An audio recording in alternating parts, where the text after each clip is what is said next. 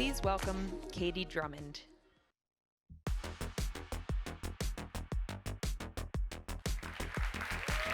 Oh yeah, hello. Hello, hello. Good morning, everybody. And welcome to Wired's inaugural big interview event. I am Katie Drummond. I am Wired's global editorial director. I am thrilled to be here in San Francisco with all of you today.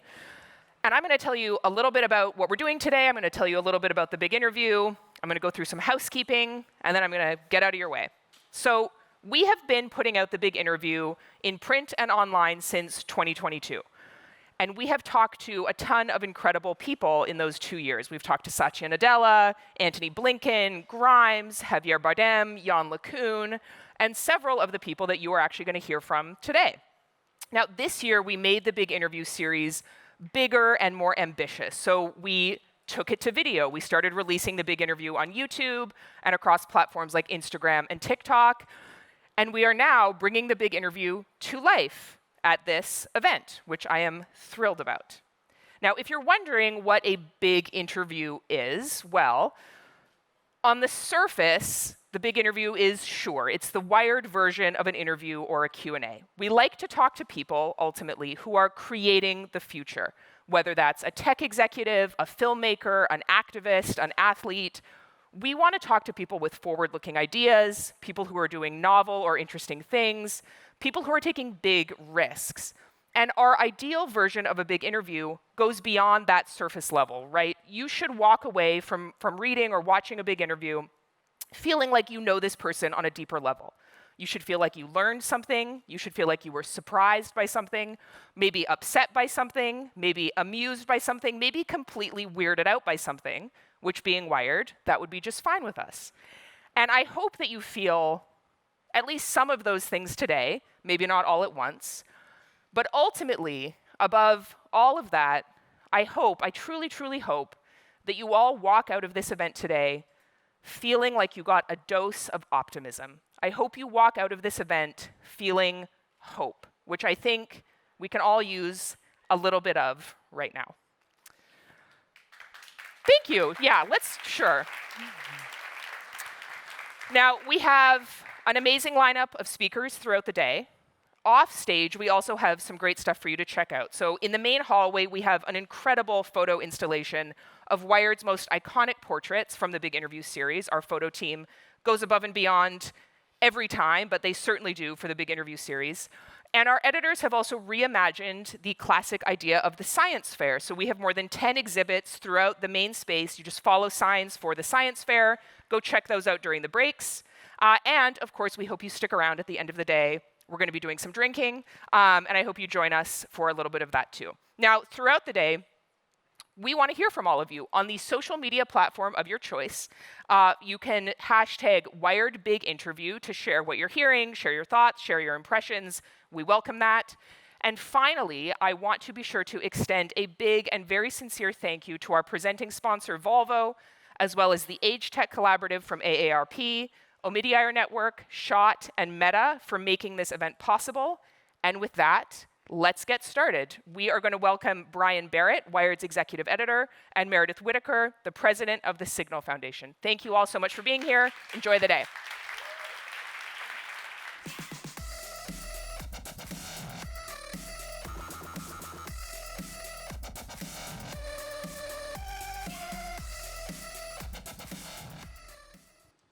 Hi, thank you all for being here today. To echo what Katie said, I'm so excited to be talking with Meredith Whittaker. Meredith is the president of the Signal Foundation, which, for those who don't know, oversees and runs and maintains the Signal Messenger, which is an encrypted messaging app and platform that is used by hundreds of millions of people globally. As far as Wired's concerned, the gold standard in encrypted messaging. We all use it. Recommend that you do too. But Meredith also co-founded the AI Now Institute at NYU, which focuses on the social implications of AI and tech, and spent over a decade at Google, which I think is also especially relevant given what we're talking about today, which is the idea of, it says surveillance capitalism. Oh, it did. The name of the talk is about surveillance capitalism. If you check your program, if there is a program. But I think we want to draw a little bit of a distinction there about what we're really talking about today, Meredith, which is more of a surveillance business model that has kind of defined the last couple of decades of tech. Yeah. Well, it's great to be here with you, Brian, and thank you, everyone. I think, as someone with a bit of an academic background who really pays attention to definitions, this is just a clarification I often make. Surveillance capitalism is a more or less academic term that is very freighted with sort of disciplinary histories. And when we at Signal, when I talk about the surveillance business model, we're being a bit more diagnostic and a bit more, I think, schematic about what we're talking about. Ultimately, Signal exists in an industry where the profit incentive is defined by surveillance. And that's not a scary term. In this case, we're talking about data collection. You collect as much data as you can about whatever your domain is, your customers, your environment, what have you.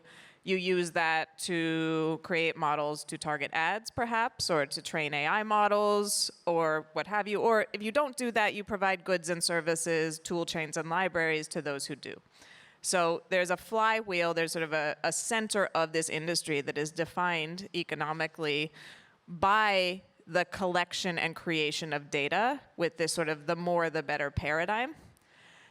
And in Signal's case, we reject that out of hand, of course, because we are motivated and dedicated to preserving privacy, to creating technology that maintains the hundreds of thousands of years of, private communications as a norm into an age where privacy is vanishingly scarce in our daily lives and communities and activities.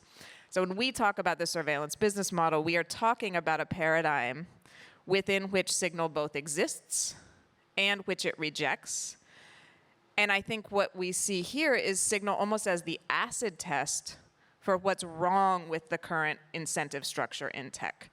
When something as valuable as Signal can't figure out how to make a profit, when we can be core infrastructure for human rights work, for journalism, for every military in the world, if we're going to be frank, for governments, for boardrooms, when it's clear we are the gold standard for a value that everyone cares about, the Apple billboards proclaiming privacy, Meta's sort of turn to privacy, this is something it is clear there is a market for and people want, and yet we have to squeeze ourselves into a nonprofit shape that is not quite conducive for the high availability real-time tech we are maintaining and developing, simply because there's no real way to make a profit in the tech industry given the surveillance incentives. So I think that introduces why we focus on that paradigm so much and kind of the distinction, practically speaking, between how we use it and how it might be used in different academic discourses. Well, and I think that is the central question, right? Is you are presenting a model of how to do things differently, and beyond just messaging, but you are providing a messaging model, and then maybe other people can follow that. But I think what's interesting, and why I'm glad to talk to you, is that it's not just hypothetical. You are currently making it work, and you genuinely have this sense that things are changing. You wrote for Wired in an essay that we published a couple weeks ago, next year will be big tech's finale. Do you feel like we are at a sea change? Do you feel like we are that close to things unwinding for big tech, or is that a little more hyperbolic and it takes a few more steps to get there? Yeah, well, look, you all asked me in the middle of 2024 to write a prediction for 2025. Like, past data does not necessarily predict a volatile future. And what I really wanted to write was, I sat down and I thought, what is there to be optimistic about right now, right? Like, how do I actually sort of sincerely communicate optimism?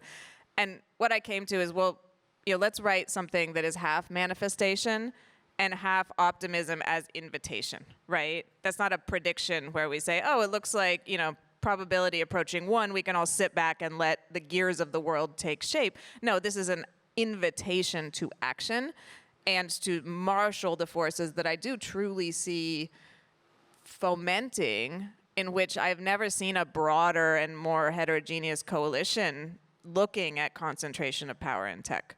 looking at the deep dangers of pooling vast dossiers of surveillance data on every person on Earth in the hands of a few companies, looking at these choke points and single points of failure where one bug in a kernel driver can take down core infrastructure globally across medicine, transportation, governments, what have you. Like, none of those things are chill or nice. No one is championing them, certainly not in the way they were 10 years ago or even 5 years ago.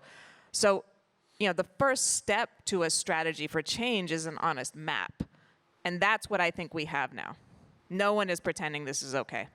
And so that is the opportunity and the invitation for change. And again, to take things like Signal, which is, we're existing as a nonprofit. We exist on donations. We persevere at being kind of the keystone species in the tech ecosystem around privacy and tech that is rights preserving and works with integrity. But we're not looking to be alone, right? We don't want to be the outlier that proves the rule. We want to be a new set of rules leading the way to a much more open and diverse tech ecosystem that, again, isn't reliant on 5 companies and 15 guys and a paradigm that is very, very stale and ultimately not healthy for the world or the future.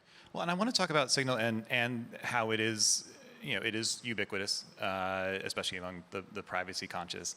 But that ubiquity is expensive, right? Signal cost about $36 million to run last year and about $50 million to run now, which is a pretty big jump. About 2/3 of that, by my understanding, at least in 2023, came from contributions.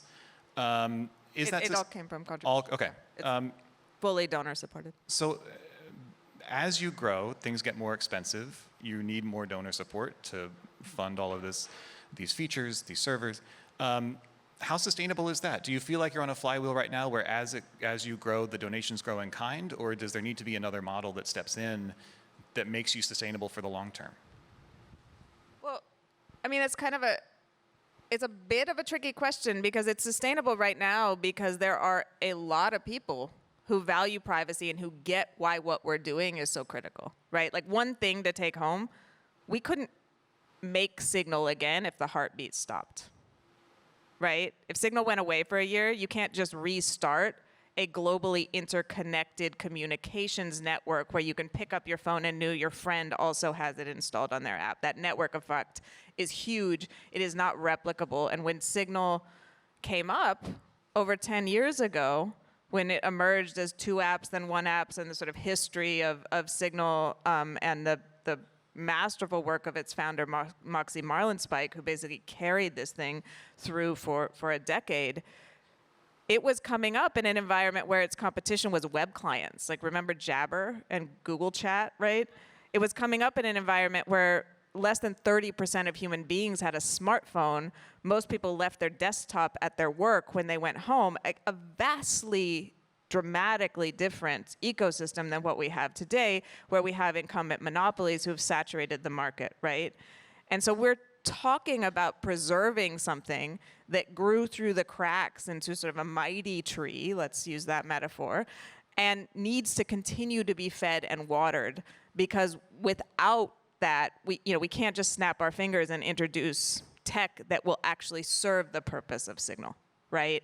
Because everyone has to use Signal for you to use it. You can be the most virtuosic cryptographer who created the most elegant and beautiful private communications technology. You go out there, you're like, hey, use it, right? But if your friend doesn't use it, it doesn't matter to you, right? So that network effect is hugely important. And the reputation that Signal has developed because of the care and attention and sometimes agitation of the hacker and InfoSec community is equally important, because we develop all in the open. Our cryptographic implementations and our core technologies are open source. Every change to our repo gets scrutinized by communities of dudes who are train spotters for Signal code pushes, right? And that, we love them for it, because they will find a little bug and they will report it. So it's really making good on the promise that many eyes make more secure code. And again, that's similar to CUDA or some of the other standards and infrastructures you might hear about in other sectors like AI. What we're talking about is a community of practice, a community of labor norms, and a sort of standardized understanding of tech that has come through this, signal as infrastructure over about 10 years, and again, can't just be recreated, right? I can publish anything on GitHub, but I can't force anyone to read it or care about it, right? So these things are very, very precious, and they need to be maintained.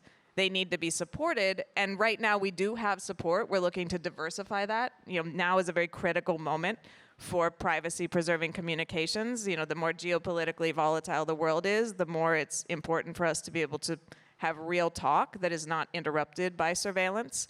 And so I think, we're working on growing the base of supporters and thinking through, are there models that can marshal the type of money we need, right? It's absurd that we are core infrastructure, from everything to human rights and defense.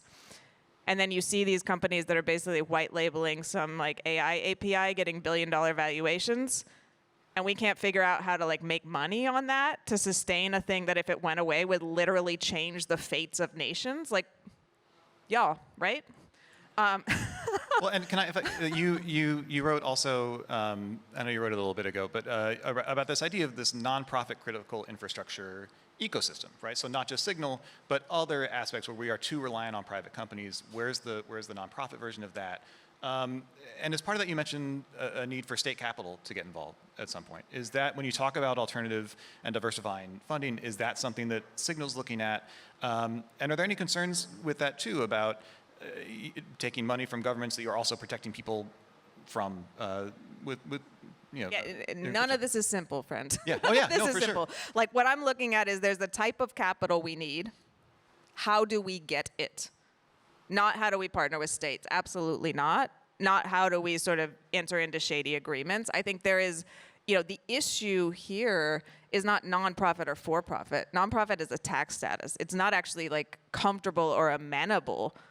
We are constantly, I feel like we're fitting inside a dollhouse. We're a massive, tech, not massive in size, but we have to act and function like a tech company. We are, for all intensive purposes, a tech company. We are a nonprofit tax structure because, again, that means that my board isn't going to go to Davos or isn't going to be pushed to have sort of, a profit motive, come back to me and be like, I love you, Meredith. I love this privacy thing, real cool, real nice.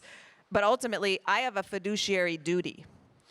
And just as the board sold Twitter, our board is going to have to strip some privacy protections because you have to be making some revenue, right? That's the risk that we are warding against with the nonprofit structure. We are not celebrating nonprofit as some sort of alternative to private enterprise, and those are the two, the cage match there, right?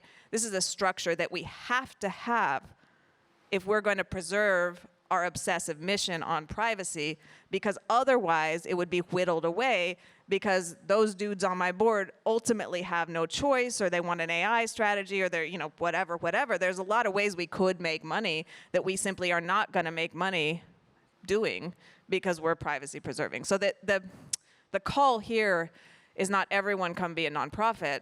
Nonprofit is not the perfect form. It is a prophylactic from the incentives, the perverse incentives that define the industry we're in.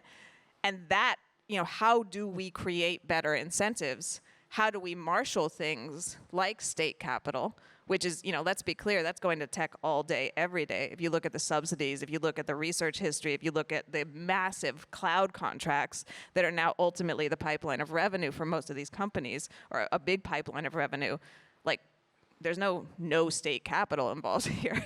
I mean, you look at their government sales departments in any one of these large companies, they, orders of magnitude bigger than Signal's team, right? So we also have to stop with these bright lines as if there's some, clear, I guess, difference between sort of private industry with state control, what have you. So I think the question then is, how do we marshal that? How do we marshal state capital without state control? How do you get long-term commitments, guarantees? How do you do things like the Sovereign Tech Agency in Germany, which was set up ultimately to take government appropriations, but then has a lot of clear a lot of clear boundaries where they independently allocate those outside of state control. So we're interested there, but I had to kind of go into a long digression, I think, to explain what we're actually talking about, which is not a clean schematic, not a clean divide between for-profit and nonprofit. Clean is boring. I think that was a really illuminating. Yeah, clean is boring. Yeah, right. While we're on the topic of governments, we obviously had an election here in the U.S. recently. Donald Trump is coming. Yeah, when? It's true. It's true. Read about it on Wired.com. Is that a website? It is. It is. But I want to talk to you about it. I think the Trump administration, the last go around was hostile to encryption. Several governments worldwide are. You've got Kash Patel coming in potentially as FBI director. How does this affect Signal, its users? Like, what is Signal's role in this moment? How are you feeling about the incoming administration, both for your users and for Signal itself?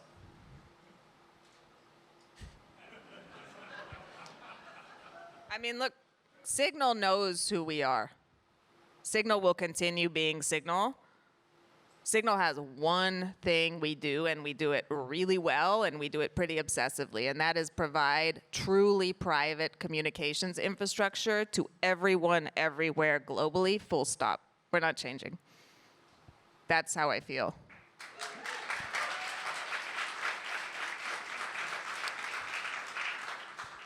Is Signal going to stay in the United States no matter what, in terms of where it's based? I mean, we're a global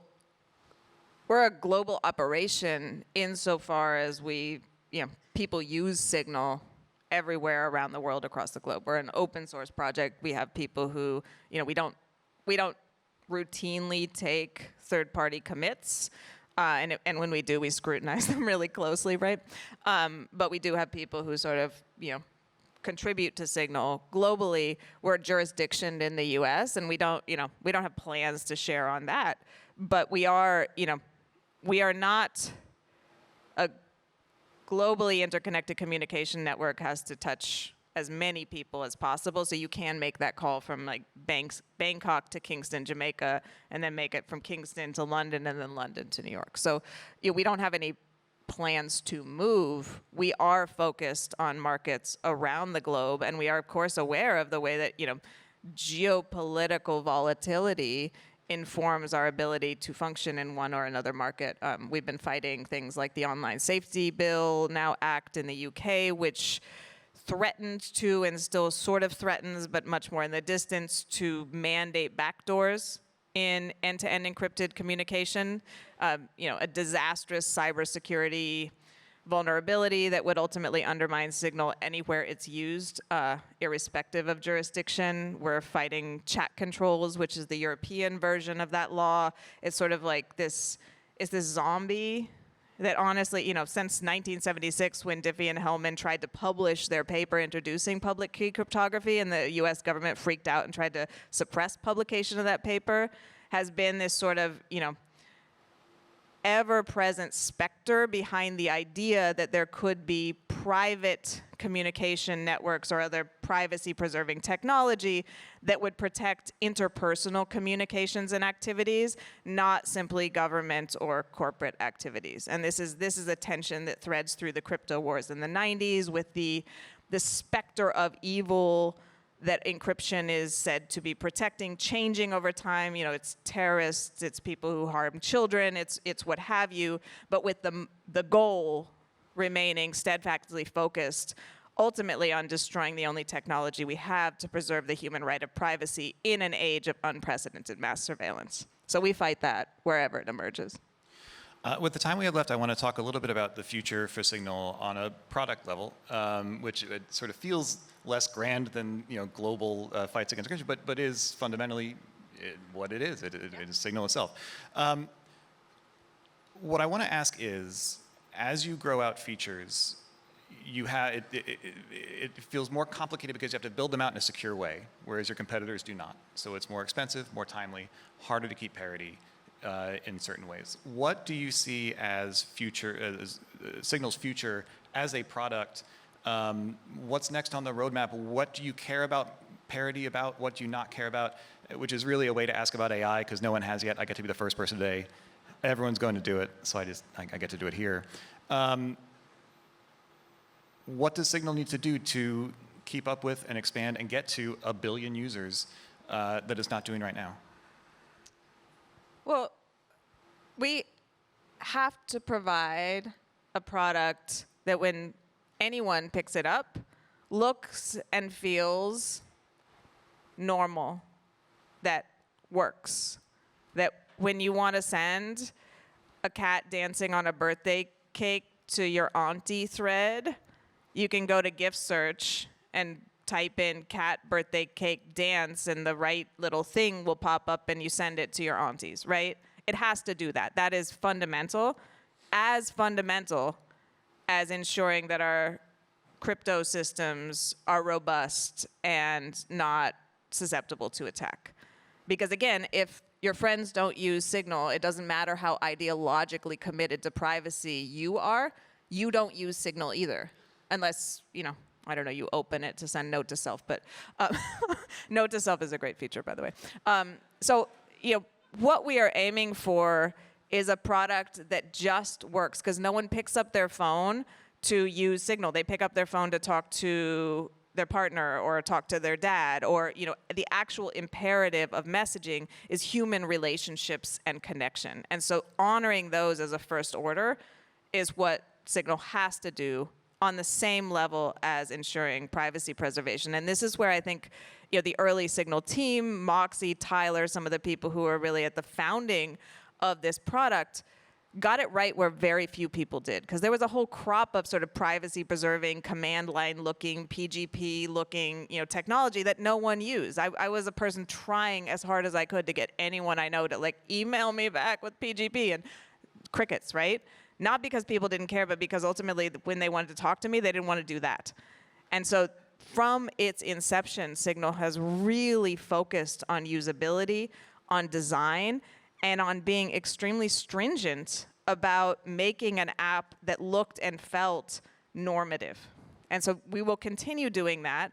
And I think that means that we're doing something you should see in the next months or so, encrypted backups, which is that's a gap, so you can back things up, and if your phone falls in a river, everything isn't on device and lost, right? Which is a thing that we want to do. It's obviously much harder to do in a privacy preserving way where we have full deniability around our ability to see people's data. Backups are tricky there. So we're looking at improving some of those gaps. I don't, AI, what I see across a lot of these apps right now is I would say almost a glassy-eyed company imperative that is coming down from the top to integrate AI into everything. And I can imagine how the OKRs get written. It's the year of AI.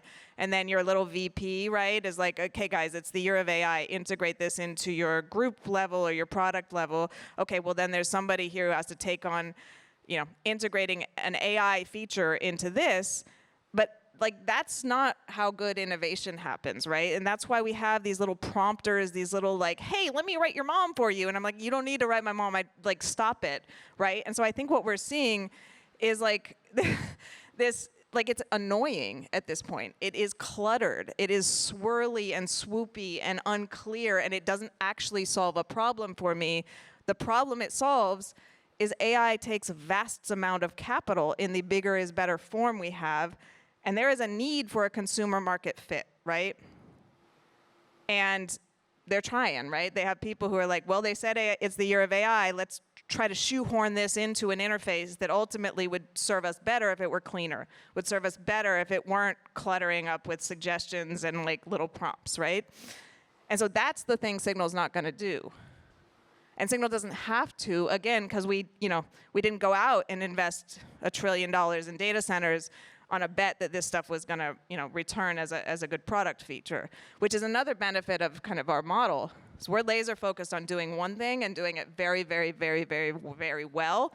And when something comes along that doesn't serve that, we don't have to pick up that mantle because we're not chasing quarterly returns. We're not chasing sort of investor approval, to make sure that we continue with the valuation that will, keep our C-suite employed, right? And so, we do use a little bit of AI, and it's an on-device face detection model. If you go to the face blur feature, it works kind of half the time. It's fine. But, again, when we talk about AI right now, we're talking about these bigger is better sort of transformer models. Everything is generative. And ultimately, I think a lot of that is going to fade away because it's not proving useful in a consumer context. Meredith, thank you so much. That's all we have time for. I really enjoyed talking with you. I really appreciate it. Thank you.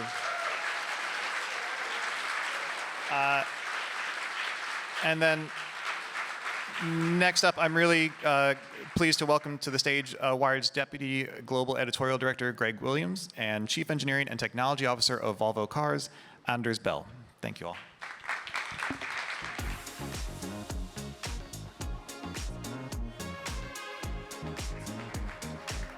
Wow. What a great way to open the big interview event. Really, really terrific. Hope you enjoyed the conversation. We're going to move now from secure communication to connected mobility. So the connected software-defined vehicle is propelling the automotive industry to probably its most significant phase since the creation of the automobile itself. Our cars now constantly update themselves. They're effectively an OS on wheels. And our next speaker, Anders, really these things have a truly kind of like transformational power for you, because we are talking about the ability to raise the bar on safety and what connected vehicles are able to do in that way. So Anders, you are Chief Engineering and Technology Officer at Volvo Cars.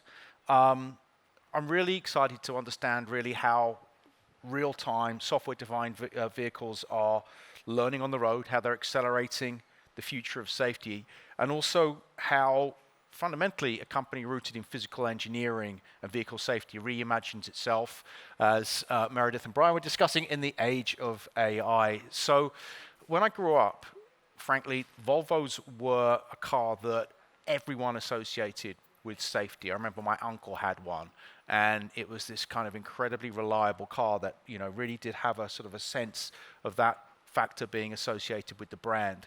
Can you just maybe kick off the conversation by exploring that a little bit and give us a sense of how technology is going to expand that proposition moving forward? Absolutely. So, as you point out, safety is really in our DNA. We're approaching our 100th anniversary soon. We're 97 this year, and already since the start of the company, the founders said that the cars are designed to be driven by people, so therefore everything we do must be based on safety first and foremost. And it's very much in the DNA of the company. And it's always been a curiosity in the company to kind of understand the real world, what's actually going on out there. Obviously, you see some of the examples out here on the walls of technologies or gadgets or functions and features that we launched, but the approach is much more comprehensive than that. The technologies and improvements that we launch are kind of part of a relentless progress, a relentlessness of always trying to do better, and also being, as I said, constantly curious about what goes on in the world out there. So, for instance, since 1970s, we started to go out to actual accidents on the road, collecting field data. In the early days, like with measuring tapes, checking skid marks, inspecting the scene, looking police reports, medical reports, insurance data, to truly understand the world, and then bringing that back to the lab for continuous development. And in that process, we created our own safety standard, which is above and beyond regulatory and rating requirements. And occasionally that results in technologies that we launch. In many ways, it's the whole comprehensive approach to how you design every little piece of the whole machine. How the million engineering hours we spend of obsessing how the front end of a car crumbles in a wide range of different accidents. So it's our fundamental core value as a company. Now, also, as you point out, the last 20 years of automotive technology transformation, if you zoom out and look at it from high level, when I started in automotive in 1998 compared to the products we do now, it's a massive difference, massive transformation. Really going back to 98 when the GPS was a new thing. We had AM and FM radio. That's about it. To where we are now and look at the EX90 that we have parked outside here, which is a product which is fully integrated to itself, meaning all sensors and actuators are interconnected to one compute network, and through high-speed 5G, endless integratable into general society. Right. So there's no end to the things we can do today compared to 20 years ago. So you mentioned earlier on that you used to collect data, physical data from skid marks, Indeed, those kinds of things. Now, obviously, you're able to collect data in real time. Yes. So I'm interested, sort of like, how does that translate into safety improvements, and also what mechanisms do you have in place in order to translate that into like something that's actionable in terms of the vehicle design? Yes, a good question. So the whole process and the engineering, the data analytics, the comprehension, the simulation capabilities that we have already now, we're going to, with the introduction of the software-defined vehicle or the computer on wheels, whatever you want to name it, with a real-world, real-time insight to what goes on out there in the real traffic situations, we're going to equip ourselves with a superpower of insight. And not only fully understanding and comprehending what happens in the world, but also the ability to, with over-the-air updates, write back new instructions to respond even better next time. Right. Be more granular in the response. Obviously, this applies very much to the active safety and self-driving capabilities, but also into the passive safety, which is in a case of a crash. Even no matter how good your active systems are, you might be hit by somebody else, right?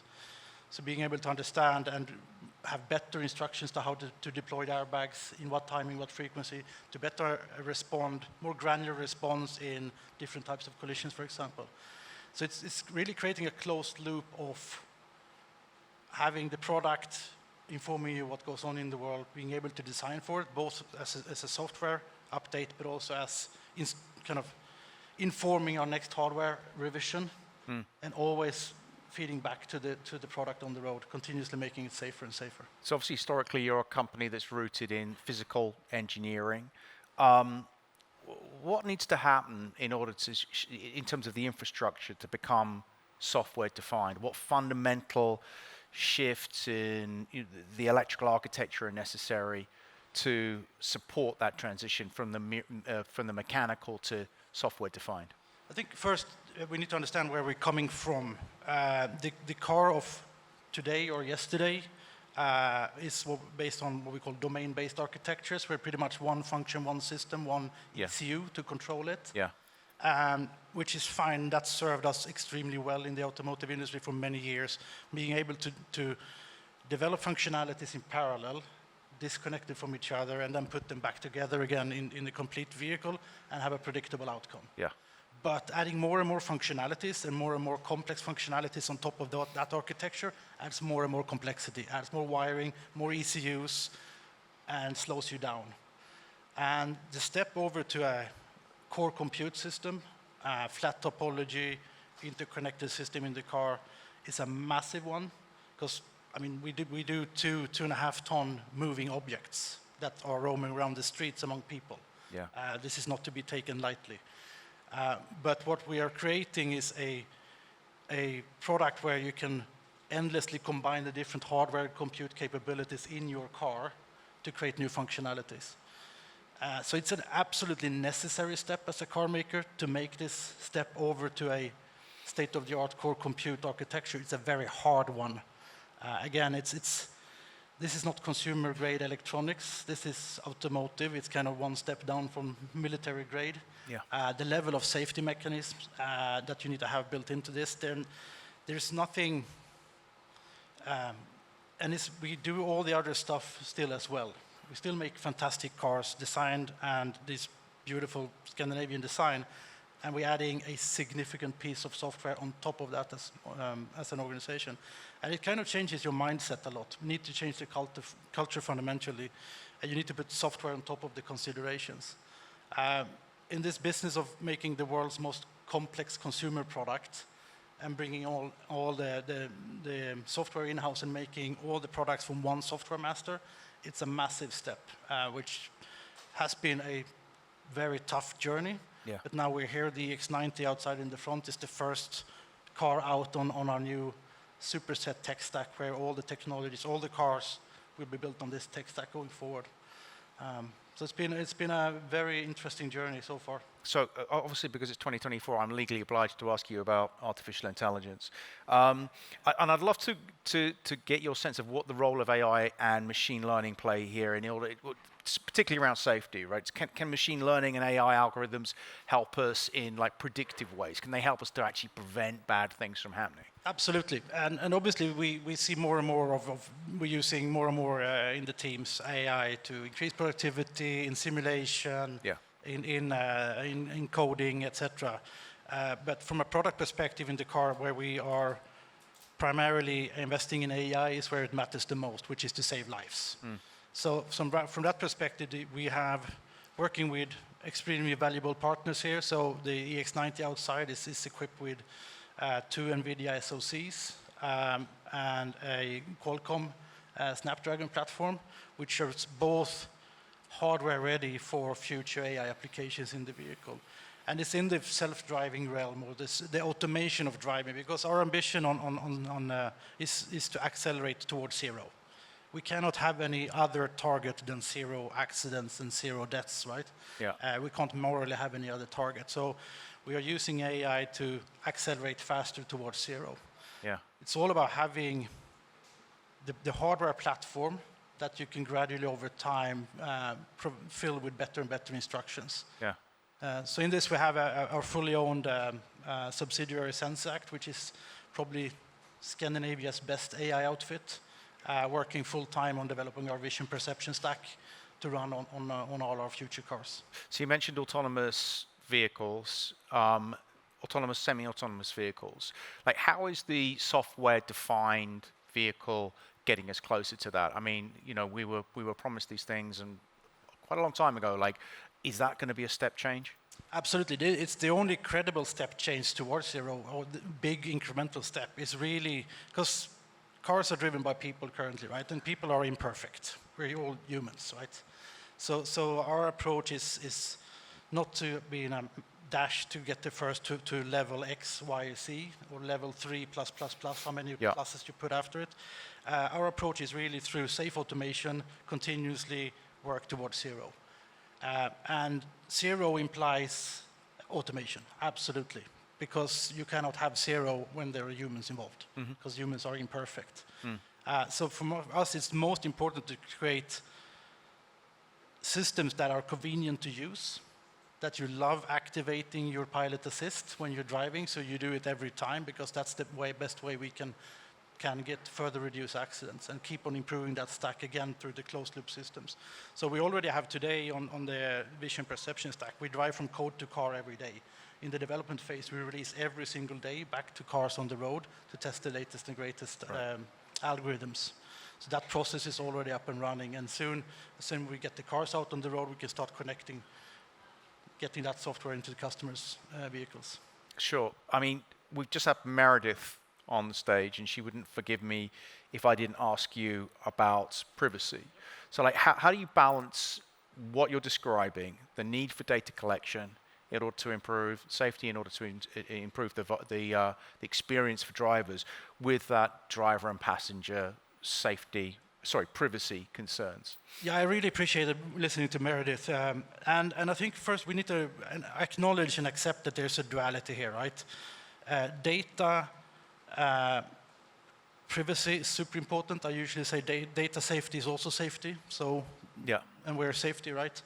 And the protection of data, the topic of cybersecurity, etc., are extremely important. We need regulations. We need to handle it very, very carefully.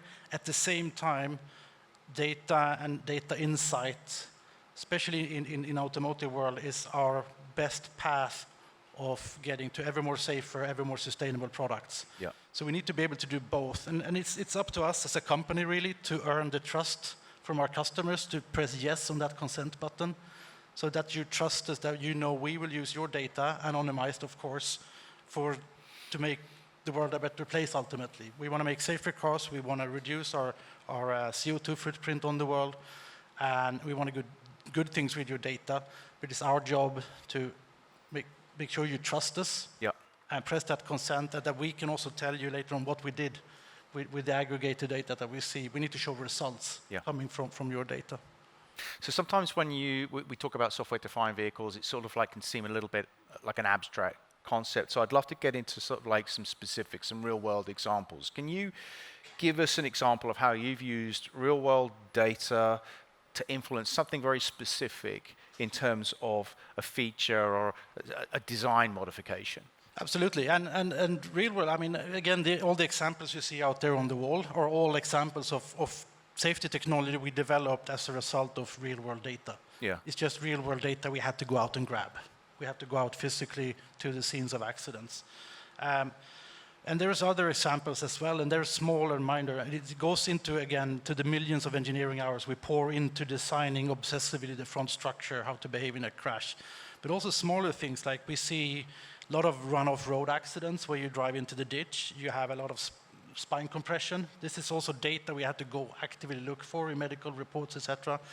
So when you run off the road and you land hard, there's quite a lot of people get problems with their back after having a spine compression. So we integrated into the seats energy absorption mechanism. So if you run off the road, the seat will slightly collapse and absorb the energy and hopefully save your spine, right? These are examples of small steps, things that we do all around the car. Not everything results in a fantastic patent or something that is worth doing an ad campaign about. But it's important. They're all a result of collecting real world and understanding the real world. And again, the software-defined vehicle for us is that real world, real-time insight, which is almost like, wow, this is going to be, I sometimes call it a Hubble telescope moment when we look at the field data collected, right? It's no human eyes have ever seen this before. Really fully understanding the world. It's massive. So it's exciting times. So it's a wide event, so obviously we have to look forward. I'd love to get a sense from you of what emerging technologies you believe are going to really be transformative in enhancing the experience for drivers and passengers, and also enhancing safety moving forward. I mean, you said, humans are fallible, so we're never going to get to zero accidents, but are there technologies that you really are optimistic can help us get much closer?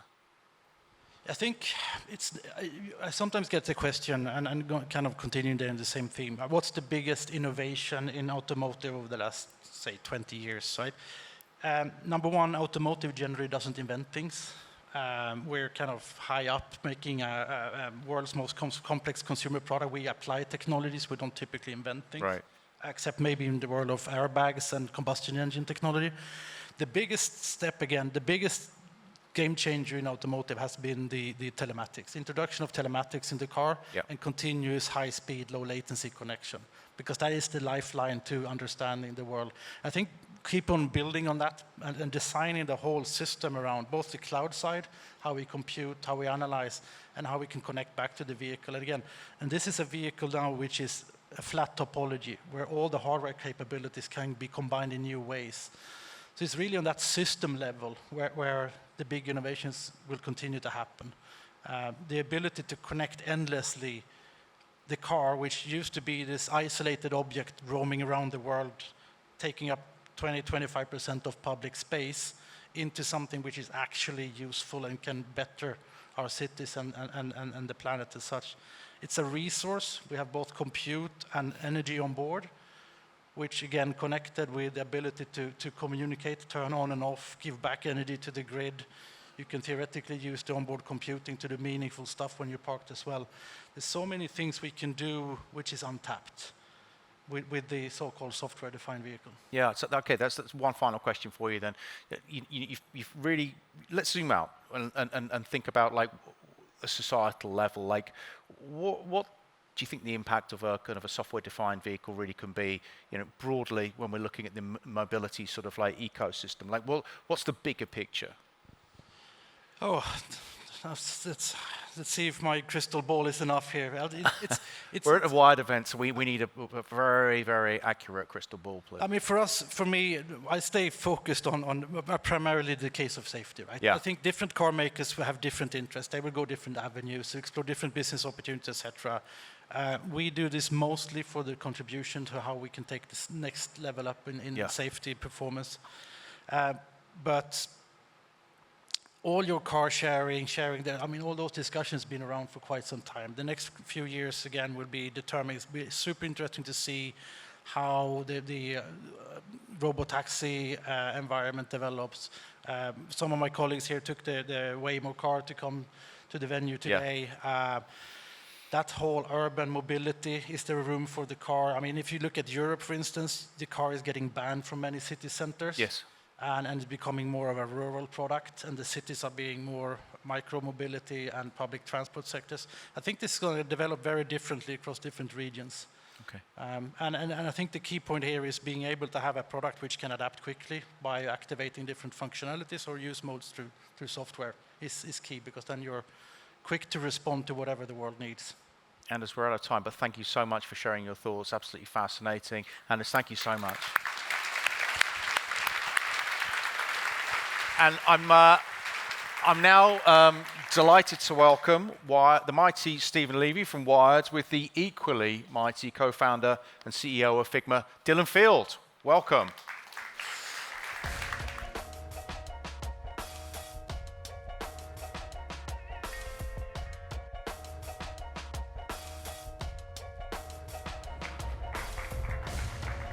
Okay.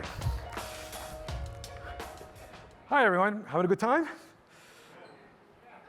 Great. So I'm really delighted to welcome Dylan Field to the big interview stage. He's the co-founder and CEO of Figma. As a student at Brown University, he and his co-founder, Evan Wallace, began experimenting with design tools built on and for the web. And with funding from a Teal Fellowship, well, maybe we'll talk about that, they began Figma. His previous jobs were internships, including at LinkedIn. Figma has millions of users. They run a big developer conference called Config, and lately they've been very creative in integrating AI into their product. Like you had a choice, right? And welcome, Dylan Field. Stephen, Wired, thank you for having me. And also really great to be back here. Config, our first Config, which was just weeks before the pandemic, was actually here at the Midway. And so it's very exciting to be back and good energy. Well, great to have you back, though. I have to say, I've got a comment on what you're wearing. You are the CEO of a multi-billion-dollar company. Why are you wearing an Enron hoodie? All right, well, first of all, one thing that people don't know enough of is that the Enron logo was designed by Paul Rand, which I'm sure some of us know. Paul Rand was an amazing brand designer responsible for many different corporate entities, including IBM, the Nextcube, and his last one actually was the Enron logo. And it was the final project he worked on. It was released after his death. And you might say it had a short shelf life. It went from what I think actually is a quite timeless logo to being called the Crooked E. And one thing that happened yesterday, which I thought I got a real kick out of, was somebody actually acquired the rights to the Enron brand, and they did a relaunch on the anniversary of the bankruptcy. And to me, I kind of think this is fascinating because it brings up all sorts of questions for a new generation that didn't necessarily have all the associations with Enron as others did. Can you actually make a new brand, a new company out of that material? And for me, I think it was 2001 when Enron went bankrupt. I was 9 years old. Mm-hmm. I was reading the newspaper, aware that there's like really bad stuff happening. aware that there are brownouts, but I definitely don't have those same associations as a lot of others do. And I find the whole thing very fascinating. So that's why I'm wearing the sweatshirt. So in other words, you're not getting the negative implications, of which there are some, of Enron, but it's just like a kind of a cool gangster thing, that aspect of it, attached to a logo which you bonded to. Is this always an appreciation of that stuff you had? Because you were in college, you were doing math and science, then you get this fellowship that basically tells people, get out of college, build something, right? And you gravitate towards design. Is this something you were always interested in, or did you just see that as a gap, an opportunity? Yeah, I was always interested in design. Not always very good at design. Those are two different things. Your taste versus your ability. There's a lot of good famous quotes about that. But for me, I was always fascinated with how things worked, the user experience of things, and also graphics and how you actually could use interfaces online and the web, as well as desktop software. Mm-hmm. I grew up playing things like Incredible Toon Machine, then eventually things like Neopets were big influences for me in my childhood. And the design aspects of those and how they worked were endlessly fascinating. But yeah, it took a while to get to Figma. Mm-hmm. I started the company because my co-founder and I were excited about WebGL. And we thought that was definitely an opportunity, the ability to use the GPU in your computer in the browser. And if we could start to do that, what could you make? We thought there's really two things that could be interesting. One is games, and the other might be tools. And we thought, okay, games is a hit-based business. That is incredibly hard to do the right way. We're not going to go there. And instead, we said, let's go explore the space of tools. And we started to explore. I'd actually just been a design intern at Flipboard, and they had an incredible design team there. And we're really ahead of their time in terms of the premium they put on design. Mm-hmm. Now, they thought about design as part of something that everyone in the company contributed to, and was the reason that they stood out as a business. Mm-hmm. And despite that, it still took a while for us to get back to design because we thought it was a tiny market. Mm-hmm. And it turned out that the more we learned about it, the more we looked into it, we started to realize that this was an exponential trend of not only how much software is created in the world, but also the importance of design in that context. And that design was the way that you'd stand out. And what's interesting now, I think, in this age of AI that we find ourselves in, is that it feels like that's even more true than ever. Both the exponential trend of software, it's going straight vertical now, but also this idea that craft of design being the way that companies will stand out in this age of software, I think is more important than it's ever been too. And also the ratios. I think that, when we started Figma, the ratio of designers to engineers were sort of off the charts. And that was much better than it had been 10 years prior. Hmm. And we started to see improvements in those ratios even over the first 5 years of Figma. I think if you look to the future, it might be that the ratio flips even, that there's more people that are doing things that look like design than people that are actually building the code. And so I'm fascinated to see what that'll look like in the future. Well, the pillars of Figma is this paradigm of collaboration in design. Now, Paul Rand, who you idolize, he didn't, have to collaborate with anyone. When Steve Jobs tried to stick his nose in to the process when he was doing the next design, he said, "Get out of here." He said, "It's either take it or leave it. If you don't like it, I'll take my $100,000 and go home." Did you have trouble pitching that to generations of designers who were used to that kind of diva attitude? Yeah, absolutely. There's, I think, this mindset that agencies had where it was sort of, there's a grand reveal, and a black box that the process is in. And when we launched Figma, I remember the comments were something like, if this is the future of design, I'm changing careers. That was one comment we got. Another comment that always stuck with me was, a camel is a horse designed by committee. And what we found is, because design is so central to how a business works, and also if you win or lose, not only does everyone have an opinion, and you could say, oh, the more opinions, the worse it gets, but I actually find that if you're able to make it so that everyone can come together and see the best ideas, and you can visualize them quickly, which I think will become more possible in the age of AI, then you're able to kind of create a level playing field. And maybe for brand and marks like Paul Rand created, where you have to really be so strongly opinionated, that's a different sort of beast altogether.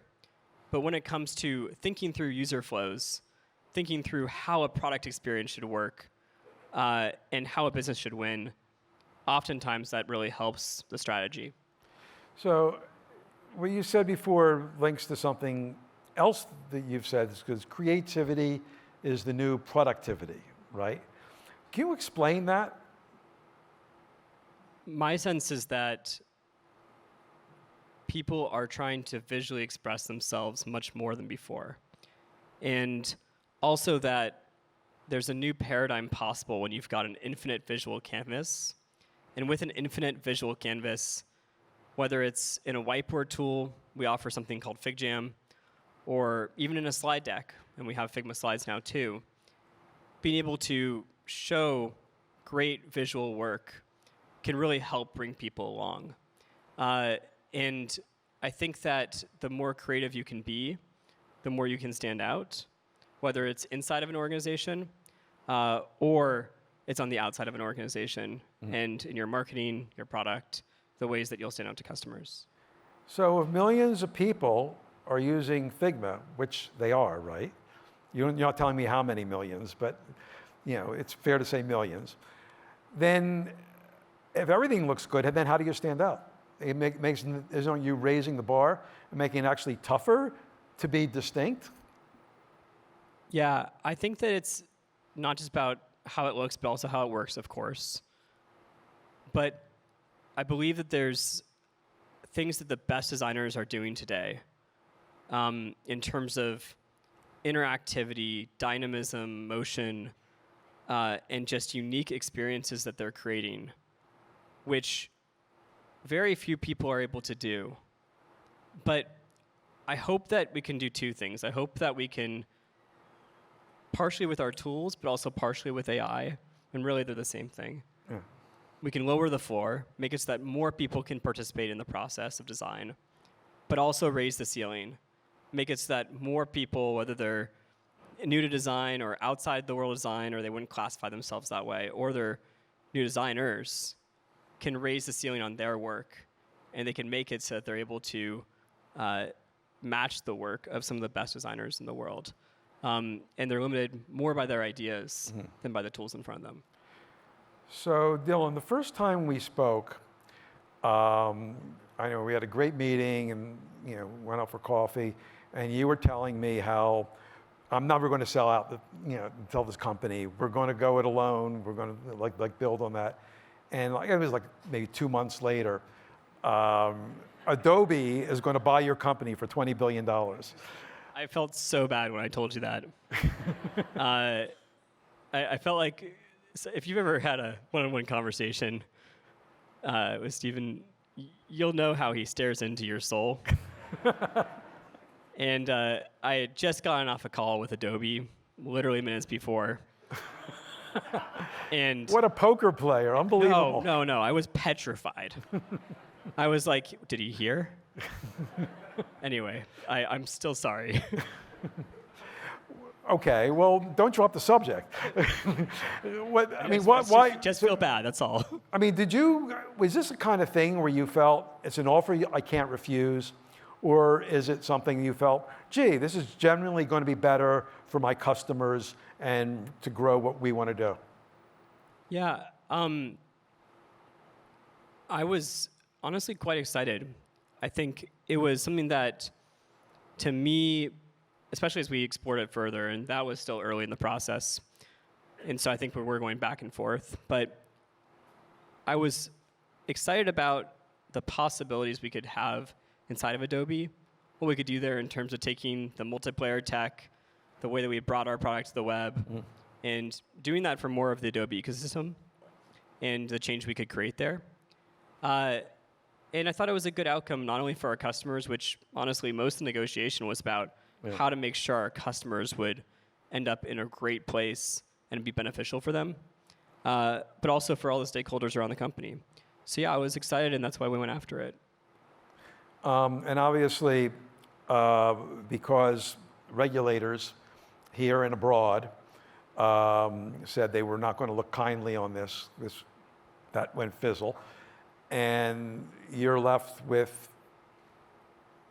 a company on your own again. You have an extra $1 billion for a fee for breakup fee, but I'm sure you had your plans and it was a distraction. But then you get to concentrate on AI there. So walk me through a little bit of your journey about how you're building, and it's available now, in open betas and things, AI into what you do. Absolutely.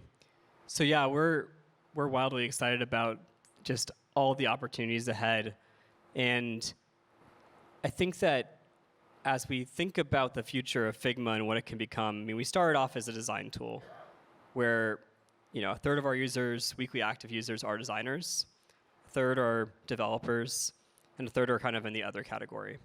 And we found these folks were coming into the product, and then we started to build out from there. We created FigJam, we created Figma Slides, now Dev Mode, and we're really trying to make this platform where you can go and create products and do that end to end. And as I think about what AI enables through that, I get excited about these different transitions between, abstractions. How can you go from a brainstorm file to a slide deck, or a slide deck to a design file to working code? That becomes more possible in a world of AI. But also the ability to improve the way that you explore this idea maze. We're all kind of in the design process thinking about all these different possibilities that could exist. How do you go rapidly navigate that? Think about the things that could be, evaluate them quickly, and then see if you want to go down that path and really refine it and bring all the craft to it, or if you can discard that possibility. And if you could do that across that entire process quickly and bring those two things together, it's super powerful. And that's where I think you can, like I said, both lower the floor, but also raise the ceiling and make it so that in the sort of end state, even though there's so much more software in the world, the software we have that stands out can be so much better. It seems to me, the way I understand it, and correct me if I'm wrong, there's sort of two paths that you're pursuing on AI. One is just to improve the flow, to use AI the way some of us, will use ChatGPT to, fill in things and automate certain kinds of things, and, just like make, edits all at once, search through things you already have, just things that make it go smoother and take drudgery away. The second is almost to build a collaborator to the creative process. And that's where things get interesting and a little questionable, like, where did this stuff come from? And, you had one experience, you had a product that, maybe you could explain it briefly, but, I don't know if we have time to really get into it. Ultimately, someone used something that wound up looking a lot like Apple's weather app, and you had to make an adjustment. So rather than dive into that, there is this gray area of whether people should contribute to the training sets. You're transparent about that, but some people want to do that. They want to contribute to the community. Other people are very protective. There's lawsuits. So where do you stand on that? Do you feel that we're going to be a blend of the creativity that comes from this cloud of what comes from training sets and us Or, will people draw firmer lines as this goes along? So it's interesting because when we launched this make design feature, which we later called First Draft because we thought that was more representative of the actual value that we were creating, this is the first draft that you're going to iterate on. We did it in a way that was more generic.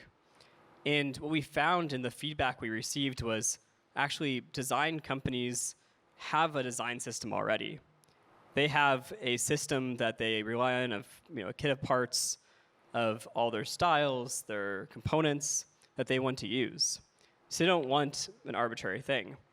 And what they do want from us is the ability to quickly explore and make variations using their own design system. So I think first of all, most likely a lot of those outputs on the generative side are more unique to companies and organizations than they are matching the general universe of design. But it is important to be able to do all sorts of other functionality as well. And I think where training comes in is making it so that we're able to explore that. Things like if you're in Gmail, for example, and you start typing and you see auto-suggested text, and you can press tab to complete it. Like, what's the design tool equivalent of that? What makes it so that you can remove drudgery, the things that people don't want to do, and put people into more of a flow state, make them more creative, and make it so that they can explore even more options faster. If we can do that, then that I think is really exciting. Yeah, that's great. But I guess my fear is, you're doing great work in democratizing design. So you add AI to the mix. There's people, who are going to, raise the floor, right? To do that, to make things look good. But we've already seen what good enough does in ChatGPT, and we're inundated with AI slop. And I guess it's sort of my nightmare that this stuff looks better and draws us in even more. Yeah, I think that, it's interesting. When I looked back at the history of Figma, there was a moment where, 2014, 2015, where I realized some of the negative effects of the power of design. I remember, late on the night, reading about the time ISIS was a really important challenge that we were facing globally. And there was a magazine they put out, which was really horrific. And it was incredibly well designed. And design does have power to lift, bad actors, as well as, that's extreme case, obviously, as well as stuff that, maybe just be not as interesting. Yeah. And I think that is the reality of all tools, is they have the power, if they're made correctly, to lift people up. And that's a debate that you can have, I think, about any tool. But what I think is most important is that we find ways to recognize that most of the AI tools right now are about lowering the floor. They're about making it so that there's democratization. Democratization is great in many ways, and new use cases and markets are unlocked. Yeah. You talk to the people that do image generation with diffusion models, not all of them are doing the things that you expect. Some of them are doing art therapy, which was never possible before. But I also think it's so critical for us to really invest in, like I said, raising the ceiling and making these new possibilities for designers. And that's where a lot of our thinking is right now. And that's where I hope we can drive towards. I'd love to go on. That's a great place to stop. Thank you, Dylan. Thank you.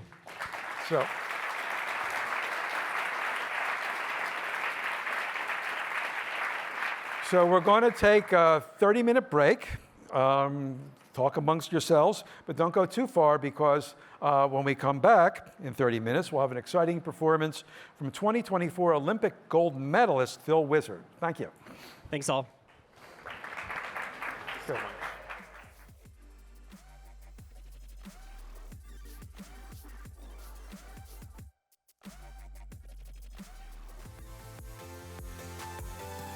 Please welcome Dexter Thomas.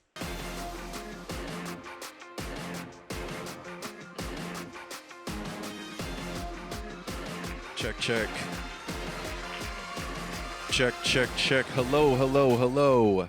Don't get too excited. I am not the main event. I am just here to introduce the main event. So welcome back from the short break. And what I would like to do, or what we're going to do during this session, is bring a little bit of extra culture into the mix over here. So without a whole lot of further ado, because y'all aren't here to watch me talk, you're here to watch somebody dance. Actually, two somebody's dance. So I would love to bring to the stage, if we're ready, Raul and Phil Wizard.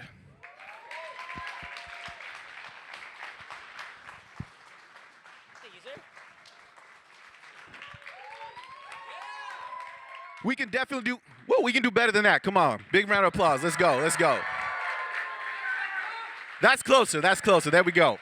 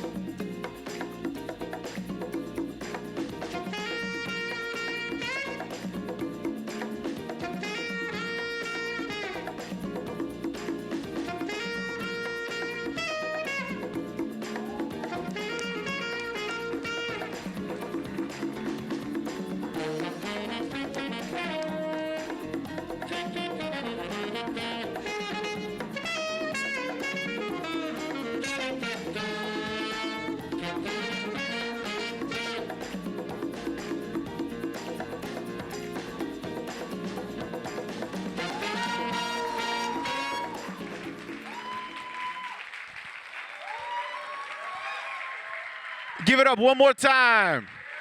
One more time. Raul, yo. Raul once again, and Phil Wizard, who we'll be bringing back on in just a moment. And so I just want to set the table a little bit for y'all. There is a word that you will probably not hear us using very often on the stage, probably not at all, actually. And it is the word that you probably might use yourselves, and it's okay. Breakdancing. Breakdancing is a phrase that we actually don't use all that often. It is something that, and no offense, outsiders use a lot, but actually people in the scene don't say breakdancing. People will say b-boying, people will say b-girling, or if you would like to say breaking. So what you just saw, breaking.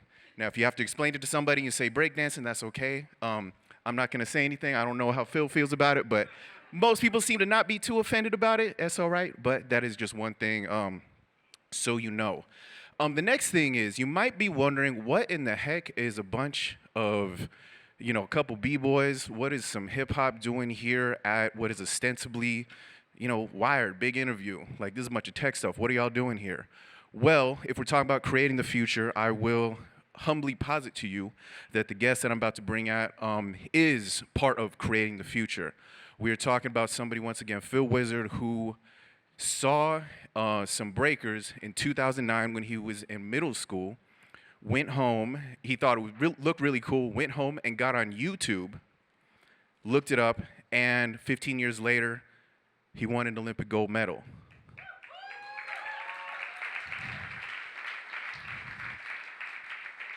So I would humbly posit to you that the stuff that we're about to speak about and the stuff that you will see, that you just saw rather, that is what a lot of this stuff is about. That is what the technology is moving. This is the stuff that it goes into, goes into the phones, goes into the computers. This is the stuff that we're doing. So I would love to bring out, once again, top-ranked B-boy before the Olympics even happened, and now the first ever gold medalist B-boy, Phil Kim, a.k.a. Phil Wizard.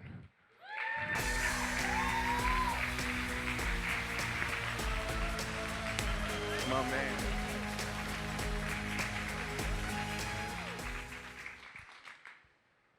Good to talk again. Good to talk to you again. Yeah, man. So first off, I want to thank you for just silencing the haters. First off, man, if you have not seen this person's Instagram, look at it. It is incredible. I mean, cookies, cakes, like biscuits, baguettes. This dude and you will see him posting himself eating all of this. I'm not gonna say junk food, but very, very tasty looking treats. Soul food. Very tasty looking treats, and you got people in the comments saying, bro, stop. We need you good for the Olympics. Yeah, I literally had people, because you could bet at the Olympics on who's going to win, and I had people in my DMs being like, yo, I put money on you. Can you fix your diet? You need to eat healthy. And then one of my other friends messaged me because his friend had messaged him being like, is this how he really eats? And one of my best friends knows, he's like, yo, when he eats like this, he's on. He's ready. I think the day before, you posted yourself eating yes. Cookies or something like that. Yeah, I mean, I like to enjoy life. Those things, obviously, health and nutrition is extremely important in anything physical, but I think people don't understand, it's not all I eat. My meals are extremely healthy. I like sweets. I've always liked sweets, and it's not like I'm suddenly doing this for the Olympics. Every competition leading up to a competition, I'm eating sweets the day before. It's my version of carb loading. I don't know if it's actually scientifically proven, but it works for me. Clearly it worked. So, man, there's so many moments from, if we're just going to talk about the Olympics, one of my favorite moments, if you could break this down for me, is, it's not even the finals, actually. The finals is amazing, but it's actually the semifinals. You versus Shigekicks, right? It's semifinals, and just picture this if you can, right? By the way, who watched the Olympics? Who watched okay, about half. Okay, we're doing good. A little bit. That's all right. Your homework is going to be to watch more. We'll talk about this later, all right? But I think the end round 3, Shigekicks is doing his thing, and I mean, just imagine this guy just power move after power move. Just, I mean, when you think of breaking, he's doing all that stuff times 10. It's amazing. He's incredible. He's so good. And then, right near the end of his last set, he starts stepping, and he's doing a few things, and he starts spinning, and he goes into this rotation, and I see you looking at him, and the camera picks it up, and he looks at him, and he goes from fan mode, just enjoying what's happening, and backing up. He says, "Hold on," and then all of a sudden you do a handstand, and going kind of a split V type thing, just as he does the same thing. So basically, you predicted his move. Which is incredible. Yeah, talk about that. It's funny because I think from an outside perspective, and I didn't know, I think this went a bit viral. I saw it on TikTok after a bunch of times. But it's funny because for us, it's not that weird. I've done it to him specifically a bunch of times in other competitions, but I guess it was a bit different because it was on the Olympic platform. And from that angle in which it was shot too, it was I will give myself credit, it was exactly the same move. It was. The exact same freeze. Symmetrical. But the thing in breaking is first, for those who don't know, it's a freestyle dance. So we don't know what the music being played is going to be. So we just kind of go up there and you have to adjust to what you're doing. But a lot of people, a lot of breakers will still pre-choreograph their movements. And so they'll just time it to the music. Shigekicks is one of those people. And so the breaking community is quite small, and Shigekicks and myself are on the same team. We're both sponsored by Red Bull. So I've competed with him and against him so many times that I know his moves. I know all of his moves, so I knew what he was going to do. Yeah. And I think it's like, as a friend, I probably shouldn't have done that to him, like on the Olympic stage. But in the heat of the moment, you're just like, I know what he's gonna do, so I'm gonna do it. Myself personally, I have a bit of a different approach. Everyone has their moves, but the way I put my moves together are very different every single time. And I don't even know what I'm gonna do. When I show up on that stage, based on the music, based on the crowd, based on how I feel, I change my plan all the time. And so someone couldn't do that to me as easily. Yeah, it's unpredictable. You'll go up and you'll do stuff where is that breaking? Do y'all do that? It's like the weird rubber band legs thing you're doing. It's amazing. So again, just to put into context, imagine Simone Biles. Somebody says, "Hey, those flips are amazing. Too many of those, points off." Nobody would ever do that, right? It's completely different. If you're talking about it as a sport. Yes. Yeah. Which brings me into something else, which makes me think that, before we were talking, and so we spoke before the Olympics, and I remember one of the big conversations was within the community, is breaking being at the Olympics even a good thing? Now I'm curious, did that conversation change before? Has it changed since? What's the vibe been like? Yeah, again, for the people that don't know, breaking first derives from hip hop culture. It's been part of the culture since its inception, and breaking, traditionally within the world of breaking, has been seen as an art and a culture first. It's a dance. It's about self-expression. It's difficult to go into something like the Olympics because it's so subjective. It still is. It's based on opinion because it's. For example, figure skating in the Olympics, it can be very subjective. It is very artistic, but there are certain criteria they have to hit. In breaking, there's no criteria that we have to hit. You can go up and do whatever you want. And so that makes it very, very subjective. And so that's why that debate is so big. Is it sport? Is it art? For myself, I do think the beauty of it is that it doesn't really matter. These are just labels to me. At the end of the day, I think the beauty of it is that it can transcend these things. It's extremely athletic. We see ourselves as athletes, and we've always seen ourselves as athletes prior to the Olympics. But at the same time, we see ourselves as artists too. It's about self-expression. It's about finding your style, finding your individuality, and those are the people that are celebrated within the dance. And so we have a common saying within the world of breaking that I kind of have adopted as well, and that I kind of live by, is like, train like an athlete, but think like an artist. And so I think the beauty, again, of breaking is that it can transcend those labels, and it can live within those two parallels. I remember you were saying, 'cause some of the worry about breaking being at the Olympics was that, okay, is mainstreaming this going to dilute it? Is a bunch of outsiders going to, basically, we're talking about selling out here, right? So the Olympics have come and gone. How do people feel? Was it, because we were talking about this is going to provide opportunities for people. Has it? Definitely. I can only speak from my own experience and those that kind of have close around me, but it definitely has opened up a lot of doors for people. It's opened up a lot of narratives and opportunities, like speaking here, that we never could have done prior. So we can speak about breaking on a bigger platform. There are opinions on breaking after the Olympic Games for many reasons, and we can have the opportunities to speak on that and to talk about the culture, to talk about the fact that for us, it's not just a sport. So yes, and I will say there are messy parts to it too. Of course, going into the Olympics, coming out of the Olympics, there are things that when I look back, I was like, that could have been done way better. This could have been done way better. But that's with anything. Nothing's ever going to be perfect. But at the end of the day, again, I can only speak from my personal experience. I do think it is a net positive, but you never know. Okay, you opened that window. It could have been done better. What do you mean?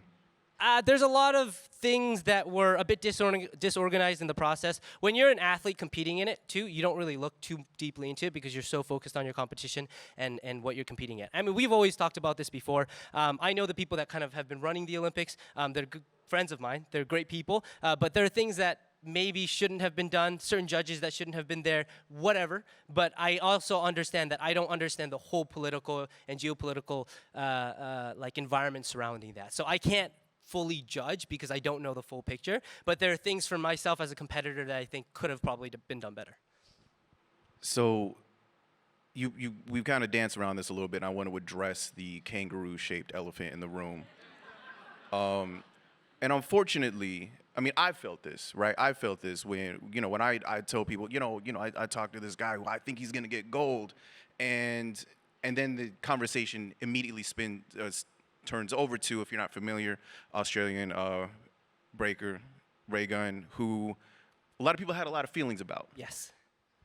How has that conversation been within the scene? Yeah, it's hard because I get this question a lot now. I bet you do. But it's okay. Honestly, I don't mind talking about it. Like, the first and foremost, I don't think anyone deserves the amount of hate that she got. Like, no one deserves to be bullied. That's just internet culture. That's meme culture. No one deserves that kind of hate.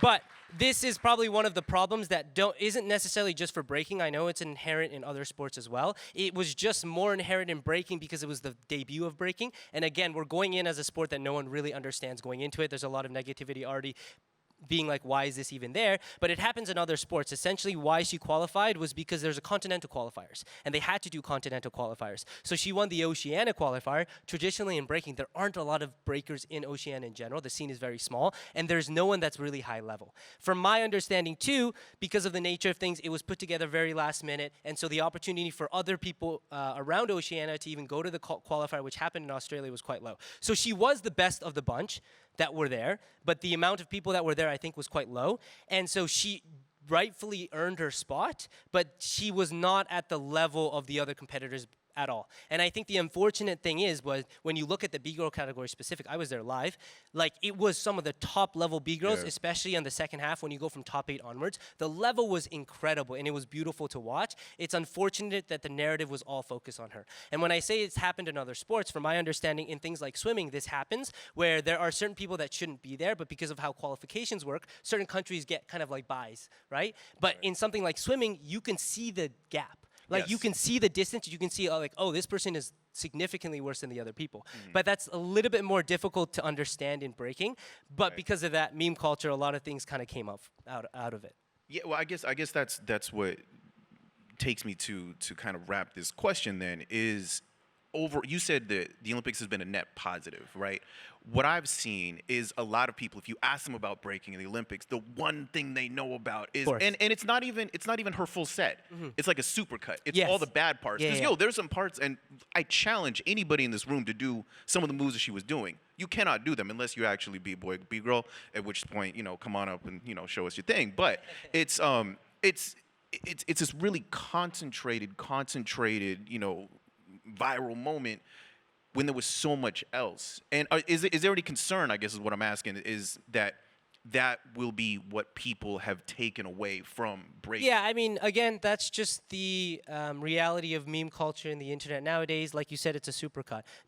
It's the same thing with interviews. People will take things out of context. It's the exact same thing that happened with the ray gun thing. They just took the supercut of her bad parts and put it on the internet. Do I think it's bad? Yes, I do think it's bad. I personally, I do think it's a bit embarrassing for breaking because people will kind of walk away with the Olympics thinking this is what breaking was at the Olympics moving forward. So I don't think that is the best for us. But again, I think there's opportunities like this to kind of change the narrative and talk about it. Hopefully that happens moving forward. And hopefully, again, Reagan honestly stops getting bullied and has the opportunity to talk about it more as well. So we'll see what happens. Yeah. So, and another thing to be cleared up, it was already set before the Olympics even happened that the breaking would not be an event in 2020. It was not because of her performance. It was not because of her performance. So, but let's be real. There's a lot of misinformation out here. Exactly. Yeah. So, let's say that you could wave a wand, and breaking would be in 2028. Would you want that in the 2028 Olympics in LA?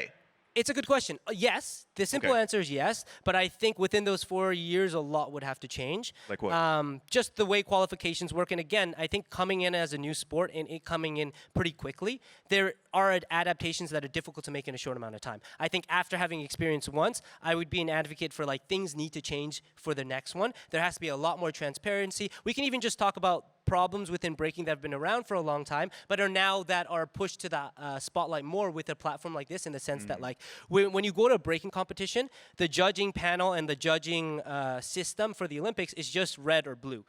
It just says who the judge voted for. That needs to be more transparent, especially for people who don't understand breaking. Not this person won, why did they win?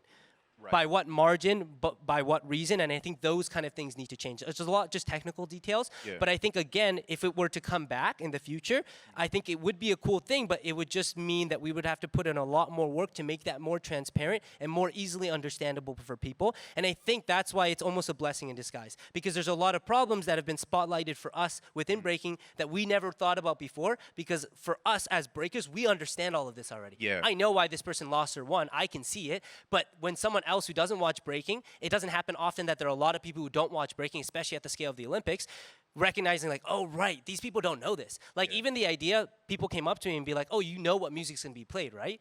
When someone first asked me that, I was like, what are you talking about? Like breaking's a freestyle dance. And it made me realize like, oh, right, people don't know about this. People don't understand this. So it just addresses a lot of things that myself included that I didn't know as problems until it's put on such a big stage like this.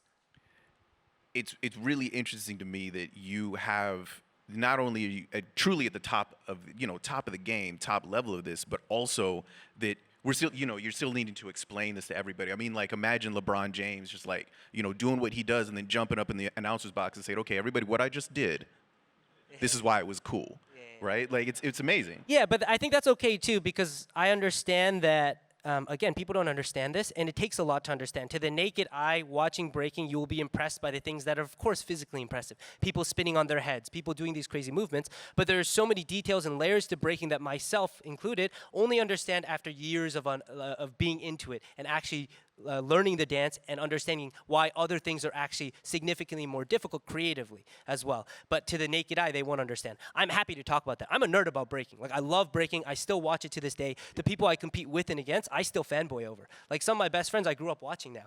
And so for me, it's still surreal to me, and I'm happy to open that door for other people if I can. So this will be my last question then, because we could talk about this all day. You already know me. So being that breaking is a part of hip hop culture, right? And I think the older the person is, the more connection to that they feel. You know what I mean? And I think the younger we get, we feel like rap is something different, breaking is something different, DJing is something different, 100%. right? Do you feel like in the future, because you're at the point now, right, where you still got, if Olympics come back, you still got 2, 3, 4 Olympics left in you, definitely. We'll see. But nah, man, but you're at the point now where there's kids who are looking up to you, where maybe you're the first YouTube video that they see, right? And they're looking at you like, how can I be like Phil, right? And so is there a way for you that looking at the next generation, that breaking, that rap, that everything else comes together and we stop being distant cousins and we start being more like hip hop as a culture again? Is that on the horizon for you? I mean, I think that would be cool. I will be completely honest, even for myself, I know I'm way more disjointed to hip hop than I probably should be. And again, like you said, as the generations get younger, those things tend to separate a lot more. But I think that's not just the job of breaking. That's the job of the rappers. That's the job of the MCs, the DJs, and the graffiti writers to bring that all together. But it's hard because it does get just disjointed and history gets blurred as the generations kind of move on. Even within the context of breaking, there were some hip-hop artists and rappers that came out and be like, yo, breaking is in the Olympics, this is cool. But then there are other people being like, yo, that's whack, like artists, like rap artists. So it does, I don't think it's just our job. I think it's something that we should push because history is extremely important. And to recognize where this comes from is to understand where that energy comes from. And what you were saying even before, the context of breakdancing and breaking, why it's so important is because of history.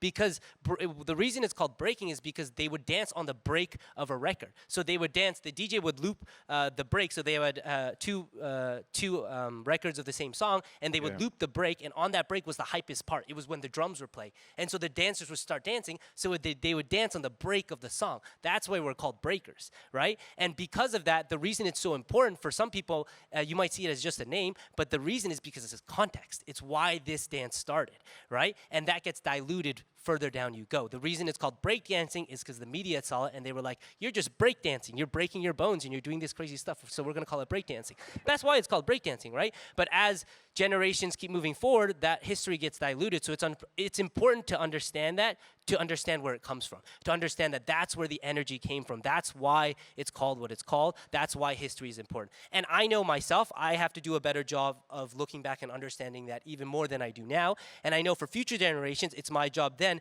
to teach that. Because if you don't teach it, then you start losing it, right? So I do think that's a responsibility of anyone who's has a platform like myself or any high-level breaker, but I also understand that I can do a better job of it as well. Thank you so much, my man. Thank you very much. Thank you so much, Dexter. Thank you for having me. Appreciate it.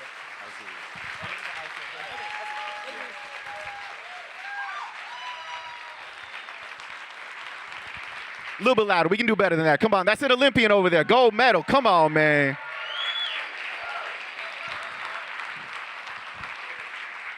Truly an honor. Thank y'all so much. So that is it for us. We're going to keep the energy going.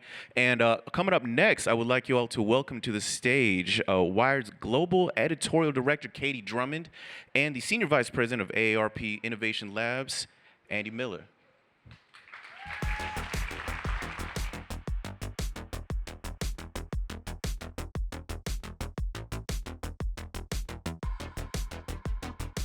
Hello.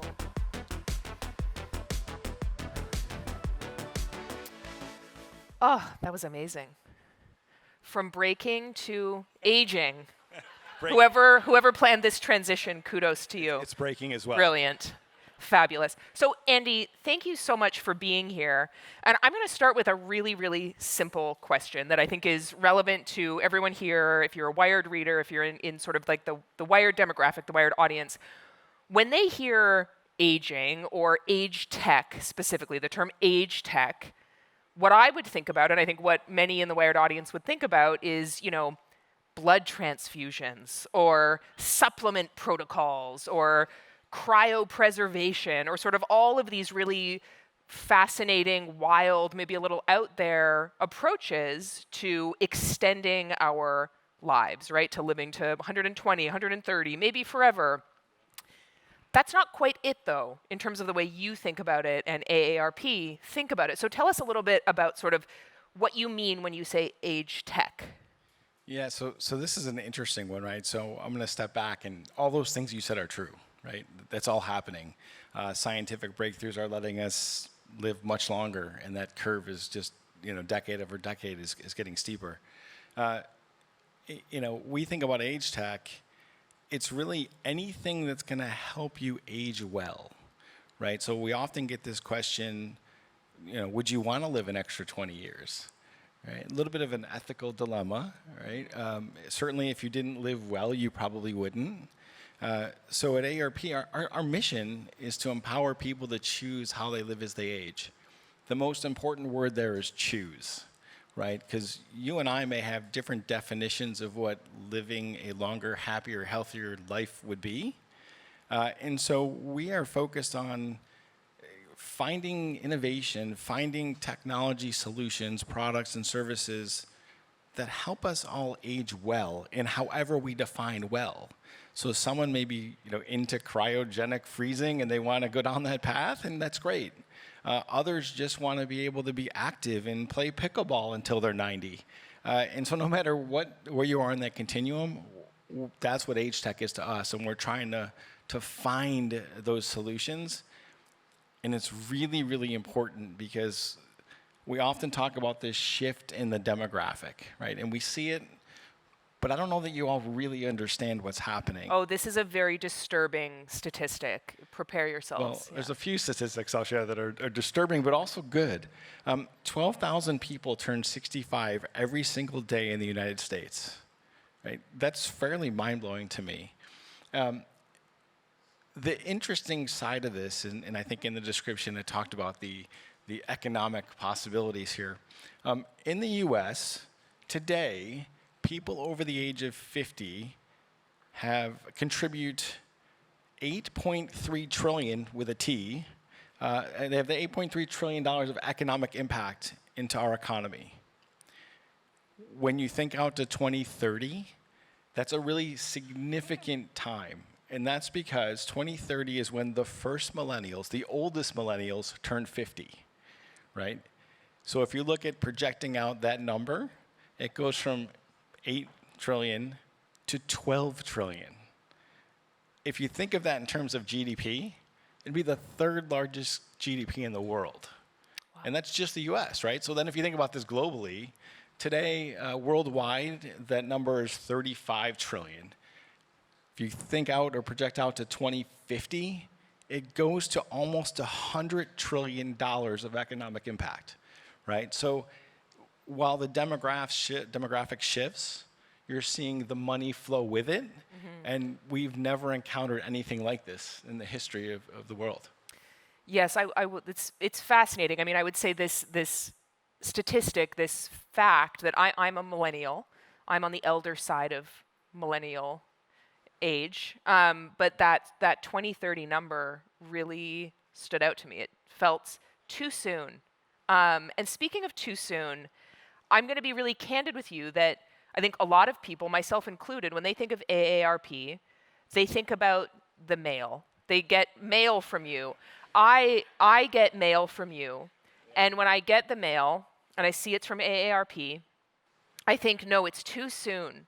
Why are you sending me this? We will talk more about the mail in a little bit, maybe, if we have time. But what they may not associate you with, right, is technology and innovation, when in fact you are actually doing a tremendous amount of work in the technology space. Just tell us more about that, because I think it will be surprising for people here to hear a bit about it. Yeah, so we are really good at mail, right? So, You're coming for me. AARP, and just to level set, make sure people understand who we are and what we do.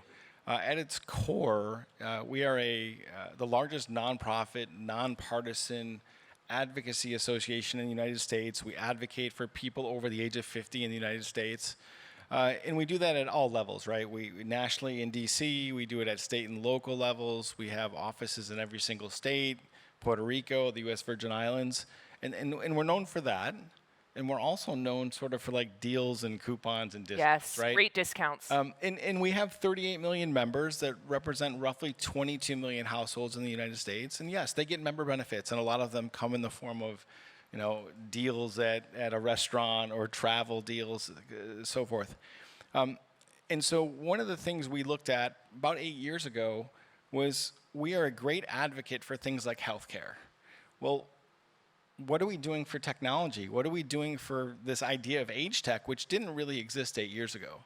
And so we had a lengthy conversation, the CEO and I, and if somebody was going to have the right to plant the flag in the ground and sort of galvanize the tech space around the concept of aging, it had to be us, right? It had to be. There was really no discussion about it. So the idea really is, let me step back. We had been working with startups for about the last 7 years, and I think we had a portfolio of maybe 50.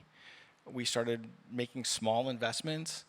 One of the challenges that we have is in the nonprofit structure, we cannot help those startups sell into the 38 million members. And it's unfortunate because it would be great for everybody. But so we started thinking about how do we help these companies get in front of all of you? How do you get distribution? How do you get scale? How do you get money? How do you get pilots? All these things. And no one really knew we were doing this. So it was 2019. We decided to have a 400 square foot footprint on the CES show floor. And the idea was a little bit of shock and awe. We wanted people from the tech space to go to CES, come in and be like, what in the world are you doing here and why? And what happens is when we tell them the story that, and I'm sure many of you are product tech folks here, right? And if I asked you, how do you build your product? You'd probably say, well, we put the consumer at the center of everything we do. And so we are representing the consumer, the 50-plus consumer, and in some cases, even intergenerational interaction occurs, and we'll represent people that are under 50. And we wanted that voice to be heard in the tech space. We wanted to tell that story that there's a huge need for people to use technology, because there's two things that are certain for everyone sitting here. You're all going to be a caregiver, and you're all going to need care, right? And there's not enough people in the US or the world, and technology has to fill the void. And so that was really the impetus of this. It was, how do we start to spark innovation in industry? How do we bring together and convene the right people that care about aging and that can help us all age well? And to give you some sense of fast forward from 2019, in about a month from now, our AARP's booth at CES will be the largest booth on the Venetian side. We have almost 13,000 square feet. And we bring, I think we're bringing like 30-something companies with us. So every year we're excited to go because we can continue to tell that story. And the thing we did was to galvanize this ecosystem was to build something called the Age Tech Collaborative, which is our effort to bring everyone together. It's fantastic, and 13,000 square feet is a lot of real estate. That's a big space to fill. when you think about all of the startups and the companies and the innovators that you have worked with in these last, 7, 8 years, are there specific examples that stand out to you that you feel like have really made a dent in the way we age, that sort of have grown and sort of are now in households, are affecting lives that you can point us to?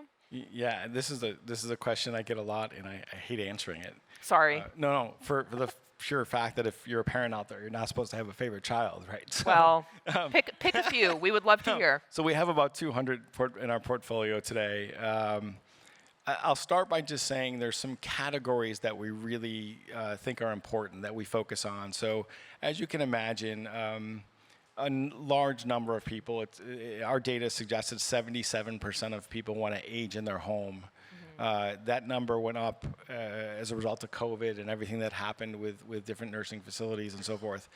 So smart home technology, we think, is one of the biggest areas.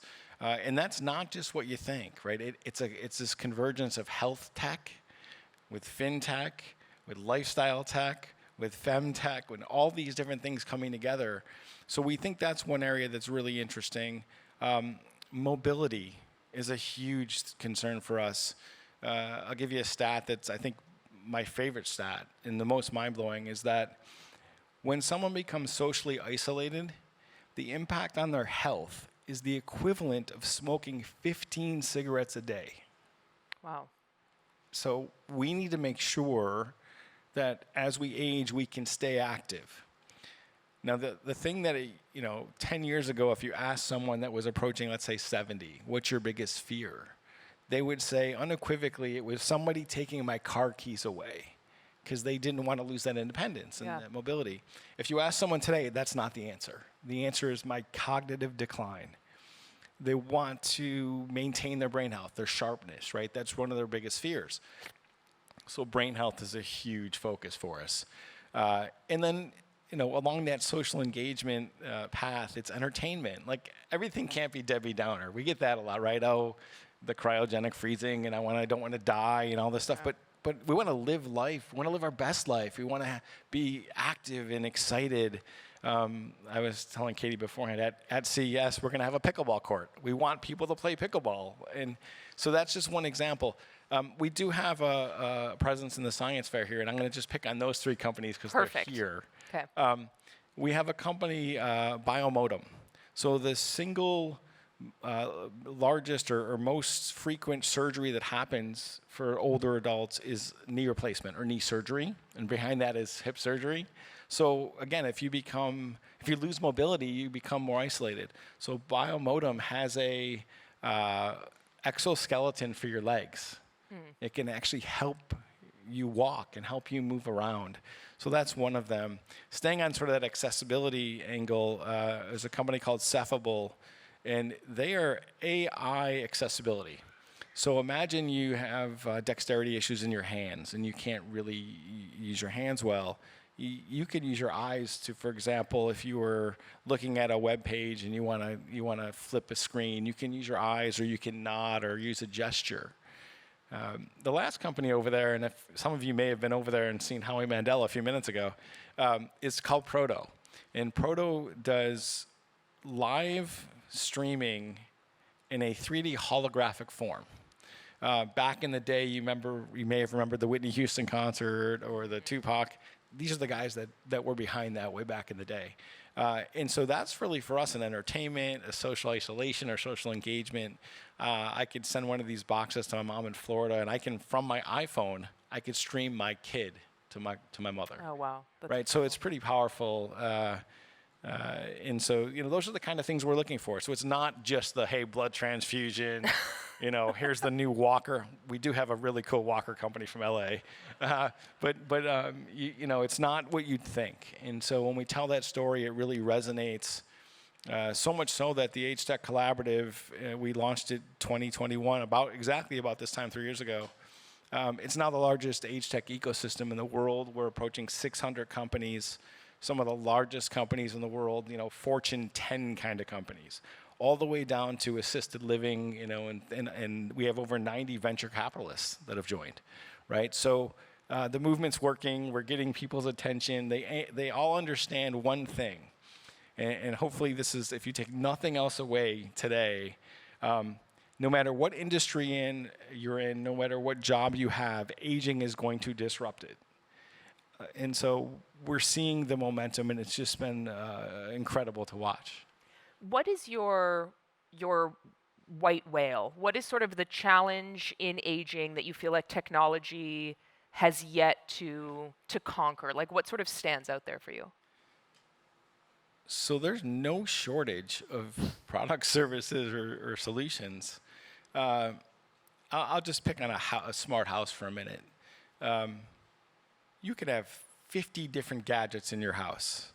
You could have a smart fridge, a smart washing machine. You could have a robot that's bringing you things around. You could have a smart toilet seat, a smart TV, all these things. And in and of themselves, they all create incremental value.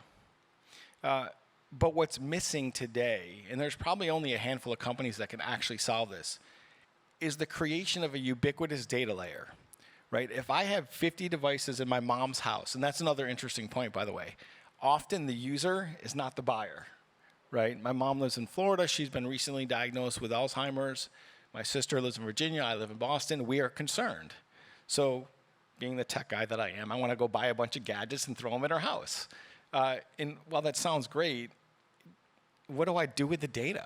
Like, I'm getting this onesie, twosie data. So imagine if you had 50 devices in a home and all that data was going to one one data layer, and then you start thinking about AI, right? I just was reading an article about how AI, how good it is at diagnosing illness from things like scans, right?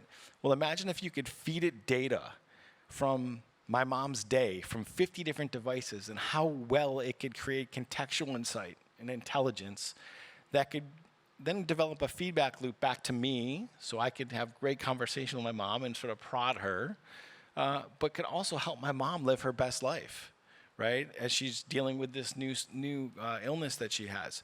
So I think that's the next big thing is how do you aggregate data from a highly fragmented system, apply some level of AI to get contextual insight and intelligence that will let each person live their best life. Makes total sense.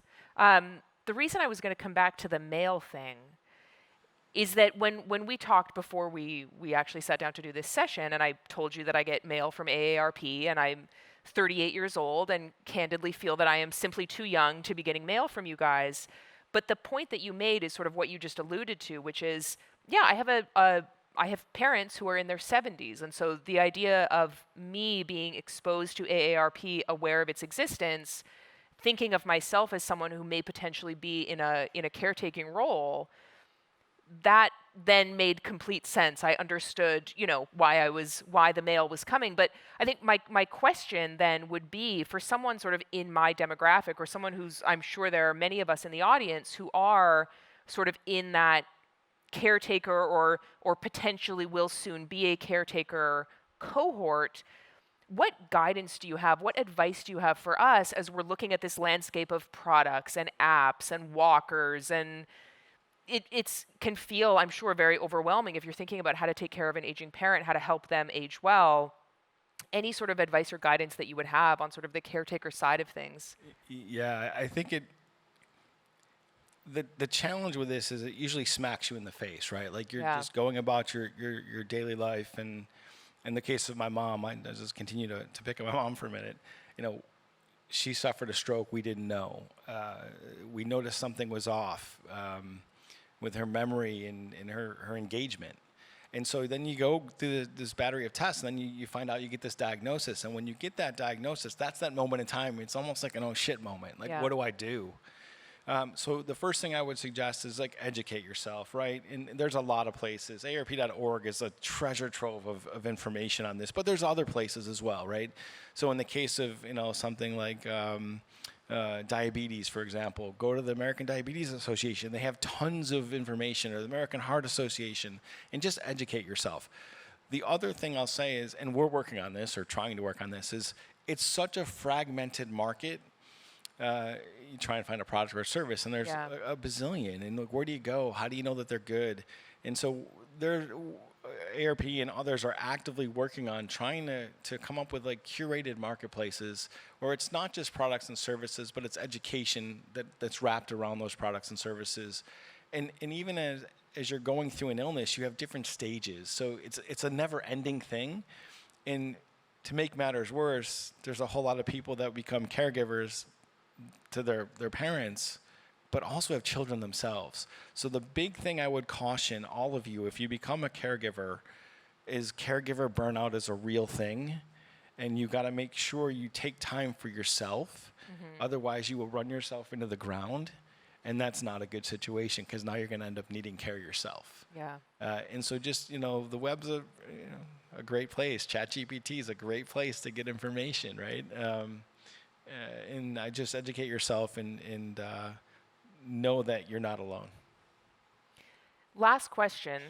Unfortunately, we're nearly out of time, but you talked about pickleball. You talked about wanting aging to not feel all doom and gloom, right? There's a lot that we need to be prepared for and thinking about in the context of aging and technology around illness, a fall, all sorts of like potentially dark scenarios to be confronting.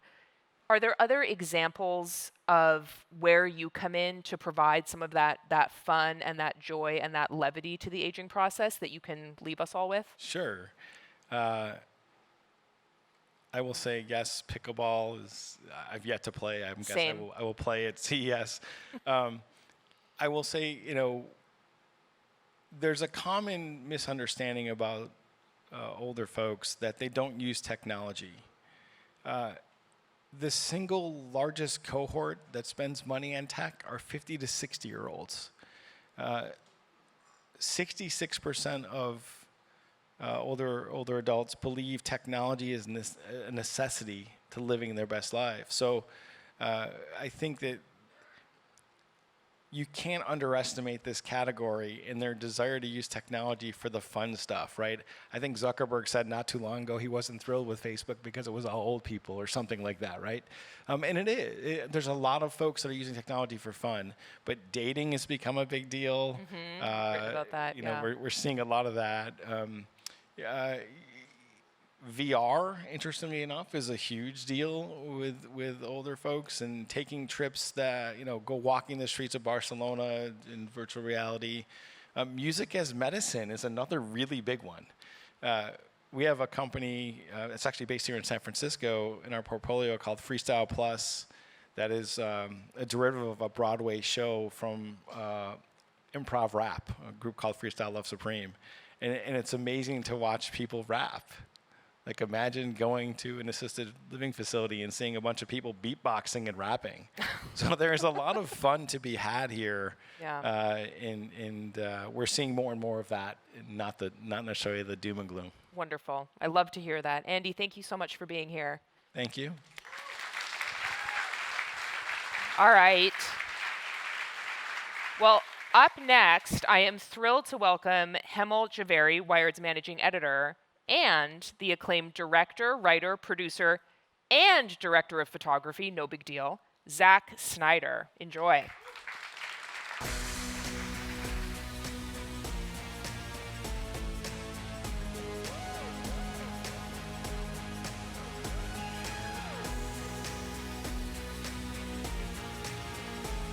Hey guys. Hi everyone. Hello. Thank you all very much for being here. Very excited to have you here, and I'm very excited to welcome my guest. As noted, writer, director, producer, director of photography, Zack Snyder, great movies such as The Watchmen, Rebel Moon most recently. And we're here to talk to you a little bit today about tech and entertainment. Hi, Zack. Hey, thanks for having me. No, thank you for being here. Hey, everybody. Nice. I appreciate the woos. I appreciate the woos. Where's that fire? Isn't this a fireside chat? Oh, we were having a... No. Sorry, it's just a little, just you and I, we can make it intimate. Okay, very good. Okay. So you have a really specific vision, right? Like, I feel like in your work, highly stylized, and I don't mean that as a criticism, but how do you see, let's start with like the big elephant in the room. How do you see the advancing AI systems like LLMs visual models influencing the industry? I know it's a broad question. No, it's a cool question because obviously it's an exciting time, and obviously that technology, which is also still slightly ambiguous about what exactly and how exactly it will land in entertainment. So I think it's an exciting frontier, and it's a cool thing to speculate about and have fun thinking about workflows and stuff. I've spent some time sort of thinking about like what a workflow, an AI workflow might look like, you know, but I do think it's a thing that, like, for instance, I think, you know, when you have someone like myself, or I think, you know, anyone who's interested in making specific imagery, like very specific imagery, I feel like that we're still evolving toward that I think, with AI, you know, like. Yeah. And so I've thought about it this way. Like, I think that in the not too distant future, I like to think about the AI, like the potential for an AI interaction to be like, if the AI can create a 3D world like a game engine, but like an instantaneous 3D world, which is not outrageous. No, I think we're not far from that. Not far from that. Yeah. So say I film you with my phone or some other capture device or LiDAR or whatever, you're the actor, and you did your awesome performance, and it was great, by the way. Thank you so much. It was so good. And then we say we've got the performance now. Okay. And I can see a world where, like, the production designer has created all the sets and everything that we needed. Those have all been sort of loaded into an aesthetic bank. And that is to say that this bank, the AI understands what the movie aesthetic core will be, and that hopefully is a thing that I'm interested in, right? Like, now, like, I like this kind of lensing, this kind of motes of dust, this kind of backlight, this kind of whatever, on and on. And also this kind of set design. It's, for instance, we're doing our movie in France. So it's going to be like a French landscape, but we're very specific about the French farmhouse, and this is the way it looks, and it's got patinaed walls and all that. We did it. Okay. So that exists, and I can imagine that now, when we make a shot, if that 3D world, if the AI understands, if I'm saying, okay, I want the camera 10 feet away, I want it this high, you're by the window, so you're lit by the window, I want the sun out the window, and if that can happen in real time, if that conversation could happen, because, like, you know, I converse with my... You were just conversing with your AI backstage, yes. I find that, like, because I think that also this idea of, like, right now, this sort of the prompting gatekeepers of AI have this, you know, there is this kind of prompting, what I would call, which is cool in a way, because, like, AI is like, oh no, it's available to everyone unless you don't know how to, like, do it, and then you can't do it. So it's like a cool. But do you see it enhancing your filmmaking, or do you see it replacing filmmaking? Well, this is, I think, where I was going with this is that, so in this world where I'm making that shot of you, the question really becomes, unless there's something about this shot that requires it to be made only on the computer or only in an AI universe, then I think you have to say, okay, well, what's the why of it then? Right. Like, what does that keep me from flying to France? Is that all that I saved? I mean, if it's a handheld shot of you sitting in a chair by a window, why would you use AI? Why would you use it? Other than that you can. And look, there's not to say that that's not a reason. Right. You know, does it democratize in some way the ability to not have to travel to France? And if I'm just at home, a filmmaker at home, and I captured my actor friend and I want to make a movie in France, can I just do it? Maybe. Yeah. So, I mean, I think there is a potential for it making things accessible, because obviously that same AI doesn't care whether the house is on fire or whether it's on Mars or whether it's underwater. That's all the same conversation. So all the things that might cost a lot of money about what I just described are, to the AI, no different.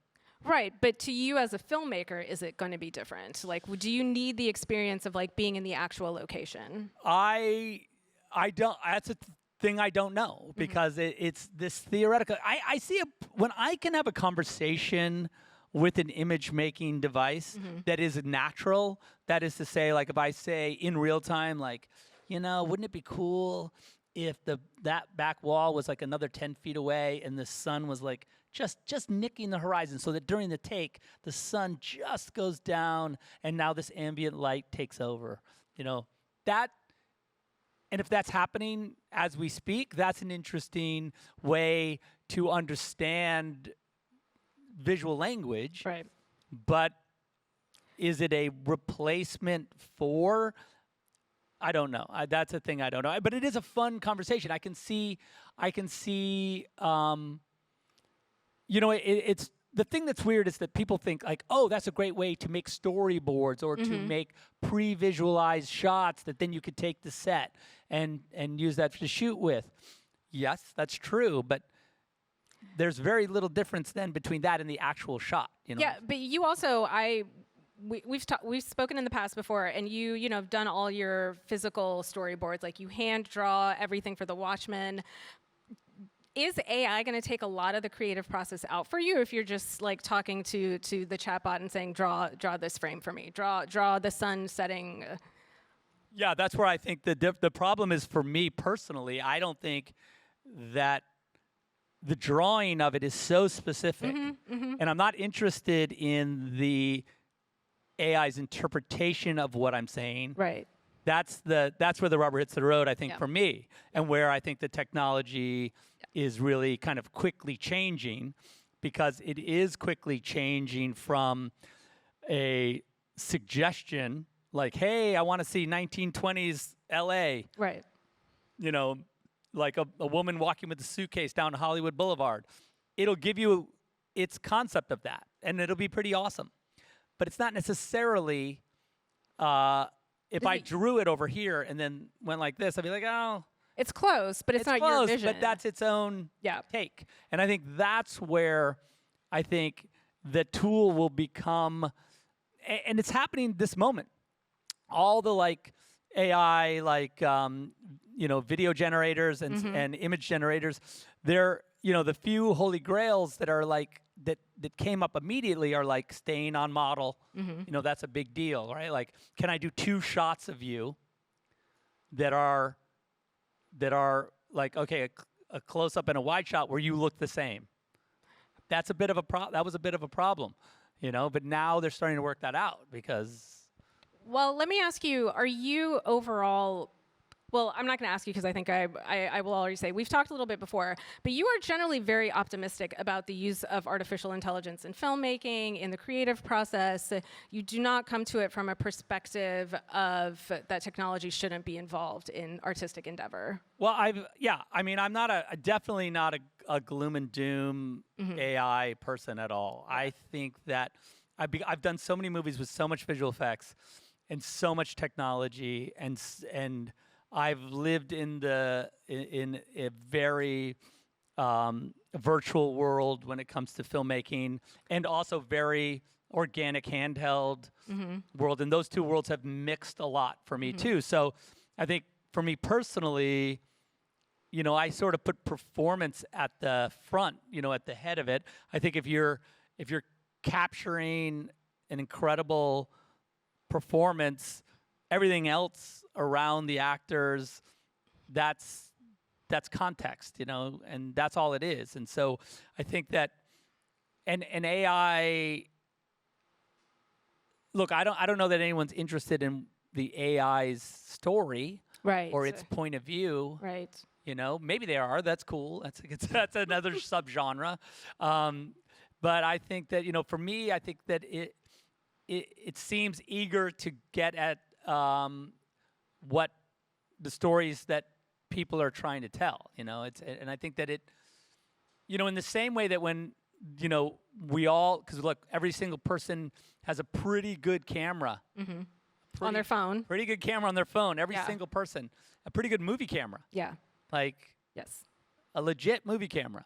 And yet, we don't have, right this second anyway, maybe that'll change, I hope it does, but we don't have like millions of awesome movies just being uploaded out of people's pockets.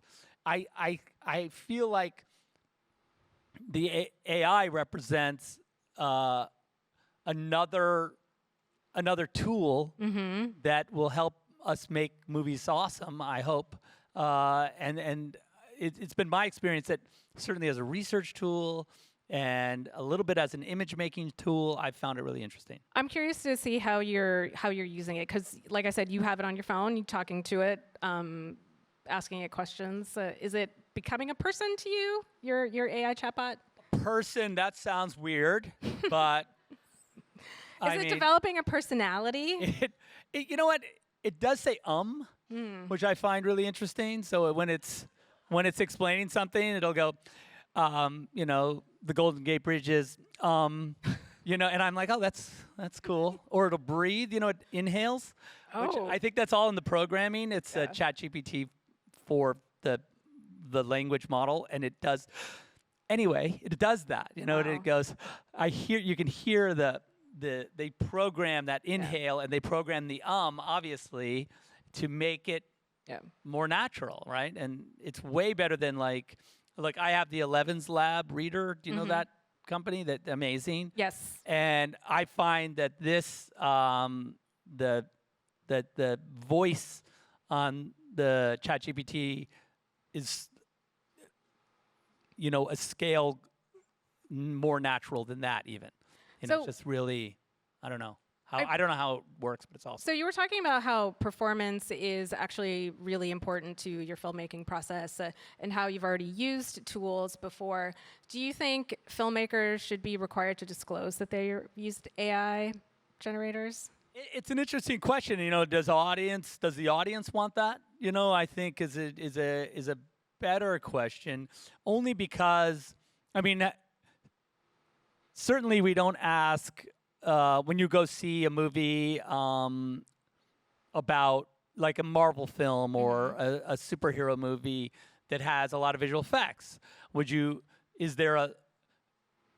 Are people interested in knowing when like that was a digital double, that was really the person? Yeah. Or is it the moment, or afterward maybe? Maybe that's a conversation after you've seen the film. Oh, we used AI in these little sections. Or is the question like whether it is an entirely AI-generated movie? I feel like if that happened, we would know about it. First of all, everyone would love it or hate it or whatever that would be. I don't know. That's still, I think, up to debate about how we feel about it, about images being created that way. You've seen that Coke commercial. Did you see that Coke commercial? The polar bear right commercial. Yeah, the polar bear spot. Yeah. Was the point for it not to fool us? I couldn't. I'm not even going to talk about. I wouldn't speculate on that. The Coca-Cola commercial. Because I was like, right now, okay, but, yeah. obviously this is an AI generated. Maybe they wanted to make it like really obviously AI. So deliberately make a lot of people angry. Yeah, like I don't. Yeah. But why? What made him angry? Do you know? So it sounds like you're advocating for a really specific use of AI in your filmmaking, or leaving the door open for it. To me, it's... But not replacing anything. I don't think it's replacing anything, and I don't know why you would want it to right now, because it's really quite... I think it's great. Like, again, like I say, like you can imagine costume designers, production designers, editors, everyone having this kind of central hub that the AI kind of manages, and like as a way of sort of creating an overall aesthetic that is consistent, and that where everyone can, because everyone's checking in, everyone is constantly sort of reaffirmed in the aesthetic of the project.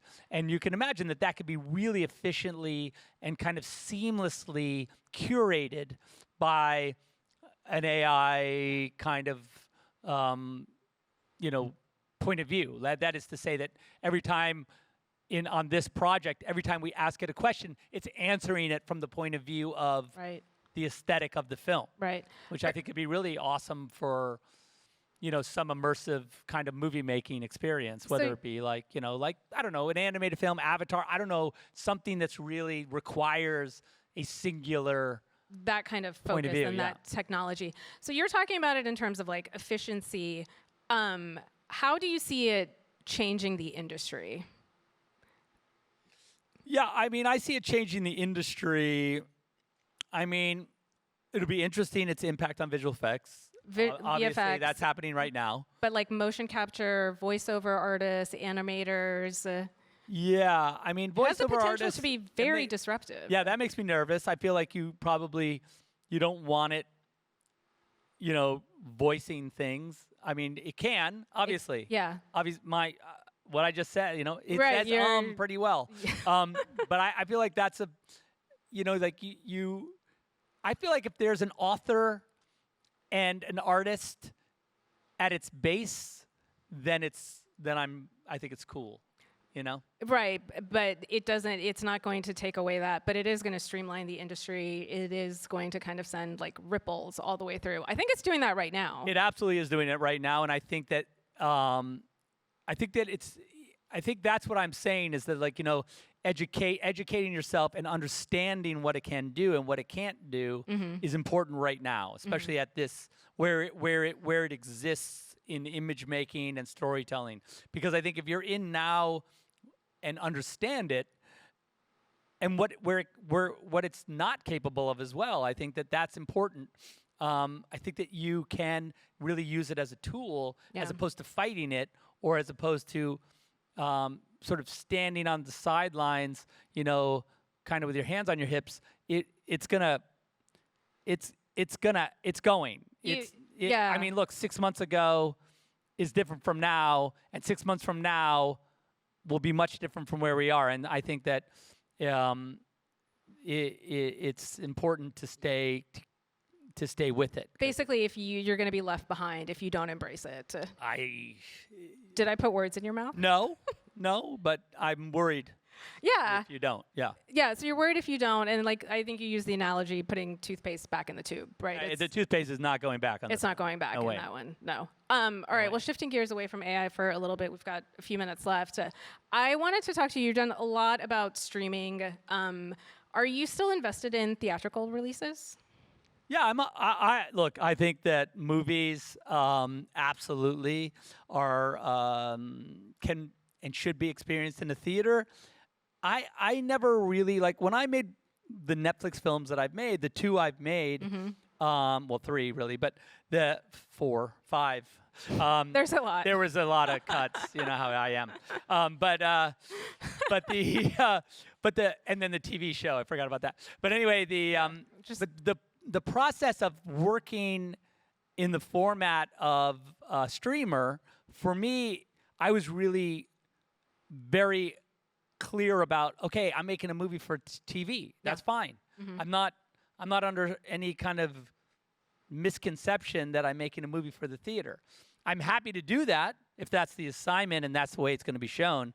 But we know that so much of the material, when you make a movie that's going to play on Netflix, chances are, if your movie ever is shown on Netflix, more people will see it on Netflix than ever saw it in the theater, right? Right. That's just a fact. And even a big blockbuster, you make a blockbuster, it's in the theaters, and then it gets licensed by Netflix. More people will see it probably on Netflix than also saw your blockbuster. You're just going after the eyeballs. But what I'm saying is that, and I'm not necessarily a pure eyeball guy. Okay. Because I don't, a lot of the movies that I've made have a very particular audience, and they're made in a very particular way, and they're not necessarily, pure mass audience. That's not the way I think. It can happen. That's fine. But what I'm saying is that the assignments are different. And I'm fine if you're asking me to make a movie for your streaming. You're not precious about it. I'm not going to say hey, like I'm not an artist if it's not in a theater. You know, like that feels rude. I mean, that's only great, yeah. because you're paying for the movie. You know, Right. you're the streamer. You're like, this is our format. We have a giant streaming service. 250 million people are going to look at it on their phone probably, you know? And unless at the very beginning of our conversation, I have to know that's the reality. Right. If I do, then I should be fine with everything that happens after it. Right.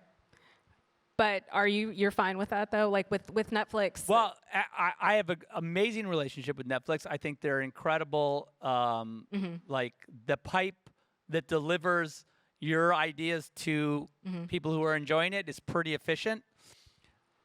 At the same time, I would say that if the assignment was, if you were, you know, Universal Studios and you came to me and said, hey, we want to make a movie that's like a big theatrical release, you know, what do you think? I'd be like, that sounds amazing. Like, that's a great, I'd love that.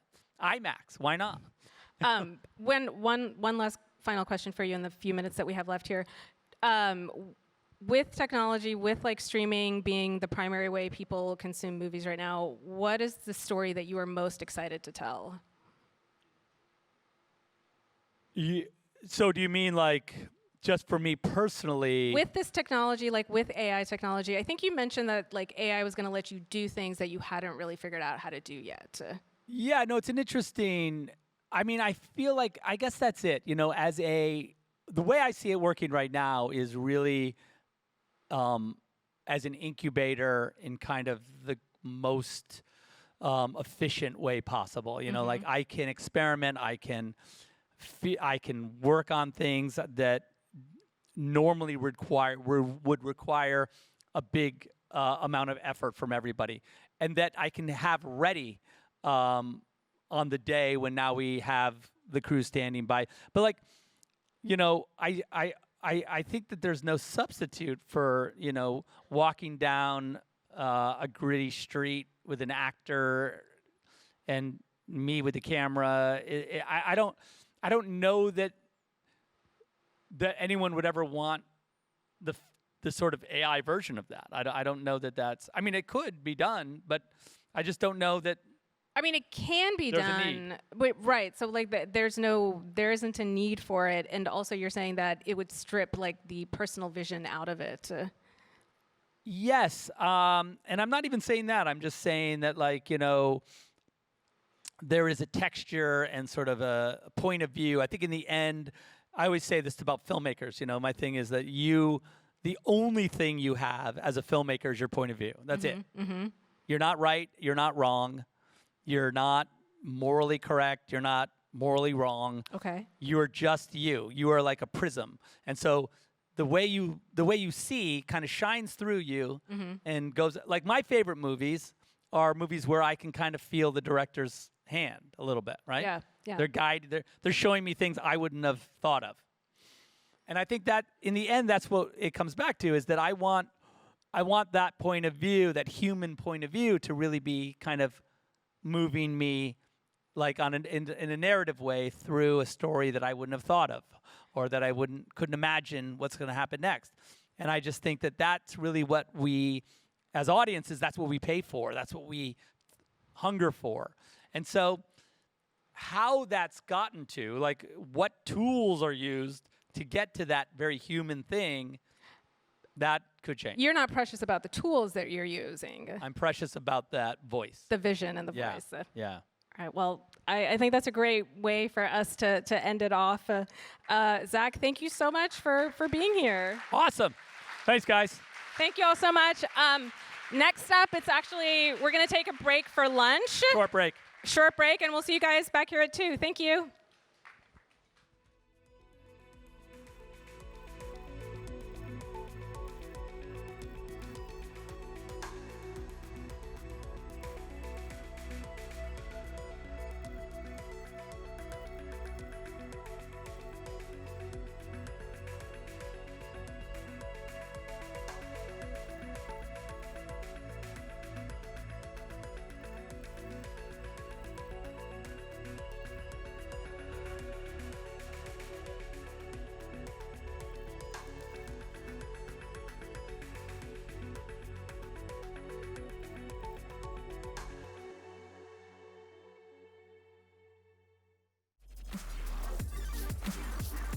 Please welcome Lauren Good.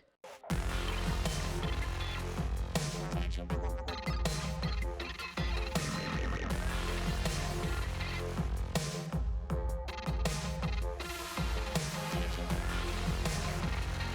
everyone.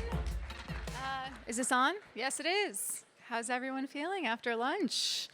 Good? Okay, hopefully a little warmer. Thank you so much for being here. I don't think our next guest needs much of an introduction, but I've been given one, so. I'm excited to welcome entrepreneur, co-founder of Cost Plus Drugs, Mark Cuban, to the big interview stage. From selling garbage bags door to door at age 12 to founding a lot of groundbreaking tech companies, Mark has always been ahead of the curve.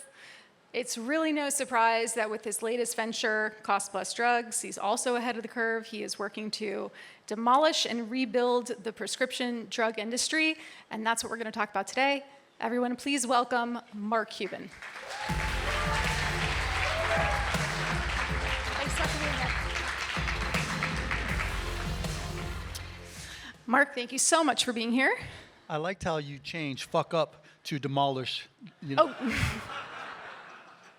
It's a family-friendly event. Oh, then I should leave right now. This is just like Shark Tank. So I asked a friend here, actually, Sean, earlier today. I said, "What should I kick off Mark Cuban with? What should I say?" And he said, "Why don't you give him a belated congratulations for Klay Thompson?" Oh, there you So, go. Clay's killing yeah. it. Yeah. We Yeah. thank everybody here for Clay. Right, yeah. You're lucky that you're welcome in the Bay Yeah, I after know. that one, Trust me, actually. So. I look over my shoulder. Yeah. All right, so let's talk about Cost Plus. When our issue came out, in which you're prominently featured, one thing I heard from people was, I didn't know Mark Cuban was in the pharmaceutical business. Right. You've been doing this for a while, though. Why did you get into pharma? Does anybody here like their health care? Does anybody here think the healthcare industry works well? That's why. I mean, I literally got a cold email from a Dr. Alex Oshmayansky who wanted to start up a compounding pharmacy, which actually makes drugs that are, in this case, on short supply, that are on the shortage list. And I'm like, you're thinking too small. And that was right around the time Martin Shkreli was going to jail, so he was in the news. And I was like, how can this one guy take control of this drug and jack up the price that dramatically?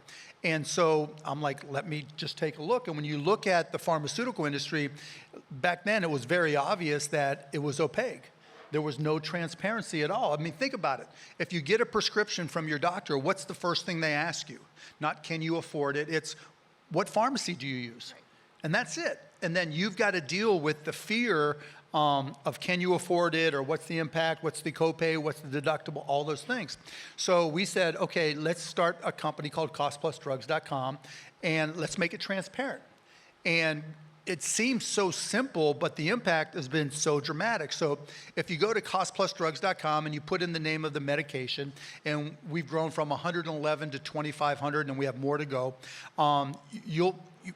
if we carry it, the medication pops up, and you'll see our actual cost. So we'll show you what we pay for it. We mark it up 15%. If you want it delivered, and then there's a $5 pharmacist fee that's included because you have to have a pharmacist review it, and then a $5 to ship it to you. Or you can, now we have an affiliate network where you can pick it up at a local pharmacy.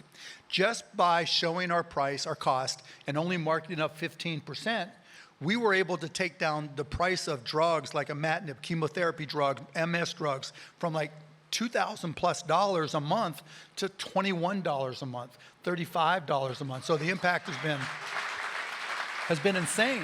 What are some of the common drugs people might recognize that you're manufacturing and selling? You know, imatinib is probably the most dramatic example. I'm not the pharmacist to remember all the funky names, but people with MS, as an example, we're able to take. There's a drug called droxidopa that.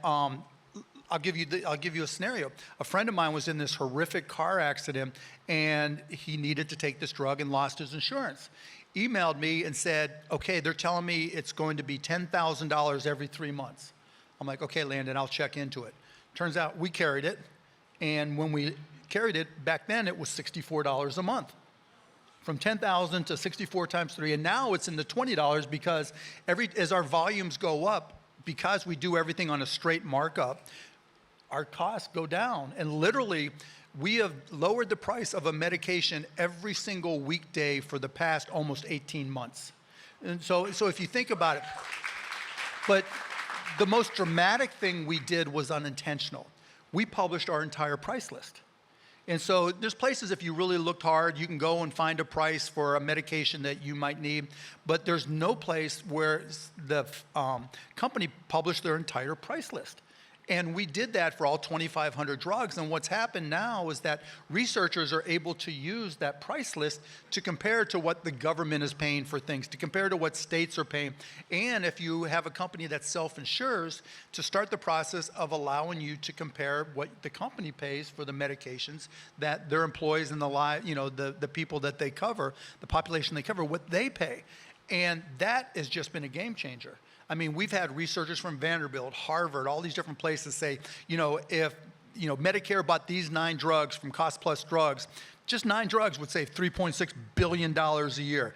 If they bought these 11 drugs, it's $6.3 billion a year. I mean, it's insane. And literally, for so many folks out here in the Valley, probably the easiest way to raise money and put cash in your own pocket is to change your healthcare plan, and in particular, your pharmacy benefit manager. Because the crux of this problem and the opacity of the industry, there are 3 pharmacy benefit managers that control, give or take, 80% of the market. So these are the middlemen. The middlemen, yeah. Yep. And literally, they don't want you to know what you pay. Mm-hmm. If you work with a self-insured company and they're working with one of the big 3, let's just say the biggest PBMs, you're getting ripped off, guaranteed. The quickest way to raise money if you have over 100 employees and self-insure is to change your healthcare program and in particular pharmacy benefit manager. That's immediate cash in the bank. And companies don't really realize that. And that's why it's been so successful, because the next question always is, how did this happen? Mm-hmm. And the reality is there's 155 million people covered by self-insured employers.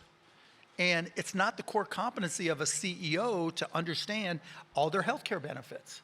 Right. You just don't, right? I mean, like... You could ask a couple of them here on stage today if you want. Happy to, yeah. You Brian should. Chesky, let's talk to him about health plans. Right? Say, yeah. And Jensen Huang, I'm sure he wants to talk about health plans. Jensen, just say, would you... Yeah. No, seriously, ask them, why are you dealing with one of the big pharmacy benefit managers? And ask them, is that... Because here's what's happening that's crazy that they're going to be... Here's why they're starting to understand. There's a law called ERISA that requires... the employer now to take on their fiduciary responsibility for the cost and care of all the lives they cover as employers. And J&J and Wells Fargo just got sued. And they're going to lose. Which effectively means that every single major self-insured employer is going to get sued in a class action suit. And so if any of you fall into that trap, get ready. They're coming. But the bigger point again is, now there's transparency for medications, and you can cut the cost whether you're a little company or a big company. And if you have a high deductible or you're uninsured, always check the pricing, because otherwise you're going to get ripped off. So you've made it pretty clear you're not doing this for altruistic reasons. You're running a business. Yeah. You want this to be a profitable business. Yeah. I think people hear about what you're doing and they think, oh, it's altruistic. Like it's because you're doing something good. Well, I could make more money. Right. But what you said in seriously, but we're a public benefit corporation. But how much fucking money do I need?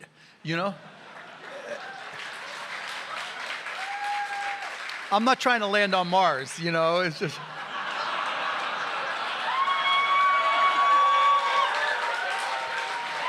And not to take anything away from him for trying, more power to him, but the reality is, I mean, at this point in my life, it's just like, more money, fuck up the healthcare industry. That was the word I left out of the intro, you guys. F-U-C-K, the healthcare industry. Yeah, but how did you, but I guess what I'm getting at is like, how did you decide on that being the industry you wanted to go after? Because it was so obvious that it would be easy to change. That it was insane. What had happened in the past is I dug in more, and we've been in business now. We started shipping, 2.5 years ago, and now we have millions of people whose lives we've changed. But you start to realize that what the incumbents would do is they'd go in and just buy companies. So anybody that was a threat, they just buy them. And one after another, we'd go into situations where we're talking to employers or whatever, and they're saying, yeah, we were going to do business with this company, and they were trying to cut the cost, but then so-and-so bought them. And like I said, that's just not in the cards for us. Let's talk about tariffs. Tariffs? Tariffs. Okay. So President-elect Donald Trump has said I know who he is, yeah. You heard of him? Okay. So he said that he's planning to impose tariffs, Canada, Mexico, China, day one. We don't know exactly how that's going to shake out yet, but we do know that this could affect the drug industry. I mean, he's referring often to the illegal drug industry, but also this could affect the pharmaceutical business. How is this potentially going to affect cost-plus drugs? I mean, if it's just China, it won't impact us at all. Why is that? Because I checked, we had 16 drugs that we bought that were shipped from China, and we're changing that to a different manufacturer. So the Chinese tariffs won't impact us at all. Okay. And now we do get drugs from India, so we'll see what happens there. But if there are tariffs, we only have 15%, and so we'd have to pass them through. Pass them through, meaning the cost goes to the consumer. Right, the cost would go up because our costs would go up. Okay. Have you talked to Donald Trump about this? Sure. I was like, yo, what's up, bro? Yeah. No, I have not. You have not. If the conversation were to occur, if you were invited to have, what's your priority? What's the first thing you would say? I would say don't fuck it up. It's working, I mean, there's no point in trying to guess what he's going to do and speculate because we don't know. I don't think he knows yet. I think he's trying to, he plays it by feel and it'll go where he goes and we'll react accordingly. But I think, he's obviously very cognizant of PR and the idea that medications from the cheapest provider are going up and it means more people aren't able to afford it. I really don't think he's going in that direction. I really think he'd make an exception. You were clearly a vocal supporter of Kamala Harris for president. When you look back at... Yeah, see how good a job I did? When you look back at this election season, is there anything that you think you would have done differently or taken a different approach in terms of how you were communicating? Not really. I mean, I'm not the candidate. I did the best I could to try to convey, what she was doing for business people, small business, and I think, the message was good, but, they weren't voting or not voting for me. Yeah. One of the things that we talked about when we did the big interview in the magazine was crypto.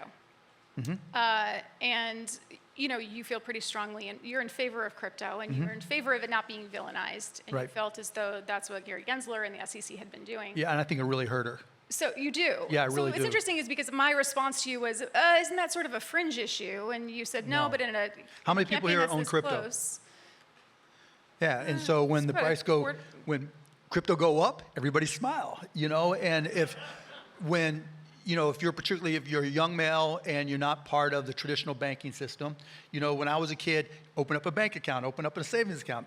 Now download an app, right? Robinhood or Coinbase, buy crypto because your friends are buying crypto. You understand it more. Maybe you buy stocks, but more kids were getting into crypto, and that was their net worth. And when 40%, according to Pew Research, of young men own crypto or have owned crypto, and the guy you're connected to, Gary Gensler, is basically telling you to roll over and let me stick a bike handle in your ass, that just like... A what? Yeah. I was going to say worse, but I just went, yeah. That was stupid, sorry. But basically... Did you say a bike handle? Yeah, forget it.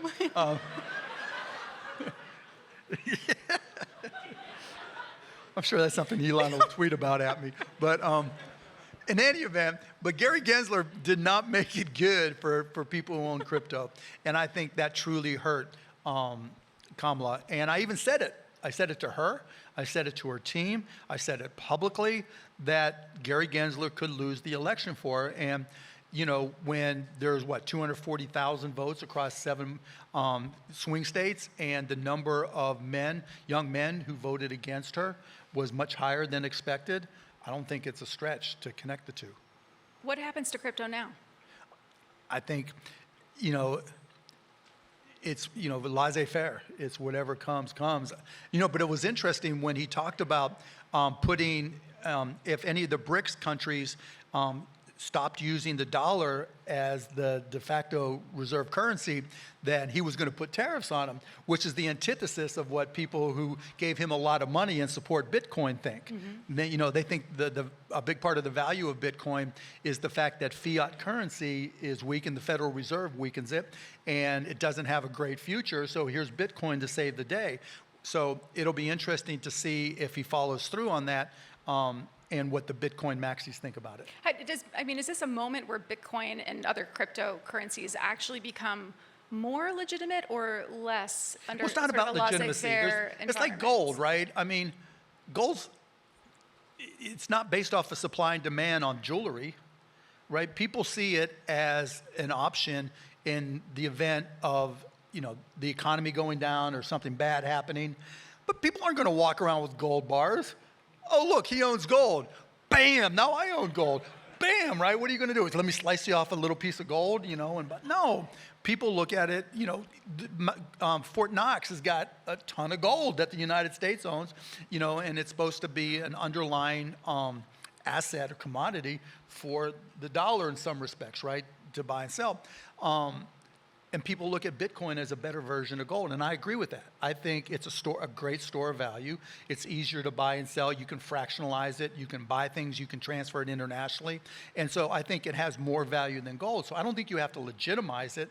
But in terms of the price, you know, I own enough that I really want it to go up, but it's just supply and demand. How much do you own? A lot. Okay. Glad we got that out of the way. We have 10 minutes left, and there's so much I want to ask you about. I feel like we could talk about crypto the whole time. I also wanted to ask you about AI, but I think one thing I'll say about AI, and then we should move on from it and to the platforms, is that when we spoke for the big interview, you asked me, what would you trust more in an environment if you weren't able to see? You said, what is it, a self-driving car or a seeing eye dog? Oh, and I said a Waymo, and you said, I trust the dog. Yeah. And I just want to say, while you're here in San Francisco, you should take a Waymo. No, I want to actually. Yeah, it's so not that someone Waymo here, can't be amazing. if anyone would like to pull up their app and get a Waymo ride from our Cuban I can do that. I know how to download the app. He'll pay for it. Okay? But the difference is a dog will recognize adversarial situations better than AI can. Right, when you were talking about training the video and all that. But let's talk about the platforms, because you were a very active Twitterer. Now you're not using it quite as much anymore. You've moved on to Bluesky. Yeah. How would you describe this moment for, I'm just going to call it Twitter. How would you describe this moment for Twitter? I think it's an existential moment for Twitter. I really do. I go over to Bluesky and I can engage like it's, you know, 2015 or 2016 like we did on Twitter. And literally, I can talk about the Mavs, and people aren't going to come in and say, "Fuck the Mavs, you're an asshole. You know, you look like." You took Klay Thompson. Yeah, you took Klay Thompson. Yeah. No, I get some of those, but that's okay. You know, or you look like Rachel Maddow when you wear glasses. You know. You know, just dumb shit. That's the tame stuff. You know, it's crazy. No, it's crazy. I count. So whenever Elon would talk shit to me, I would just bookmark it on Twitter. And somebody said that he said something, and I was just checking he hadn't. And but I just decided to count how many times he has posted about me or replied about me in the last 12 months. More than 40 times. I stopped at 40. And it's just like, what the fuck? You know, I mean, I don't mind going back and forth in him, but like we talked before, whoever controls the algorithm controls the platform. And when you have an algorithm that defines what happens on the platform and what you see, you get one type of engagement. When you go to Bluesky, where you completely control the experience, you get a completely different type of engagement. And so I can talk about cost plus drugs and really engage. I can talk about, you know, I can see other discussions and jump in and ask questions, and it's been great. I mean, literally, and when some idiot comes along, like somebody who comes over from Twitter, who likes to give me shit there, comes on, not only can you block them, and it's a real block, but you can do this thing if you started the thread where you can say, hide reply for everyone. That's like the best thing in the world ever, because, you know, I want to talk about the Mavs or Cost Plus or whatever, and troll comes in, troll gone. And the one thing about a troll is a troll wants to be seen, right? If you know within 15 minutes you're gone and nobody's going to see what you posted, there's no point in continuing to fight it, particularly since you truly can't see my post. And even if they, create burner accounts or whatever to try to get in, it just takes 2 seconds to do it. And so as a result, I forget the topic I was talking about, but I literally counted that there was over 5, and if you go to Bluesky, I'm Cuban, and you'll see my reference to this, that there were 526 responses to something, and only 5 trolls posted. And that took me just a minute to clean them out, and it was a great conversation. I mean, Do you feel like that Bluesky is in any way just becoming an echo chamber of the people who decided that Twitter was too toxic or too right-leaning for them, and now they've just moved over to Bluesky? To a certain extent, yes. In a sense, how does that fix anything? But it doesn't matter, right? Because, if I want to talk, like the Mavs, right? So I went to a bunch of sports writers, and there's these things called starter packs on Bluesky, and they were all in there. And We have a Wired one. Follow it. Thank you. Yeah, the Wired starter pack. And you see what happens. I can engage with them and talk Mavs and see where it goes. And, like Ben Shapiro, he has an account there, and I can engage with him. I may agree or disagree, but if I start the thread, I have control of it. And if it turns out to be a legitimate argument or discussion, that's great. And, the point being that whoever controls the thread controls the conversation and can open it up to anybody they want. And there's no For You page. So it's not like it's dominated by everything that Elon says. It's dominated, it's dominated by the people you follow or the list that you create or the feeds that you follow. And so you get to really engage. And it's cool. I mean, it's just like all that intellectual engagement that we kind of miss from Twitter, where it was like, oh, this is a great topic, I want to learn more. Or I'm just, watching these people have this conversation, it's amazing. And there's, there's 1 or 2 idiots in there, I'm not even talking about people I disagree with, but people who just say stupid stuff, right? Hateful stuff. It's so de minimis that the engagement is amazing, and I think that's why it's growing. And you even saw the New York Times come on there, and someone told me they referenced one of their posts on Bluesky, and where in the past they would do that on Twitter, and to see them move over to escape what's going on over there is great. And here they are, I don't know their latest numbers, but they have more than 22 million users. And I think we're going to get an update on those numbers shortly, actually. Yeah, Jay Graber coming on stage. Jay comes on. But you got to try it. And like I said, I'm Cuban. Try it. I mean, bring your friends on there. It is truly a social network. Hey, was at the Mavs game, da-da-da. I was there too. I mean, that's insane to be able to have that conversation on a social network. I think that there's been this idea for a long time, and certainly I think probably when you were starting out as an internet entrepreneur, that the internet was a little bit downstream from culture, and now we've come around to this idea that the internet is culture. And we certainly saw that play out a lot in this election too, and there were some responses to the outcome of this election is saying that, well, on the left, people don't have the same kind of audience that people are gaining on the right. Right? Like there's no podcast for the left. That was something that I don't agree with that at all. So talk about this, because if everyone who just doesn't like Twitter anymore moves to Bluesky or moves to Threads or moves to something like it, but Twitter remains, while small relatively in numbers to some social networks, but sort of outsized influence I don't otherwise. think Twitter, I mean, if you want to know what Elon thinks, Twitter's amazing. And that's great, right? That's his platform. Do we distinguish reality? I'm sorry? How do we distinguish reality then on social media? I mean, what's really look, happening? I've been on Theo Von, I've been on the Nelk Boys, I've been on all those podcasts, and everything but Joe Rogan. He won't have me on for whatever reason. And so when you go on there, they just want to have a conversation. And from that conversation, there's a ton of clips. Like Andrew Schultz, I had a great conversation with him. They're still posting clips, right? And so when you go on those, it's not that they're right or left. It's that they create clips that feed the algorithm on Twitter. And so if you happen to, be a fan of theirs and comparable things, the algorithm's going to find you. The algorithm always finds you with things that you've shown interest in. And so that's great, but the way to deal with that isn't trying to get more Andrew Schultz's, to counter that. The way to deal with that is to flood the zone. You know, so What does that mean? What does that look like? what that means is either making the rounds, and creating things that are worth talking about or worth showing, or just create memes left and right so that it just dominates the algorithms. So like I told the Harris campaign, and they really didn't pursue it. I had a conversation with Mr. Beast that was illuminating to no end. And he basically said, spends millions of dollars reverse engineering the algorithms on each platform. And that's where he comes up with the ideas on what to do next. And that's exactly what the next political campaign has got to do.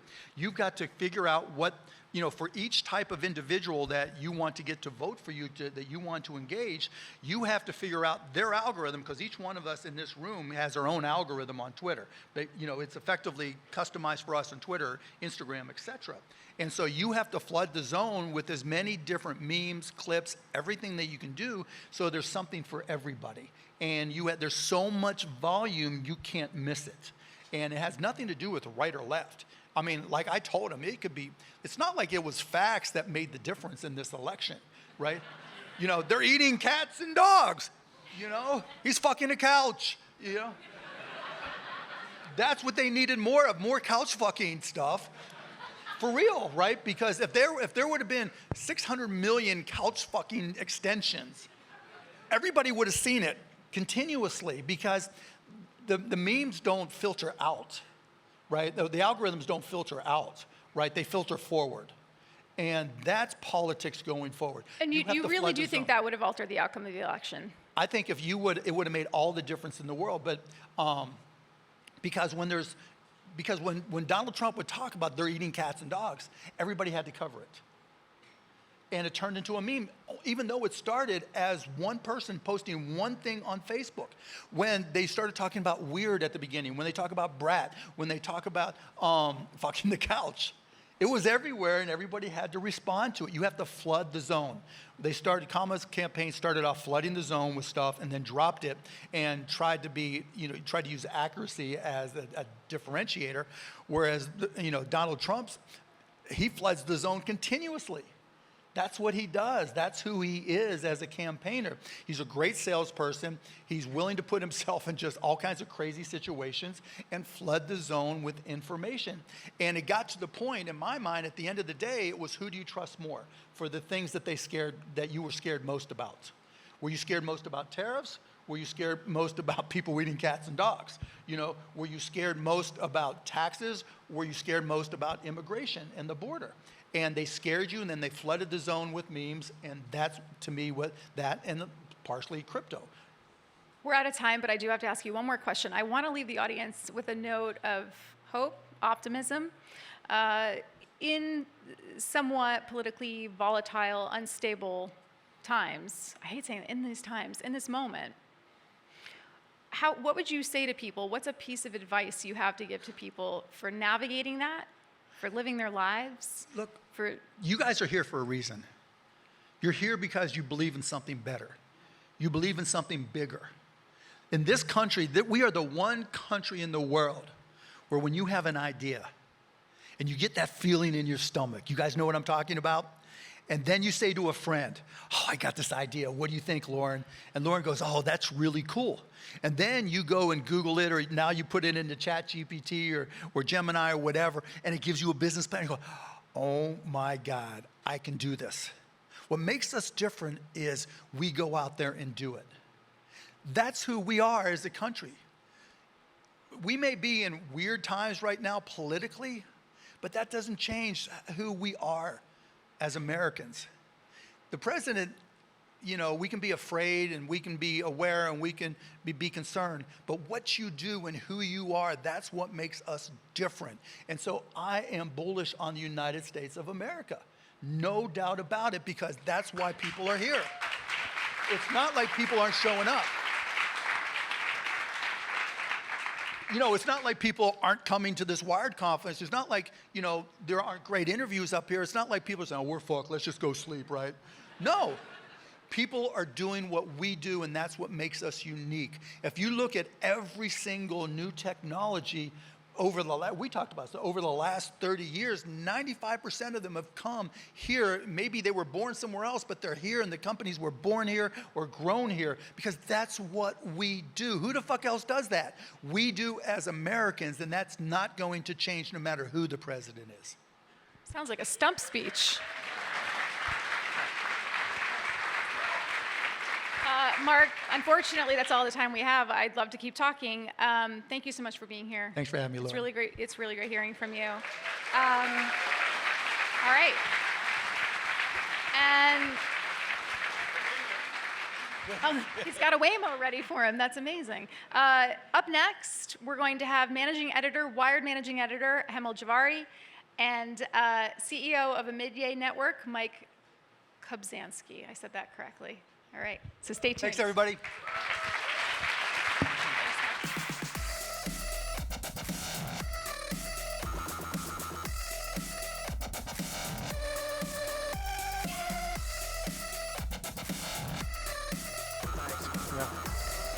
Hello.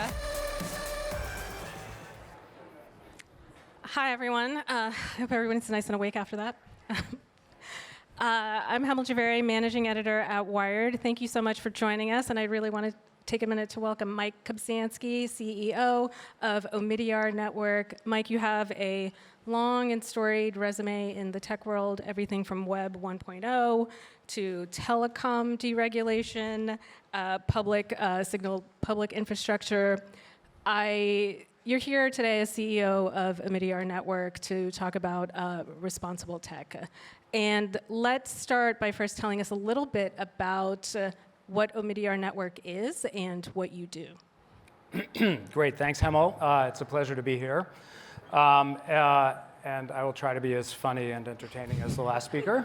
Well, I mean, you can drop as many F-bombs as you want. Exactly.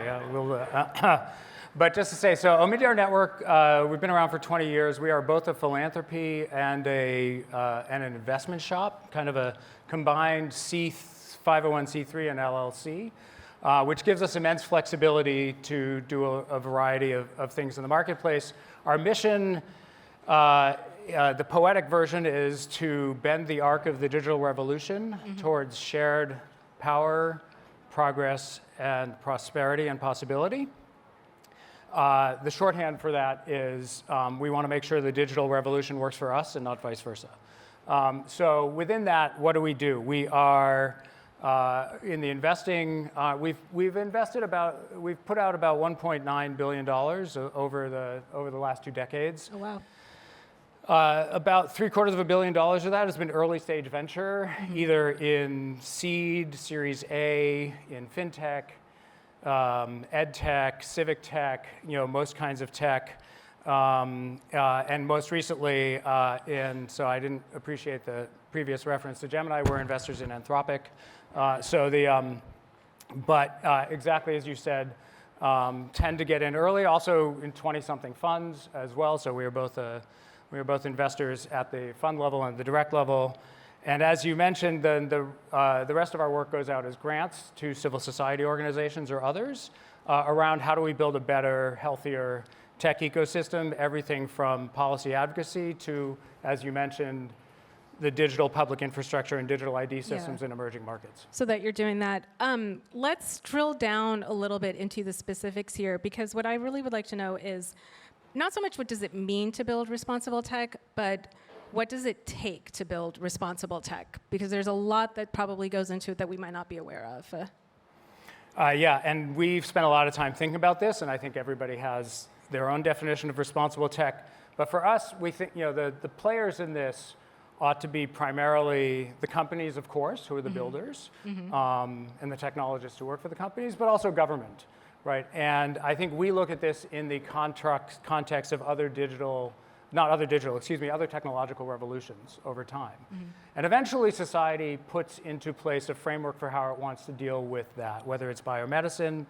In biomedicine, you can clone sheep, but you can't clone humans. We've made some choices as a society for what we want it to do for us. In cars, you have to have now seat belts and highways with appropriately painted lines and that sort of thing. And so responsible tech ultimately requires an ecosystem that is making some intentional choices about what we want and what we don't want. Right now, I would say both the government and companies have failed us, and the costs of not responsible tech are being borne by citizens, individual users, consumers, and the communities that they work in. And so we, after 40 years of the digital revolution, we would argue it is time to address that.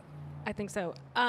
Let's talk about what we seem to be missing. So, right, innovation doesn't happen in a vacuum. And you talked a little bit about systemic conditions. What about those conditions to create an environment that fosters responsible innovation? Yeah, I'm delighted that you've asked this. This could spend the rest of the day. Okay, well, I'll ask you to keep. We are on a clock, so. Yeah, exactly. So I'll just say, but we would reject. There's a common trade-off that gets posited. Yeah. That you can have either innovation or regulation, and I want to reject that Right. trade-off. So there's this false narrative between that innovation means deregulation. Yeah. Yeah. Which is to say, there are a lot of things that foster innovation, not just the regulatory environment. So we'll come back to but just to say, as an example, look at venture from 2015 to 2023. Over a quarter of venture money in that period went to two super highly regulated industries, fintech and biomedicine and medtech. So the notion that you can't do that, certainly the venture markets have taken the opposite, take on. But then, as an homage to our friends from Volvo who are here this morning, and I appreciate the last speaker and particularly the American story, and we are firm believers in that same story. Yes. But at the same time, at the risk of being American exceptionalist, I'm on the board of an organization, a venture firm, and a foundation in Sweden. And for those of you familiar with Sweden, it actually has a higher rate of startups per capita than the United States. In fact, on a per capita basis, it actually has a higher 5-year survival rate than American startups as well. And Sweden obviously is regulated by the EU. Everybody thinks of the Scandinavian countries as super regulated and that sort of thing. It has the second most unicorns. Well, how did they get there? Right. And there are some clues in terms of what makes a vibrant innovation ecosystem. And so, some of those are public investments, right, in assets, where we have, Sweden spends, 1% of its GDP in public investment in R&D and that sort of thing. The United States spends 0.6% of its GDP in public investment in R&D. The Swedes passed in the 90s a very robust competition policy law, for instance. The Swedes, there are all, why did Spotify start in Sweden? Because of broadband. Sweden was way earlier on public investment in broadband than the American government was. So there's a set of public investments in assets. Yes. There's a set of things around public policy, around competition, which I would argue is the real thing that stifles innovation, the monopoly. But liability, IP regulations, that set of things, privacy laws, safety issues. And then I'd say there's two other things that foster an innovative ecosystem. Obviously, private investment, and there needs to be, and this is the deepest private investment market in the world, but there need to be principles for startups, or for instance, again, go back to Scandinavia, the Norwegian Sovereign Wealth Fund, which has $1.4 trillion of assets under management, have 30 people on payroll who are just asking their companies about their engagement on climate, on AI, on that set of things. So they're demanding investors who are demanding the right kinds of technology in the ecosystem, and what that is, we're working with Stanford Rock Center on a program to train investors to ask the right questions. Oh, nice. And then the last thing is who's making tech, right? We would argue that, and I say this from a point of pride, I'm a happy DoorDash user, but just to say, we've been promised a singularity, but for the most part, we've gotten DoorDash, right? And so we think we can do better. That's not the peak where we're aiming. Yeah, exactly. We think we can raise the ceiling here, and that comes from having a broader set of participants as customers, as makers, as data sets, a broader set of engagement than has been traditionally just left to the tech sector alone to do. So within a organization like Omidyar, what are some of these strategic levers within the organization that are going to advance this mission for responsible tech? Yeah, well, since I led with it, I'll start with the investment lever. Obviously, we invest in funds and directly in companies in the space, and that's really important to demanding investors both for return and for what are the social responsibilities. So we invested in Anthropic in part because obviously we think it's going to be a successful product and a successful company, but also because they built a constitution.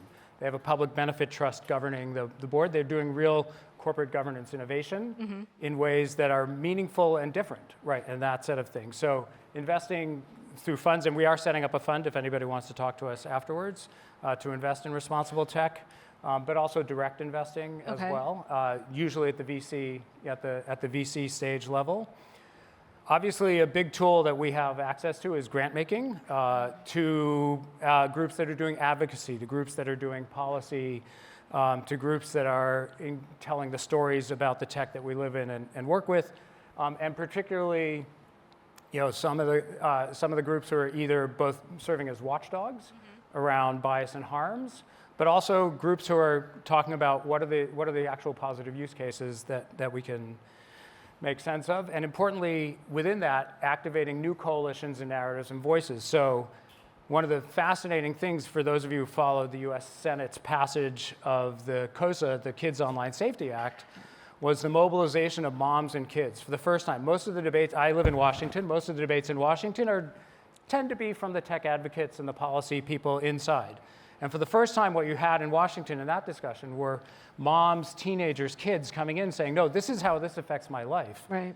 So much more powerful right. as a way to, as a way. And so you need to fund these groups and voices. And it worked, at least got through the Senate. Yep. We will hope for the lame duck to do something.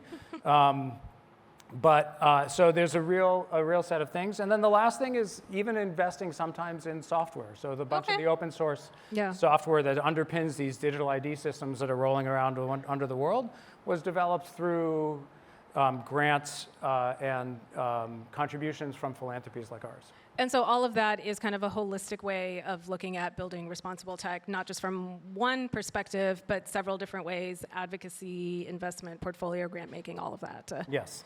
Exactly. So we have a few minutes left, and I did want to ask you, there's a lot of different ways to phrase this question, though, where future looking forward, and it's instead of asking what do you think is going to happen in the next 5 years, because what's the point in speculating? Let's cast a spell. What do you think should happen in the next 5 years in this space in building responsible tech? Great. And I would say one, and I think we are at an exciting time for the prior speech conversation. There is a window right now that we need to seize and jump on. AI has opened a conversation back up where even leading players from industry are advocating for guardrails and some intentionality. We should not waste that moment. And so in the next 5 years, the hope would be we didn't miss the window to finally put in place a societal view as to what we want tech to be for us and what we don't want it to be for us, what we want the digital. So that's the big picture. Underneath that, I would frame it in terms of how I initially described our mission. Think about how do you build shared power, right? That's a set of policy, choices, a set of liability things. As investors, there's still a lot of uncertainty out there in terms of is the IP, what's the actual IP protection law? Do you own the data that the models are training on and that set of things? So there's a variety of things, both proscriptions, prescriptions, incentives in the system, competition policy that need to get sorted out on the sort of the what's the power balance in the sector going to be. Think about the prosperity element. We've talked very little about what the effect of this is going to be on work. And it's going to be tremendous, and it's here now, already in certain sectors, it's showing up already. So how do we take advantage of this technology so that it is augmentative to work, that it makes $12 an hour jobs into $18 an hour jobs instead of replacing them outright? We were having a conversation at lunch with my friend from Salesforce, Mick, I don't know if you're here, about turning cranes and not looms, right? In terms of cranes that augment human capability and make new things possible. That's a moment to get there. And then I would say we obviously want the productivity increases for the economy that are required. And then this idea of possibility, that inclusion should lead to new products, new applications, the promise of AI on medical applications alone, on weather forecasting, on precise sets of things. But we need to point it to solve real problems, not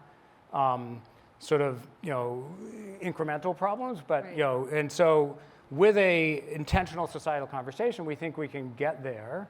And the time has to be now because the AI is getting so sophisticated so quickly. It is in danger of being buried into a bunch of other, it's a general purpose software. It's in danger of being buried into a bunch of other You said earlier yeah. that, one of your worries was, will AI get really smart really fast, and will we lose the ability and the will to regulate it? It's like that seems really powerful. Yeah, exactly. Whether that's at the source, at the chips, where we're gonna hear about the chips later, but or whether that's at the application layer, or whether that's at simply the liability consequences layer, there needs to be something because, in a couple of years, this will be everywhere and embedded in everything, and it'll be much harder to set standards for retrospectively. And so, does it feel like we're at like a tipping point right now for you? That we have to act now, or that we should act now? I feel we are approaching a tipping point. I don't know that it's like this week, but I would say in your horizon of the next 5 years, yes, without question. That is happening. Yes. Where do you think are the biggest opportunities to advance in AI and tech, very broadly, for Omidyar, just in terms of investment or software? Yeah. So I'd say we're focused on two different spaces, which may not be the biggest opportunities. The biggest use cases that have been floated out in the venture markets are obviously at the enterprise software level, and a lot of people are investing against that. If you look at what OpenAI claims its market opportunity should be, we're focused on a couple of different opportunities. So one is in the AI tech stack itself. So the LLMs, the cloud, the chips, the compute. And think about chips for a second, right? And different chip architectures can do a bunch of things for you. They can have an off switch if you're worried about the existential risk pieces. Yeah. They can use less energy consumption, which is a massive issue. And they can reduce the cost of inference dramatically, which then, if you care about competition, takes the influence of the most deep-pocketed players back a step in the case. So we're focused at the levels that would have sort of a competition effect. And then similarly, we think there's a big opportunity in what we call the assurance tech sleeve. So the seatbelts and the catalytic converters that this revolution is going to require have to be produced by private sector. Right. Red teaming as a service, deepfake detection, synthetic data understanding of the risks and guardrails around there. We think there's a big thesis around that set of technologies that will also just help us understand better what's happening inside the factory. And to pull it all together. Yeah. And what makes you feel hopeful about what we're moving into right now? Yeah. There's a lot of reasons to be concerned, but what makes you feel hopeful? Yeah. So one, this is a very vibrant and fertile period. And I think what makes me hopeful is we have pattern recognition as a society, right? So I think there's a lot of regret around social media that we didn't get it right, we were not intentional up front, and we let the train leave the station without giving it much thought. And I think when you've seen in other places, in other areas where we've made a mistake recently and we've had the chance to come back, we've done that well. We underinvested coming out of 2008 recession, and in the COVID pandemic, we did not underinvest, and the economy recovered much more quickly. Same thing. Can we have pattern recognition from, when we have the thoughtfulness and we have the pattern recognition? I think there's a lot of will and interest on all sides of the aisle to do this technological revolution differently. For all of us to come together to do it differently, though. Yes, and I think it will require all of us. Yeah, it will require the media, civil society, the tech companies, the coders, the builders, the open source makers. It's going to require a lot of us coming together, and as we said before, the moms and the kids, the people who are not part of this conversation normally, to show up and be part of the conversation and recognize this is affecting their lives too. And I want to go back to what you said at the beginning here about shared power. Most people don't like to share power, though, but that seems like one of the big mission statements. It's trying to build that tech to share the power. Yes, exactly. To say, right, this is an incredibly powerful technology if we can get it into the hands of people like on the front lines in a home healthcare agency. Imagine what that home healthcare worker could do with the power of the AI alongside her, as she's attending to an elderly, care citizen and that sort of thing. So.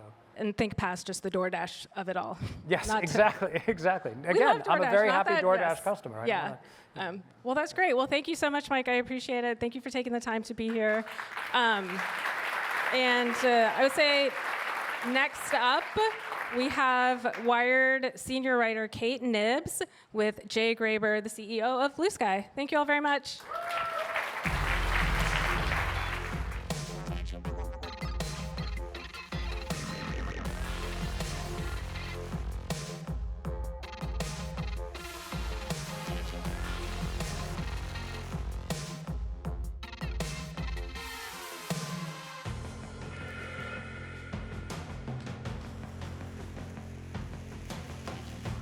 Hey guys. Hello. Yes, I'm Wired senior writer Kate Nibbs, and I'm thrilled to be joined today by the CEO of the hottest social network of the moment, Jay Graber. Before Jay was the CEO of Bluesky, she founded a social platform, and she also was vital to the development of the privacy-focused cryptocurrency Zcash. So she's done a real tour of Silicon Valley activities. And yeah, it's going to be great. Thanks for being here. Thanks for having me, Kate. Yeah, so I joined Bluesky about a year ago, and at the time it was still invite only, and it was, really, really popular amongst a certain community. But recently, it's completely exploded and grown exponentially. How many users are on there now? We crossed 24 million recently. Amazing. And since it's grown so much, I'm curious if you can explain to anyone who is still unfamiliar with the platform, what distinguishes Bluesky from its competitors? Yeah, so Bluesky is really focused on user choice. We try to give users a choice in their experience, developers the freedom to build, and creators the ability to own their relationship with their audience. And so the way that we do that is it's built on an open network underneath, and that means that there's lots of experiences that you can have on Bluesky. You can customize your feed, you can control what you see, you can control how other people interact with you. There's a lot of tooling under the hood for that. And so that means that it's a better experience for people, and ultimately that's what we're trying to provide. And it is a crowded playing field, and you are emerging as like a new star. I'm wondering, why do you think the world was so ready for innovation in this space? Yeah, well, social has gotten kind of stagnant over the years. When you have really strong network effects and people feel like they can't leave and there's no alternative, then innovation kind of comes to a halt. Also, the social companies have closed down the ability for developers to build on them, and so stuff that used to happen, like people building, TweetDeck back in the day, stuff like that, doesn't really happen anymore. And so what we've done is open that back up again. So developers are building new things, and users are coming in and finding out that, hey, you can do things differently here. You can have a model of a social network that lets you be social again and isn't having a For You feed that just shows you what the algorithm wants you to see. There's the ability for you to go in and search for whatever you want, see whatever you want to see, and if you can't find it, you can go build it. I really, really appreciate that the search bar doesn't say anything about AI. Thank you for that. Is there anything that people, developers, or other people in the Bluesky community are doing that's especially exciting to you? Yeah, there's a lot of stuff that's been built that's really cool and that we're seeing for the first time. One of them is starter packs. So people are using this tool we built to connect with each other. And so if you want to bring your friend on, you can add your 100 most recommended accounts, or however many you want, to a starter pack, and then give that link to your friend, or even put up a QR code and give that to people. And so that means that people are able to find their network very quickly. The other thing people have done is they've built tons of custom feeds. And so that means that if you are just looking for maybe cat pictures today, that's all you want to see. That's usually me.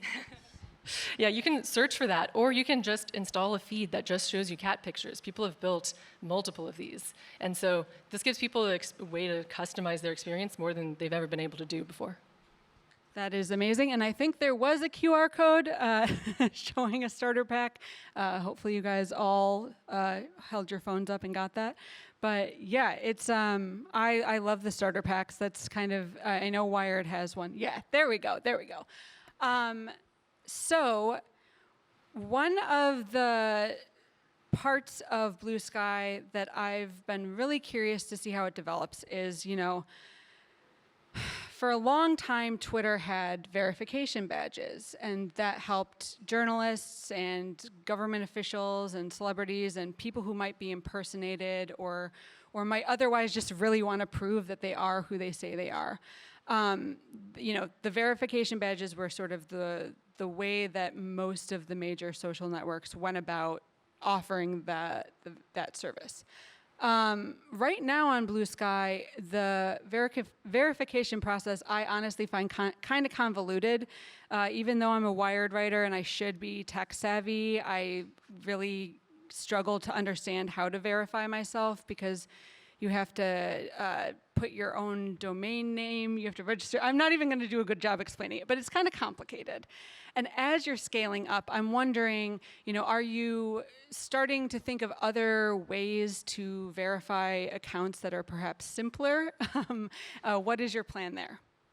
Yeah, this has actually been a topic of discussion on the network this week, but I can back up and explain the verification that we do have right now, which is intended to put user control front and center. And so that is the custom domain name system. So if you're the New York Times, you can have that just be your domain, right? Wired, I think, is also, under their own domain. And so that means that you're able to show whoever owns this website is the person behind the account. And so that means, even senators can get a senate.gov domain, and only person who controls the senate.gov domain name can give that to people. So this is a way for organizations or well-known websites to self-verify without needing someone in the middle, like us, to do that. But that is a little bit complicated. We have the ability for you to actually buy your own domain name through us, but that's not necessarily what everyone wants, particularly people already have their own domains. Is buying your own domain name a profit center for you? It's something that we actually just put out to try to make it easier for people, because that way you don't have to set it up yourself. And also people like shorter usernames. And so, everyone has a bsky.social if you don't have your own custom domain. And so if you just want j.com, I could buy that and then have that as my username. And so it creates a shorter link, shorter handle you can have. But the way that we're talking about exploring new ways of verification, and this is being done sort of in the open on GitHub, on the network, people are chatting about it, is putting out some form of verification where we will be one verifier and then others can verify as well. And so because, again, going back to this being an open network, that means that we could verify some organizations, some people have some process for that, maybe display a badge or something. We haven't come to a final conclusion on this yet. But then other folks could do that as well. And so you could have other organizations, other people out there doing their own verification processes. And then as a user, you can decide which you want to trust. And so if you want to trust Bluesky's checkmark system, that'll probably be a default, but if you want to install a different one or use a different version of it, you can go and search for that. And so that means that the trust is ultimately rooted in what you as a user want to see as the verification system you believe in. So Bluesky itself wouldn't be verifying the other verification systems? The app is always able to do some amount of customization over what things we recommend. So, for example, we have tons of feeds, we have tons of moderation services, and we might recommend some because these have been around for a while, these are more trusted. But over time, I think people, including us, start to build up trust in the systems that work best. And so, one that just popped up last night probably won't be at the top of the search results, and people won't be using it a lot. But if there's, a credible organization behind it, or a lot of people are using it, then that'll rise to the top. Gotcha. Okay, very interesting. Wired might have to start up its own verification service. So Jay and I actually talked for the first time last February, and one of the most memorable things she said to me was that she was determined that Bluesky would not become enshittified with advertisements. Yes. A lot has happened since then, though. I don't think I've always been a fan of this service, but I didn't expect it to take off in the way that it did in the past few months. You've scaled in a way that is really unique, and at the same time, you've also, taken some venture capital investments. I can imagine that there's more pressure than ever to figure out ways to be profitable. I'm wondering, how are you going to be profitable without inshitifying the platform? Yeah, I mean, our goal from the start has been to make sure that our incentives end up aligned with users and the people who've built this ecosystem. And so the ways that we're moving into monetization is, as we announced recently, starting with subscriptions. But we're going to go into exploring some other avenues here. One of the things we really believe is that money follows value. So we've started to, a lot of the effort we've put in is just showing that there's value in having an open network and being able to build on it, and other people can participate in that. So people building feeds, building moderation services, building the things that are, making this a valuable ecosystem. And so our goal in moving into that is to build some network services, things that, developers can tap into, users can tap into, and, not necessarily going to go into great detail on all this right now, but like subscriptions are the first step, and then from there, we're going to explore things that like keep our incentives aligned with the ecosystem. Are you going to roll out subscriptions soon? That was the plan, but we've had a lot of growth recently, and so right now it's a bit in flux. Yeah, what has been, the hardest part of growing at this rate?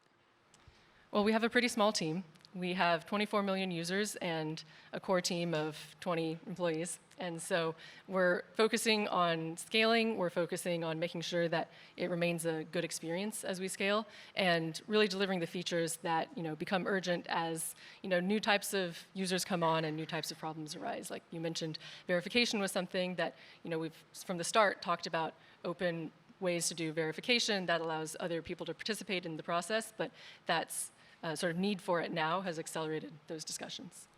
Gotcha.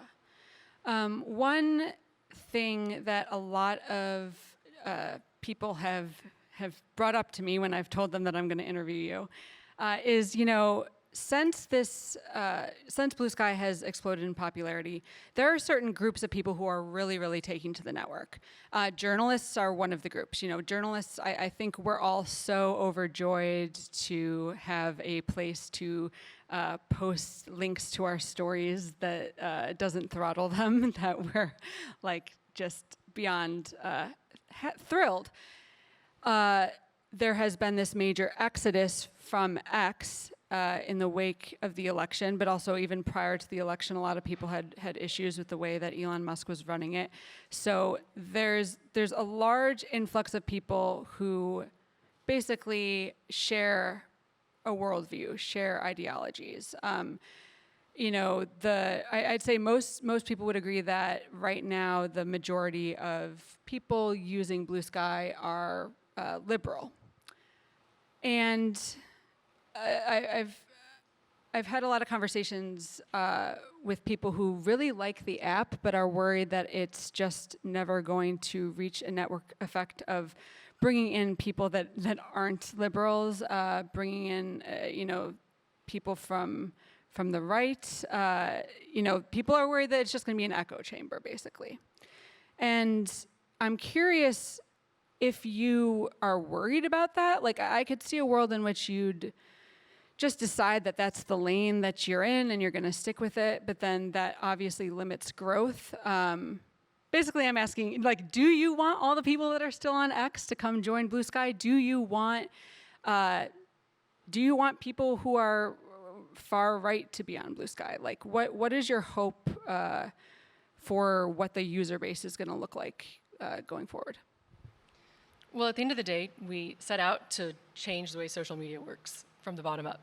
That's why we built on an open protocol. That's how we got started. And so our goal is to build this for everyone. Bluesky is for everyone. We have the ability for people to create the spaces that they want. And even now, there's actually lots of Blueskys within Bluesky because you're able to create so much customization. And so the way this works is we just try to give the users as many controls as possible. So whoever posts a thread has controls over what happens in that thread to some degree, right? Because we're thinking about this as your Bluesky account being like your own blog. It's actually similar because you actually can host your own data, your own account on your own service if you want. And so just like a person who puts up a blog post can go in and have some control over their comment section, the person who posts a thread on Bluesky, on your microblog, gets to have that kind of control. And then if somebody is, quote posting you and you want to get out of this conversation, you're not feeling it, you can remove yourself from those quote posts. And so that means that, some people say, well, this starts to create an echo chamber because you're not, listening. But actually, there's just a lot of ways that social media has gotten a bit tiring for a lot of people because you can't necessarily get out of the conversations you don't want to be in unless you completely stop using the app. And so our goal is to get things to a point, with the way that we're building this app, that people have controls over how they want to spend their time online. And so you can go in and design a experience that is just quiet posters and mutuals if you really want that. And that's just... What's a quiet poster? Yeah, so those are actually feeds that people have built that mean that it just shows you posts from people you follow that don't post that often. So maybe you have that friend that uses social media like once a month, and normally they'll get drowned out in the people who are posting every hour, and you would never see their posts. But if you go into that feed, then you're seeing the people who who have just posted over the past few weeks or the past month, and you catch up on that. And then the mutuals are people who I follow you and you follow me, and then I like to hear from the people who I already know, and that's the conversation I want to be in. And then if you want to go dip in and see what's going on in the broader world, you can go to, say, the Discover feed or the Politics and News feed and check in on everything going by, maybe participate in those conversations, and then swipe away from that or uninstall them when you're done with that kind of a conversation. And so that means that the people who come on here start to be able to design the spaces that they want. Do you think then in that way that people will be able to design experiences that they want, but that means they'll be able to exclude, seeing posts that they don't want to see? Do you think that that's going to basically put a limit on how much Bluesky can ever sort of simulate a town square? There's the spaces where those kinds of broad town square discussions are happening as well. But following our philosophy of just giving users control, I think it's up to the user what they want to see. Because I think when people don't want to participate in that kind of discussion, they just don't use that app anymore. Or they withdraw to a text message group or a Discord group or someplace where they feel like they can be having the conversations with the people that they want. And then they come back when they want to talk to strangers about all the stuff happening in the moment. We want to make it possible to talk about everything happening in the moment, all the broader conversations going on, and have that be going by, and then you can dip in and out of that stream as you wish. And the ability to link to stuff, as you mentioned, really easily and follow through on those links is another part of this, which is just seeing Bluesky as being a gateway to the open web. We want to make social more like the web again. And so that means that, you can click through, we love links. We want you to be able to, go through to where people are having conversations, not even just on the app, but if you're going to go, read that news article and then comment on it. Your personal Bluesky experience, when you're designing it, what are you prioritizing? Are you going, are you treating it more like a Discord situation? Are you going for these mutuals and quiet posters? What's your ideal, scroll through Bluesky look like? I actually do both because I want to catch up on what's going on, and there's actually a catch-up feed that shows you the most popular posts in the last 24 hours. And so I like to go through and see what everyone else has been talking about, get the vibe of the network that day, and then see what the Discover feed shows me. But then sometimes I actually do go into the quiet posters or the mutuals feed. There's also one I really like called the Moss feed, which is just forest pictures people have taken on their hikes. And because it's picking this stuff up in an automated way from everything people post, these are people who, maybe a new user came on and just posted a picture of a hike with a mossy rock or something. And it's just stepping out of the stream of all the broader conversations for a moment and just visiting a quiet corner of the network. And then, I don't spend all day on there, but then I go back to what else is going on, maybe make a post. And so that's within my experience of the app. I can have these different corners of it for myself. I'm definitely going to check out the Moss feed. I love a bog. It's one of my favorites. Yeah. 5 years from now, where do you want Bluesky to be? I want to change the way social works. I want us to have choice over what we see, to have an open marketplace of different algorithms, different timelines. I want us to have lots of people participating in building moderation services. So these questions about how social media is moderated, who controls what you see, gets placed back in users' hands, in developers' hands, and in the hands of anyone who's interested in helping improve the situation, right? Like civil society organizations, academic researchers who have ideas for how social could be different.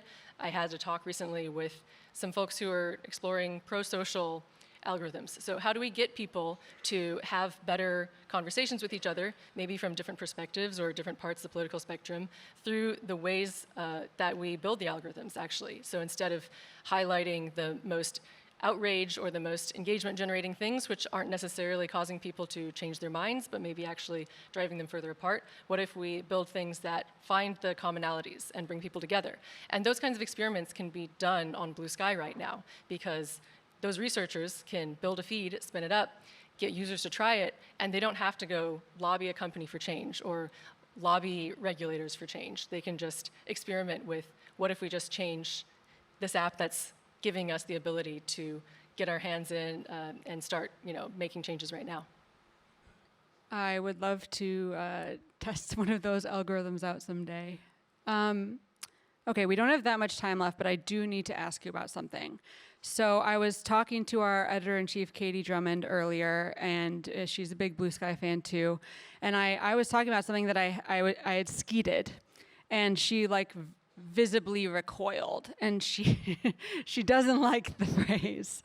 And if you guys aren't familiar, Bluesky's user base basically took it upon itself to call what you put out into the feed a skeet. It's kind of a play on a tweet, and it doesn't have any other meaning. So now that you're blowing up, are we sticking with skeet? I have always called them posts. I maintain that they are called posts because when we set out to do this, we were not trying to invent new words, and we were building a protocol. So there's going to be other apps, there are other apps, there's other things people use, and not all of them are going to call posts the same thing. On the other hand, this is very user-driven, and the ecosystem evolves as it will. So I'm going to keep calling them posts. The Bluesky app, when you go to post something, says post and quote post. But there's other apps out there that have called them skeets. Do you have a favorite post? Like one of those that Yeah, lives rent-free in my is head. there any, I was gonna say, do you have a favorite skeet, but I'll call them posts. Is there a platonic ideal of a Bluesky post that you look at and you think yeah, I did a good job? What's your favorite skeet? Let's see. Well, the one that sprang to mind is somebody made a joke about vitamin water that I still remember. And they said, oh, it's vitamin water. What vitamins does it have in it? Pink. And that's how I feel about vitamin water, but I still love it. So I don't know why I thought of that, but that's one of the ones I like. There's just a lot of posts like that go by and make me laugh. No, I'm honestly very, very impressed that you came up with one on the spot, because I didn't tell her I was gonna ask her that. That is all the time that we have. But Jay, thank you so much for joining us. And thank you. Everyone should get a Bluesky account.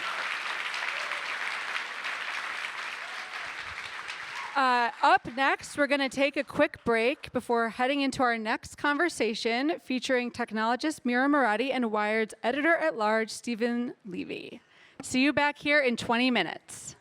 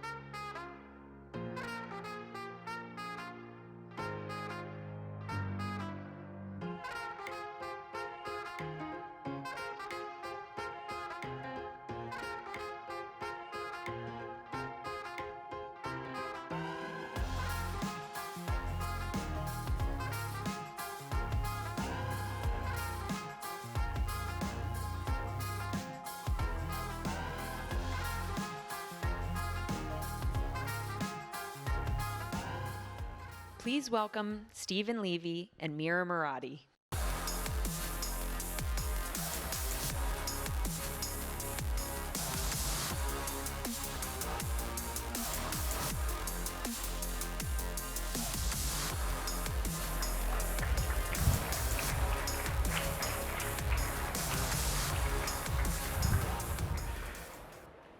Hey, y'all having a good time?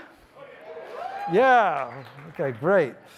Well, I'm excited about our next guest in the big interview, Mira Murati. She most recently served as Chief Technology Officer at OpenAI, where, among other things, she oversaw product teams building ChatGPT, DALL-E, Sora, and contributed to advancements in AI safety ethics and machine learning research. For a few days, she was even the interim CEO, I hear. She also handled external relationships, and I could tell you, I did a story on Microsoft recently, and unprompted, any number of people told me how important she was to the partnership and how they enjoyed working with her and how she made things go better for that little company in the Northwest. Prior to joining OpenAI, she managed the product and engineering teams at Leap Motion and led the design, development, and launch of vehicle products at Tesla, including the Model X. Is that all correct? Yeah. Well, welcome to Mira. Thank you for having me.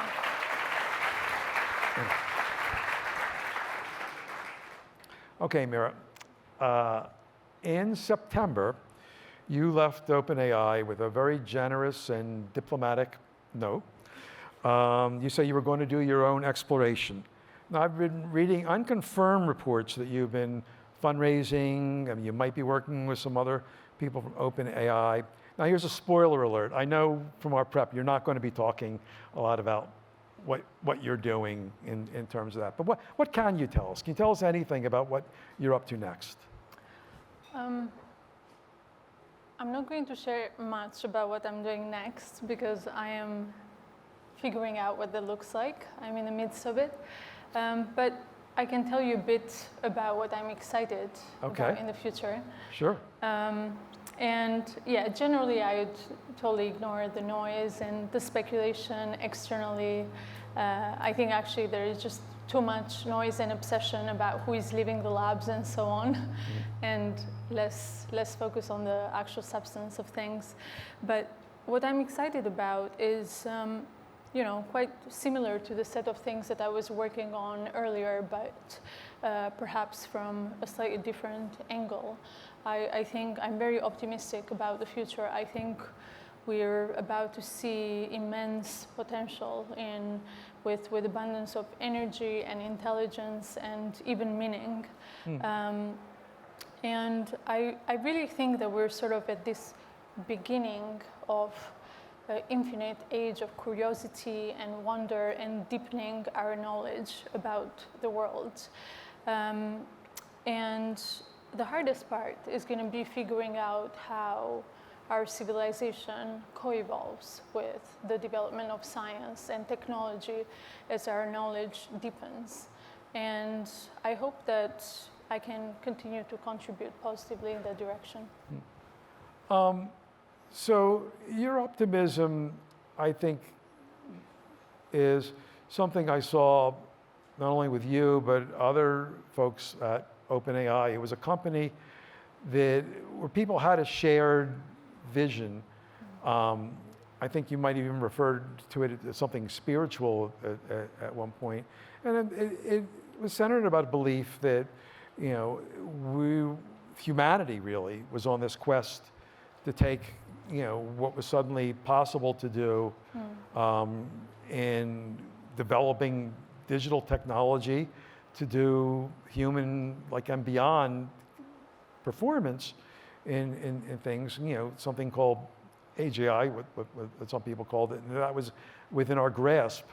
You did share that view, and I guess do share that we're approaching the point where we can accomplish that. Is that correct?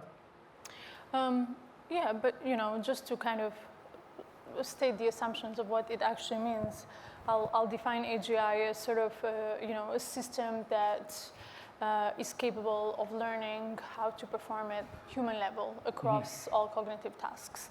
And if you look at sort of the past few years, this year we have systems that are capable of PhD level performance in many different domains. And before that, we had college level performance. And before that, just a couple of years before that, we had high school level performance. So if you just look at this trend and extrapolate it out,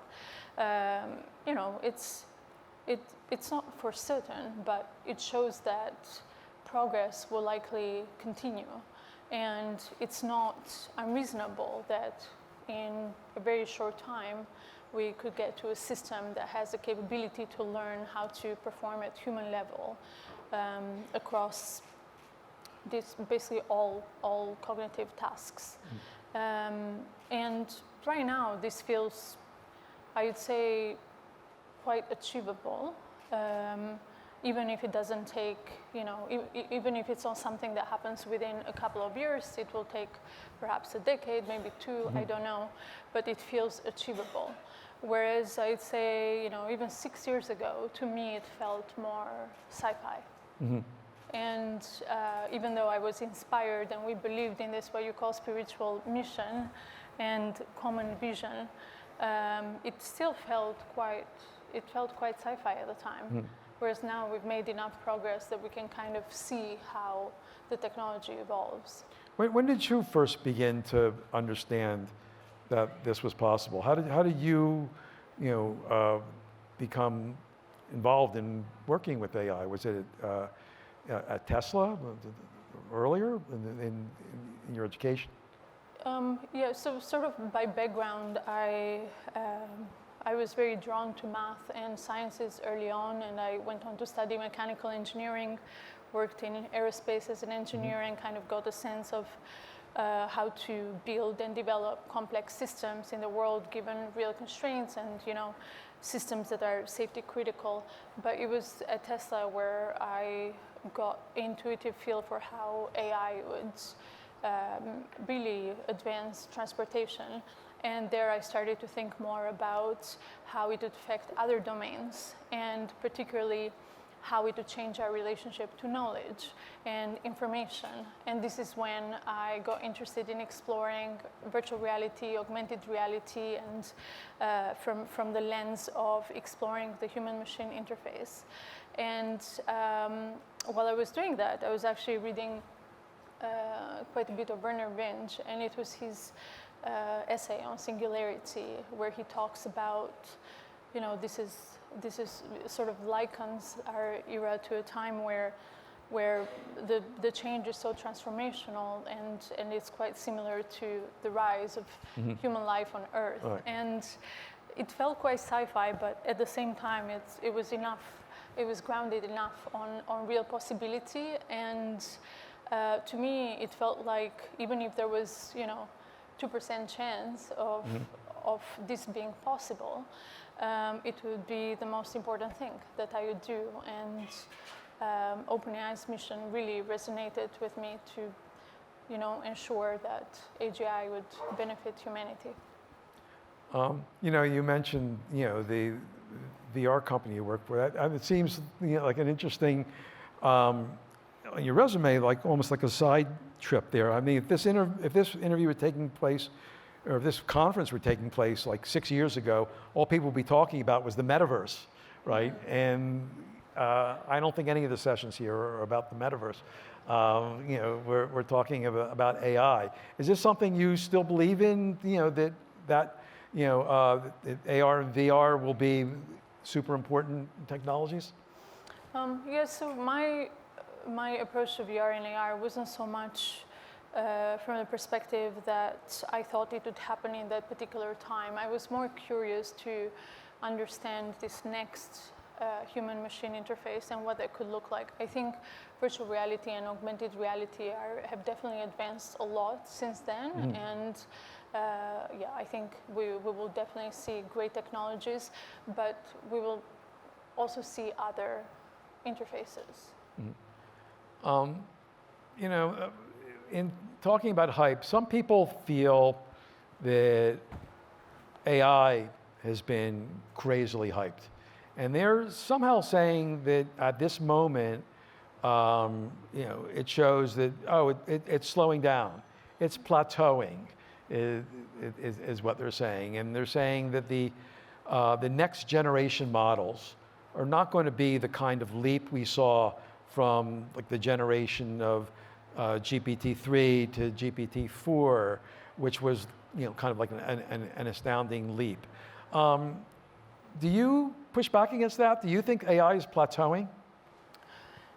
So I think one interesting observation is that people they adapt very quickly to these changes, like, you know, the ChatGPT and Claude and all the systems that we have today, that maybe they think they're not good enough, they're not proving fast enough.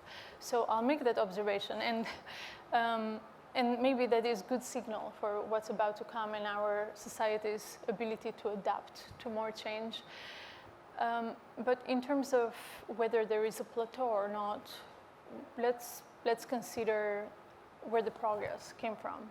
And a lot of the progress today has come from, you know, increasing the size of the neural networks, increasing the amount of data, increasing the amount of compute that goes into the systems. And we've observed this scaling law, which is not literally a law, but an observation rather, that as you increase all of these things, predictably it leads to increased capability. And in 2020, we saw this with text, but since then, we've seen it with a lot of different data, code, and images, and video, and so on. So we've seen a lot of advancement coming from that. And then another vector has been of progress, has been multimodality. And there is also, you know, we're just starting to see the rise of more agentic systems. So I expect there is going to be a lot of progress there. But then the question is, will this progress be enough, or will these scaling laws lead us to systems that are capable of performing at human level across all cognitive tasks? I would say that, you know, current evidence shows that the progress will likely continue. And I don't think there is a lot of evidence to the contrary. But whether we need, you know, new ideas to get to AGI level systems or not, that's uncertain. And also, it's very possible that we hit limitations in architectures or you know, other methods. But then when that happens, it turns out that people will find a way around it, and there'll be new techniques and new optimizations. So I would say it's uncertain, but I'm quite optimistic that the progress will continue. There are also, I'd say, the counter arguments that I've heard are, you know, the data wall and sort of the compute investment.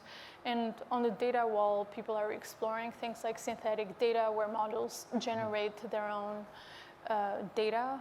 And on compute, if we look at the level of investment on compute, you know, this year companies are spending $1 billion, and next year that goes up by a factor of 10 to 10 billion, and the year after that to 100 billion. So from capability perspective, it seems like progress will continue. But I think getting to AGI level systems is not just about capability, and it's also about figuring out how we make these systems aligned, safe. It's about figuring out the entire social infrastructure in which these systems are going to be operated in. So that we can have a positive future, because this technology is not intrinsically good or bad. It comes with both sides. So you mentioned safety. You know, I have to say, when I was diving into OpenAI, you know, which was founded to build AGI safely, the people I talked to in general, I'm not talking about you necessarily, they got more excited about the building AGI part than the safety part. Not that they dismissed it, but that's what really got their motor running. You know, they'd light up when they talk about that. Do you feel that we're spending enough attention to the safety, and you know, and because there's kind of an arm race going on? Not kind of. There's literally, you know, a race to best, you know, this company to best another. Your model's better than my model. You know, I've got to fix that and race ahead. Do you think we're overrunning safety? Do you think we're paying enough attention? I think that on practical safety, we've actually made a lot of progress. The work that OpenAI has done on practical alignment has been incredible, and it has really led the industry.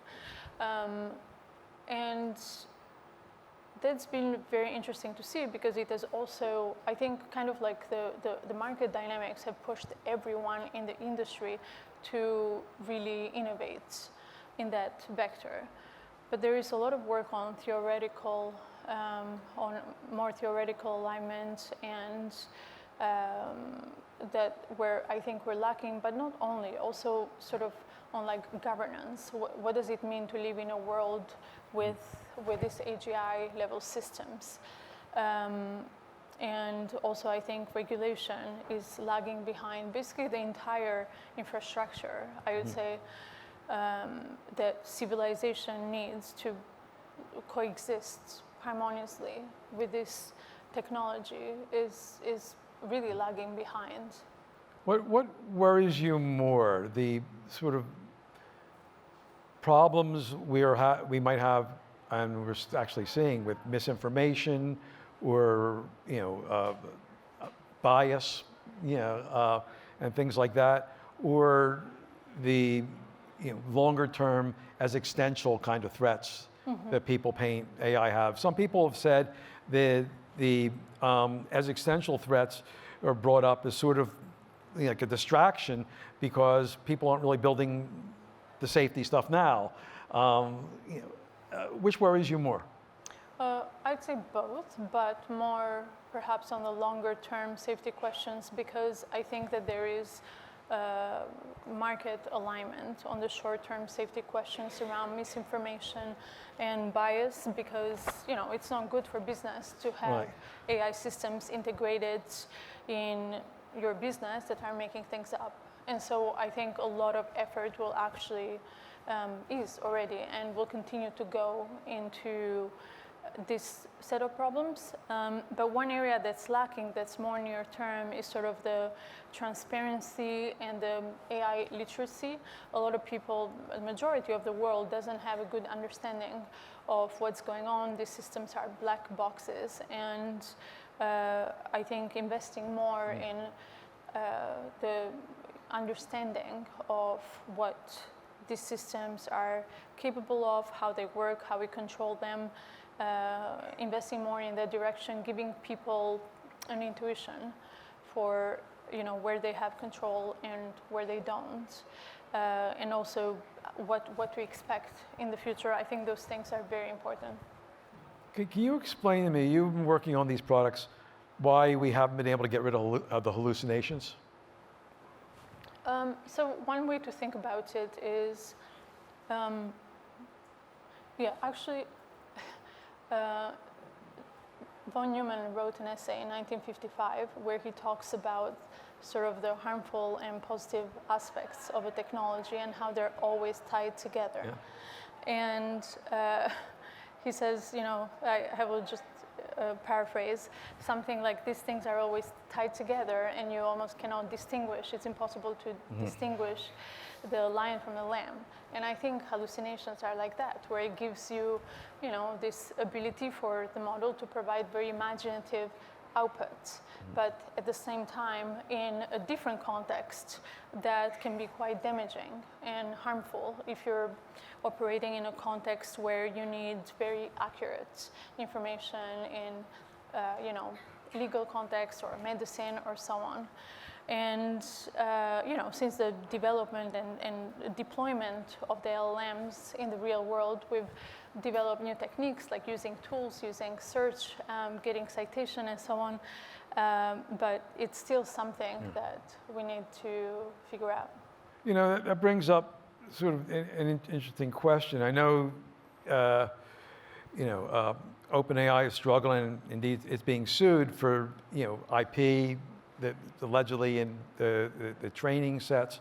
Some people have suggested, you talked earlier of synthetic data, that could be one way to get around that. But it seems to me that the more we go down this path, the more valuable the trustworthy information is. that, like made by humans. There was a study I read about recently that talked about that if models are trained on, data which is produced by AI, it sort of, gets awful results, and in each iteration it kind of goes to meaninglessness, right? Which seems to put a premium on like human created content to put in the training sets. So inevitably, what happens? It winds up to be some sort of licensing things for the best, most trustworthy models, which then sort of, I guess, limits its world models. How are we going to eventually deal with this IP issue and have reliable, world knowledgeable models? Yeah, I think that's probably the answer to that is probably very nuanced. There is the aspect of, how the laws evolve with the dawn of this technology, and there's a question of that. There is another question of how do you make sure that the people that have contributed data along the ways are part of, somehow are taking part into the benefits and figuring out and innovating perhaps in business models and understanding, doing more research and understanding how specific data contribution leads to the model providing, a certain amount of revenue. And another layer is definitely the research on the data and figuring out what kind of data you can use and pushing areas like post-training more, which is, you're using techniques like our reinforcement learning with human feedback, or you're doing reinforcement learning from AI feedback, like the constitutional AI stuff, or you're using other techniques. But I think this is one area actually that is getting more and more sophisticated in the modern AI systems and requires a lot of human feedback or synthetic data. Finally, I guess, what happens if we do get AGI? Your former boss says there's going to be an age of unbelievable abundance, that where the poorest person in the future will be better off than the richest people now. What you must have given us a lot of thought. Where are we going to be if we get this AGI, which can match and exceed some human capabilities and then learn to go beyond us? What's that world look like? I think that depends on us. We have a lot of agency for how things are about to evolve and how civilization co-evolves with this technology. I think it's entirely up to us, the institutions, the structures we put into place, the level of investment, the work that we do, and really how we move forward the entire ecosystem. I think right now there is a lot of focus on specific individuals, but really the real question there is how do all of us contribute to this ecosystem to move it forward in a way that's collectively positive. And that is really what will shape the actions and constrain the actions of any specific individuals.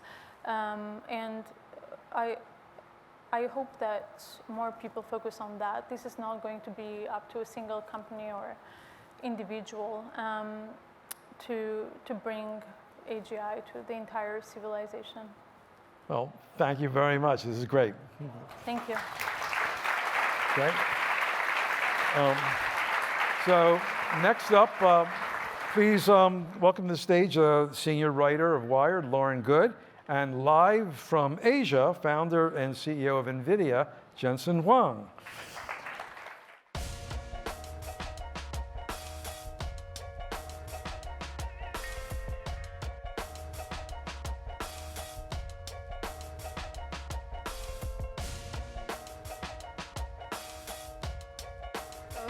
Hello, hi.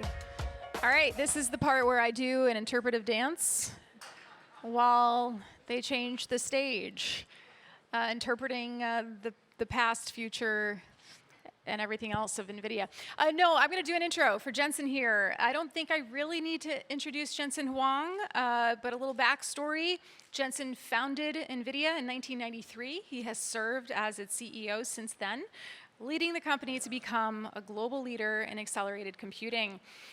Its invention of the GPU in 1999 revolutionized computer graphics, sparked the growth of PC gaming, and now it's basically shaping the modern era of artificial intelligence. Let's give a warm welcome to Jensen Huang. Hi. Hi, Jensen. Can you hear me? Hey, Lauren. I wish I was there. I wish you were here too, because it's really hard to get hard to get the vibes of that leather jacket over Zoom. I could do it. All right, Jensen, you are joining us today from Thailand, and I know that you've been on a bit of a world tour recently, talking about sovereign AI, which is, I think, what you're doing in Thailand, correct? Tell us about this. Well, first of all, it's great to be with you. I'm here in Bangkok. In fact, it's really great to be back here because you probably don't know this, but I lived here for about 5 years when I was a child, from about 5 or so, and I went to school in an international school here. It's called Mira Murati International. It's a couple of blocks away, and so it's really terrific to be here. Jensen, I'll also note you're the only guest who's technically joining us from the future, because it's already December 4th there.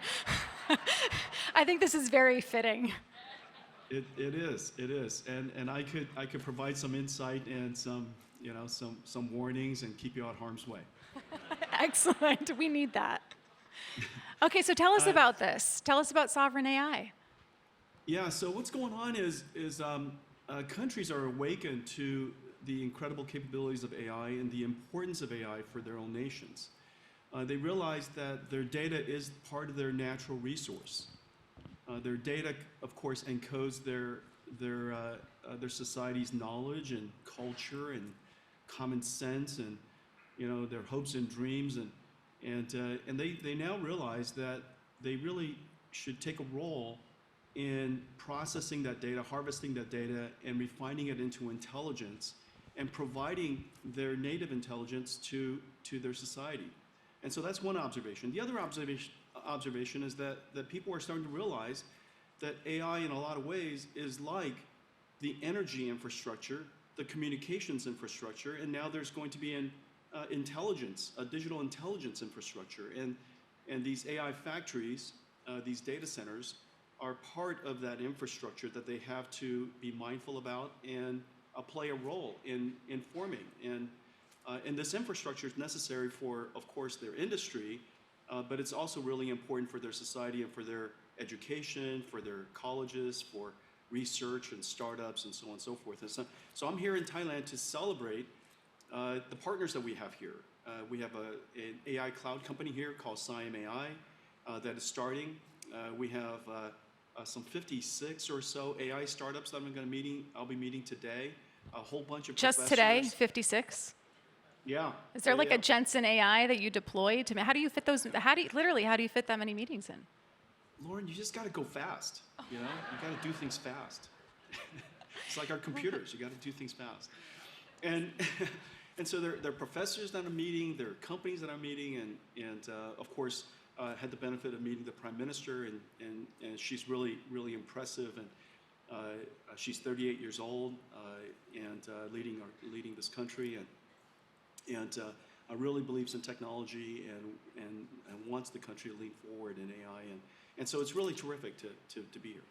The way that you're describing this is, I mean, I'm sure it's nice if you get to sell more GPUs as well, but it also sounds like you're reclassifying this era of generative AI as infrastructure. And I'm wondering what that means for the development of AI models. Well, let's see. There are a couple of questions in there. First of all, it is infrastructure in the sense that so many different parts of society needs it. Universities needs it, researchers need it, startup companies need it, large companies need it, and so when every aspect of of a society needs something, it's generally recognized as infrastructure. And I think that artificial intelligence will be a layer above the internet, a layer above the way we interact with computers today. And your question about large language model is, it's essentially the new operating system. You know, whereas the way that we used to use computers is to program it and retrieve files and manage files and so on and so forth in the past. In the future, the way we'll use computers, of course, is to prompt it, to ask it a question, to ask it to do something for us. And at the core of that, instead of the operating systems of the past, the core of that is now large language models. It's not one large language model, but it's a system of large language models. But at the core of it is the large language model.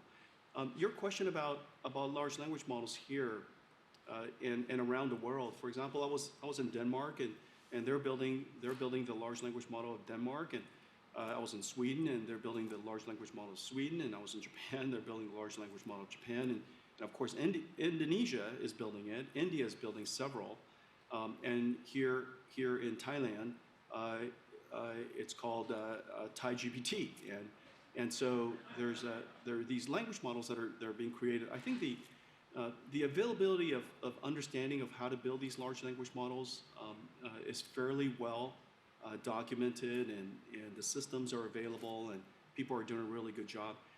People are also realizing that it's not one giant model that needs to be built, but in a lot of ways, you could create very effective AIs that are systems of large language models.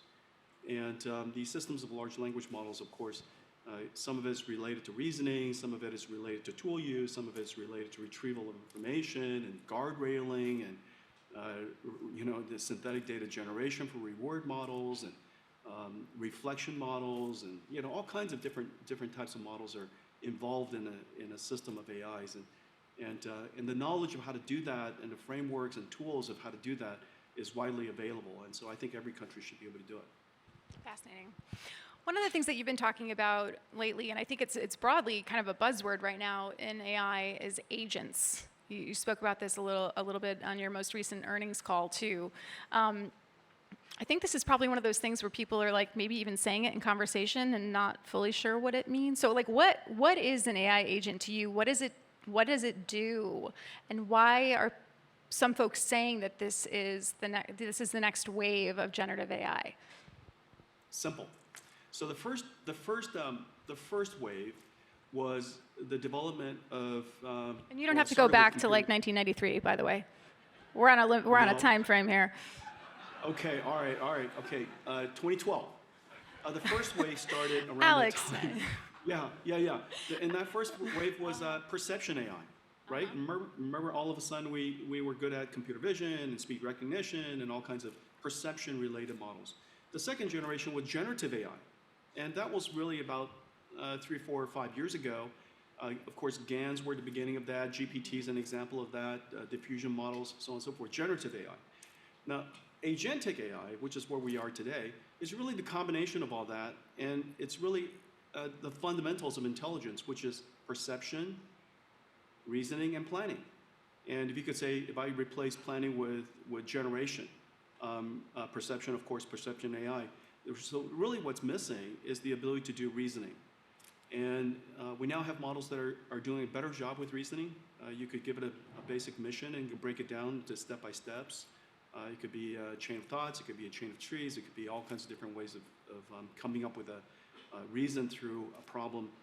Maybe even inviting other AIs to help you do a job, for example, an AI that could be good at generating images, or good at generating music, or retrieving a file, generating citations, doing search, so on and so forth.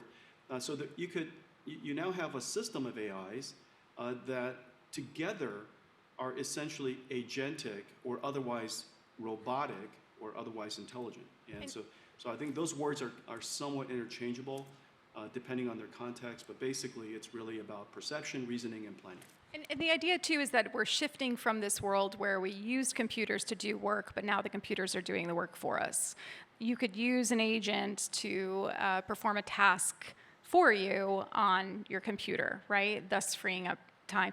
Are you personally using AI agents in that way right now? Like, could you describe an example? I use AI. I use several AIs, and I use them all just because I enjoy them all. I use Gemini. I use ChatGPT. But is it actually doing your work for you at this stage? I use it to write a lot. I give it a basic outline, give it some PDFs of my previous talks, and I get it to write my first draft. It's really fantastic. So anytime I write you an email and you actually respond, that's an agent, you're saying, Jensen? No. Well, I have a filter, so when Lauren writes me, I write. It goes right to the top. Goes right. All to right. Let's talk about the future of NVIDIA's business. You have a lot of partners around the world, as you're describing, and I'm wondering how vulnerable, if at all, you're feeling to political instability right now. How are you thinking about this?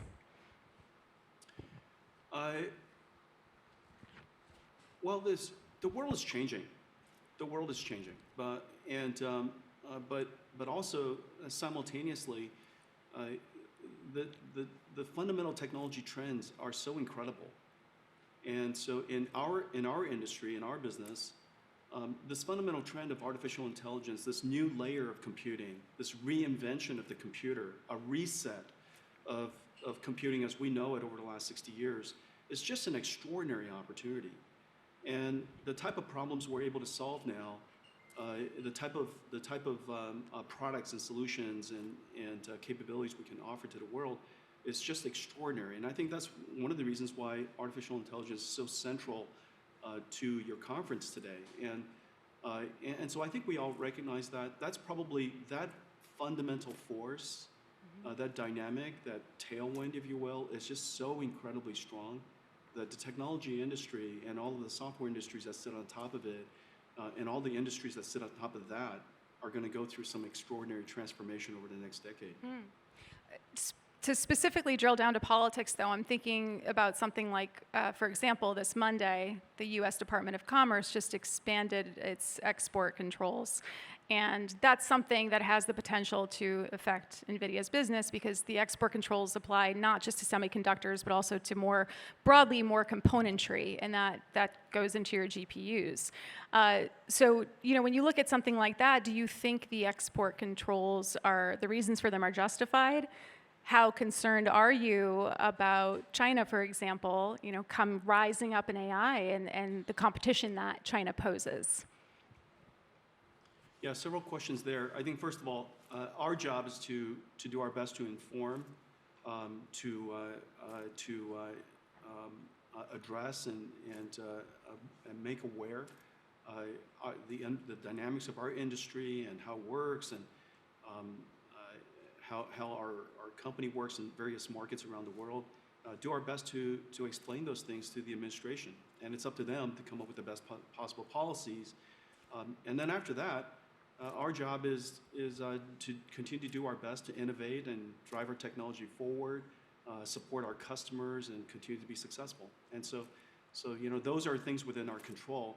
And I think that our interactions with the administration has been great. In terms of the incoming administration, President-elect, why are you guys laughing? This is there. President-elect Donald Trump has said in the recent past that he believes that Taiwan has taken some of the chip business from us. You work very closely with partner TSMC based in Taiwan. When you hear remarks like that, I mean, how concerned are you about what that could mean for your relationship with TSMC? Well, TSMC's role in the industry and role in the world is fairly unquestionable. I think they're obviously a very important technology innovator, a very critical part of the world's supply chain, an extraordinary company with excellent leadership and a culture that was really built by hand over the course of some 40 years, and in a relationship and a partnership that is really critical to us. And not just to us, to companies that everybody knows all over the world. I think all of that is going to remain true, and if anything, TSMC as a company gets better and better every single year that we work with them, and so our relationship with TSMC is going to continue, and the world's dependency on TSMC is going to continue for quite a long time to come. Have you spoken yet with President-elect Donald Trump since the election? I've reached out to President Trump and congratulated him and wished him success and told him that we'll do everything we can to help the administration succeed. Okay. Do you anticipate having extended conversations about your business with him? Well, artificial intelligence is obviously really important. Huge topic. And, yeah, huge topic. And it's important on a whole bunch of dimensions. On one dimension, just technological reasons why it's important. But it's also important because it's a brand new industry. This is an industry that's never existed before. You know, we're producing intelligence and manufacturing intelligence at scale for the very first time. And the reason why I chose that word, manufacturing, is because usually an industry is formed when it manufactures something that didn't exist before. And so, for example, my generation was responsible for the manufacturing at scale of software. Before my generation, there was no such thing as software. And then after this generation of technologists and all of us working in the computer industry, there's now a concept called software that you could manufacture. There's common sense about manufacturing and best practices and all the technology necessary to manufacture software. And we do it at an incredible scale, and it's a multi-trillion-dollar industry. Well, we have a brand new industry now. And this industry is not about producing software, it's about producing intelligence. And this industry requires energy, requires a lot of factories, and has great implications to great social impact, industrial impact, and the economic and technological success of a country. And so I'm certain that the new administration and President Trump would be quite interested in this industry, and I'll be more than delighted to provide any support and answer any questions that I can. There's also been a lot of excitement about Blackwell, which is your newest chip. It is being delivered right now, right? You've delivered it to some of the hyperscalers, correct? Blackwell is a whole system. Yes. A bunch of switches and networking and compute and so on and so forth, and a whole mountain of software, and it is in full production. It's going quite well, and we have Blackwell systems installed all over the world now. And what would you say is the number one biggest difference from Blackwell that your customers are going to see? I mean, it's assumed that it's faster, right? But what are the downstream effects of that? There are several things. First, because in training, because of its performance is so incredible, it's a leap in performance. Another way of thinking about that is instead of waiting months to process the data necessary to train a model and then train a model, you could reduce that time by 3x, by 4x. And so it could have been 6 months, and now it's month and a half. And with everybody racing to the next plateau of AI capability, the difference between 3 months from one company to another company could be a game changer. And so everybody is really racing to reach that next level.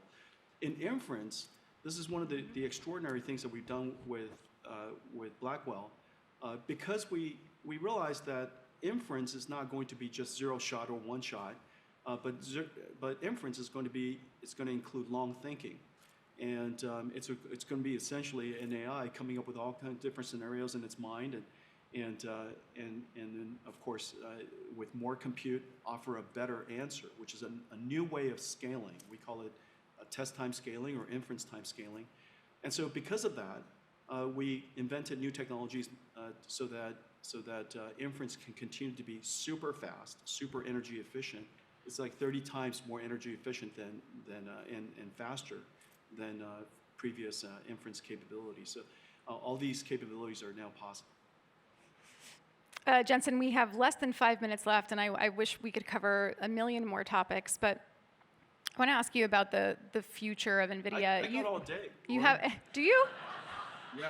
You really are dispatching your AI to take those 56 meetings. I'm gonna think about that for a long time. 56 meetings in a day. You've had this incredible run. I mean, truly incredible run. NVIDIA is at the top, and I'm wondering how you think about maintaining that. And I think this was probably on a lot of people's minds this week, as we saw that the CEO of Intel, Pat Gelsinger, stepped down, and some reported he was forced out. And I don't think anyone would have thought of Intel, in the same way 20 years ago. And so, how do you ensure that NVIDIA doesn't end up in the same boat 10, 20 years from now? What are the actual strategic steps you're taking to ensure that? Yeah, really good question. First of all, I've worked with Pat for several decades, and really appreciated his friendship and partnership. And we've got all kinds of things that we're working on with Intel, and we've selected their CPUs for many of our programs that are upcoming. And this is a really important company, and they're still just. If I could put it out there, just the teams that we work with on their CPU side, on their PC side, on the data center side, are really extraordinary. And so we've got a lot of great friendships there, and I wish them well. At the core, this is the challenge when something fundamental happens to an industry, and that force is so incredible. And you have to keep remembering this, that in fact, the central processing unit was described in 1963, 1964. It was literally called the central processing unit. And the IBM System 360 fairly clearly describes modern computing as we know it. And it lasted about 60 years. And so all of a sudden, not all of a sudden, but because of deep learning and because of the incredible pace of innovation around deep learning and machine learning, the world went from coding and coding instructions that ran on CPUs to machine learning of neural networks that run on GPUs. This force is so incredible. It's not as if you can compete against this. You're either in this force, you're either on this wave, or you've missed that wave. But no CPU could ever, no matter how good it is, could overcome machine learning. This is no different than no disk drive can overcome the power of cloud computing. You're not going to build a better computer because the fundamental trends and the benefits of cloud computing is so incredible. You're not going to overcome the trend of mobile computing. It's just too fundamental. Mobile cloud, and so machine learning is even more powerful than that. The fundamental way that we do software has changed, and the result of that has fundamentally changed. Instead of creating tools, software tools, we're now developing AIs, and so the way you build it, how you process it, what you could build as a result of it has all fundamentally changed, and this all happened in 10 years. So you're either preparing for that 10-year trend, or you get caught off guard by that. And this is because of the success of CPUs in the last 60 years, it's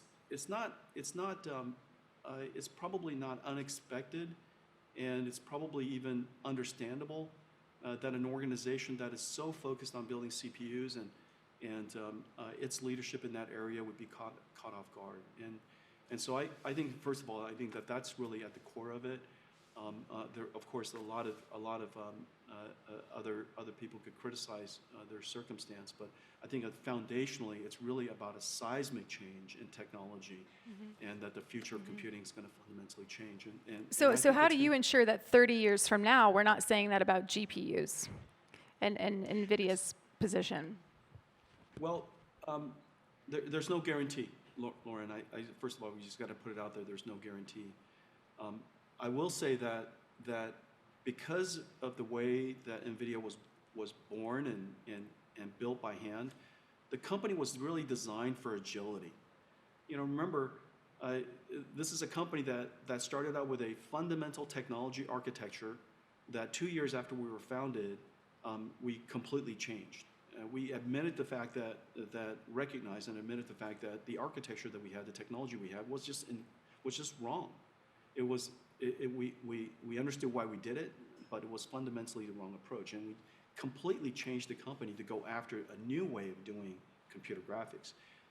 We also reinvented the company several times, as people know well, inventing CUDA, and then after that, pursuing deep learning, going from a chip company to a systems company to an infrastructure company, and so as we make those changes, it's in response to wanting to realize our hopes and dreams of being an impactful company in an industry that we care so deeply about, the computer industry. And so long as the computer industry continues to be important, and we continue to be agile, and be surrounded by amazing computer scientists and talent, we'll continue to shapeshift ourselves to be impactful in the future. And so that's my hope. We'll see how it turns out. Jensen, I can only speak for myself, but I think I speak for others here when I say I can't wait to see what you come up with next, what your next pivot, shift. I mean, you are in the future right now. So I am. Yeah, I am. And we really appreciate you taking the time to be here. future. You are. Yeah, so save us all, please. Lauren, I got to tell you, the future is bright. Everything's fine. That's The water's excellent. safe. Thank you. I think your stock just went up as you said that. So thank you so much, Jensen. We really appreciate it. Thank you. I wish I could be there with you. Take care. Have a great conference. All right, up next, please welcome to the stage Wired's Global Editorial Director, Katie Drummond, and co-founder and CEO of Airbnb, Brian Chesky.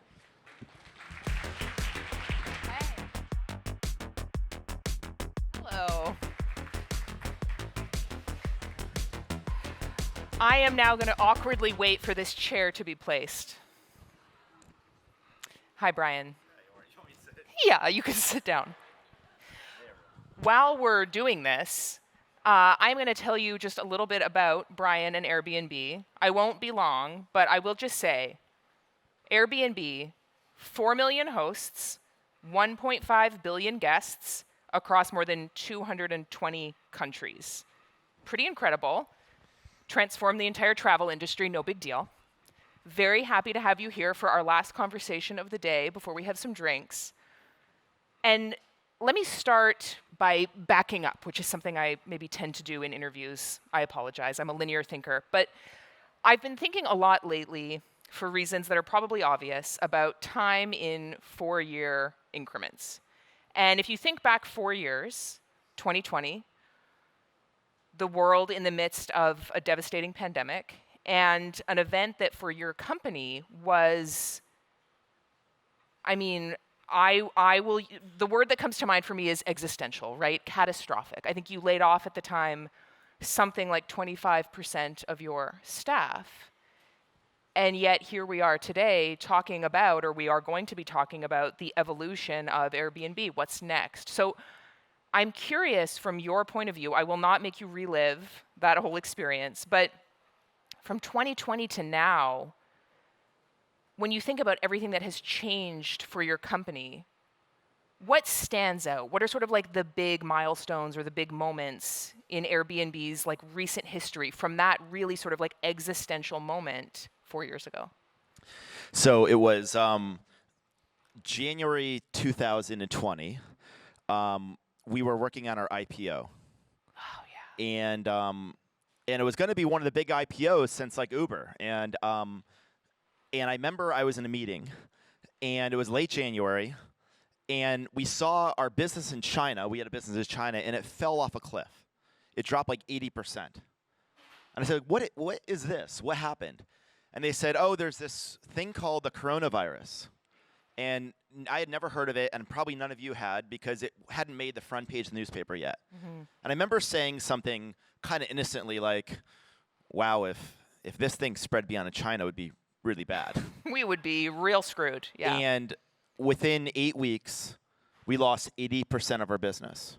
That's so crazy. And to lose 80% of our business, and we were doing about $35 billion a year, so that was more than the sales of Starbucks.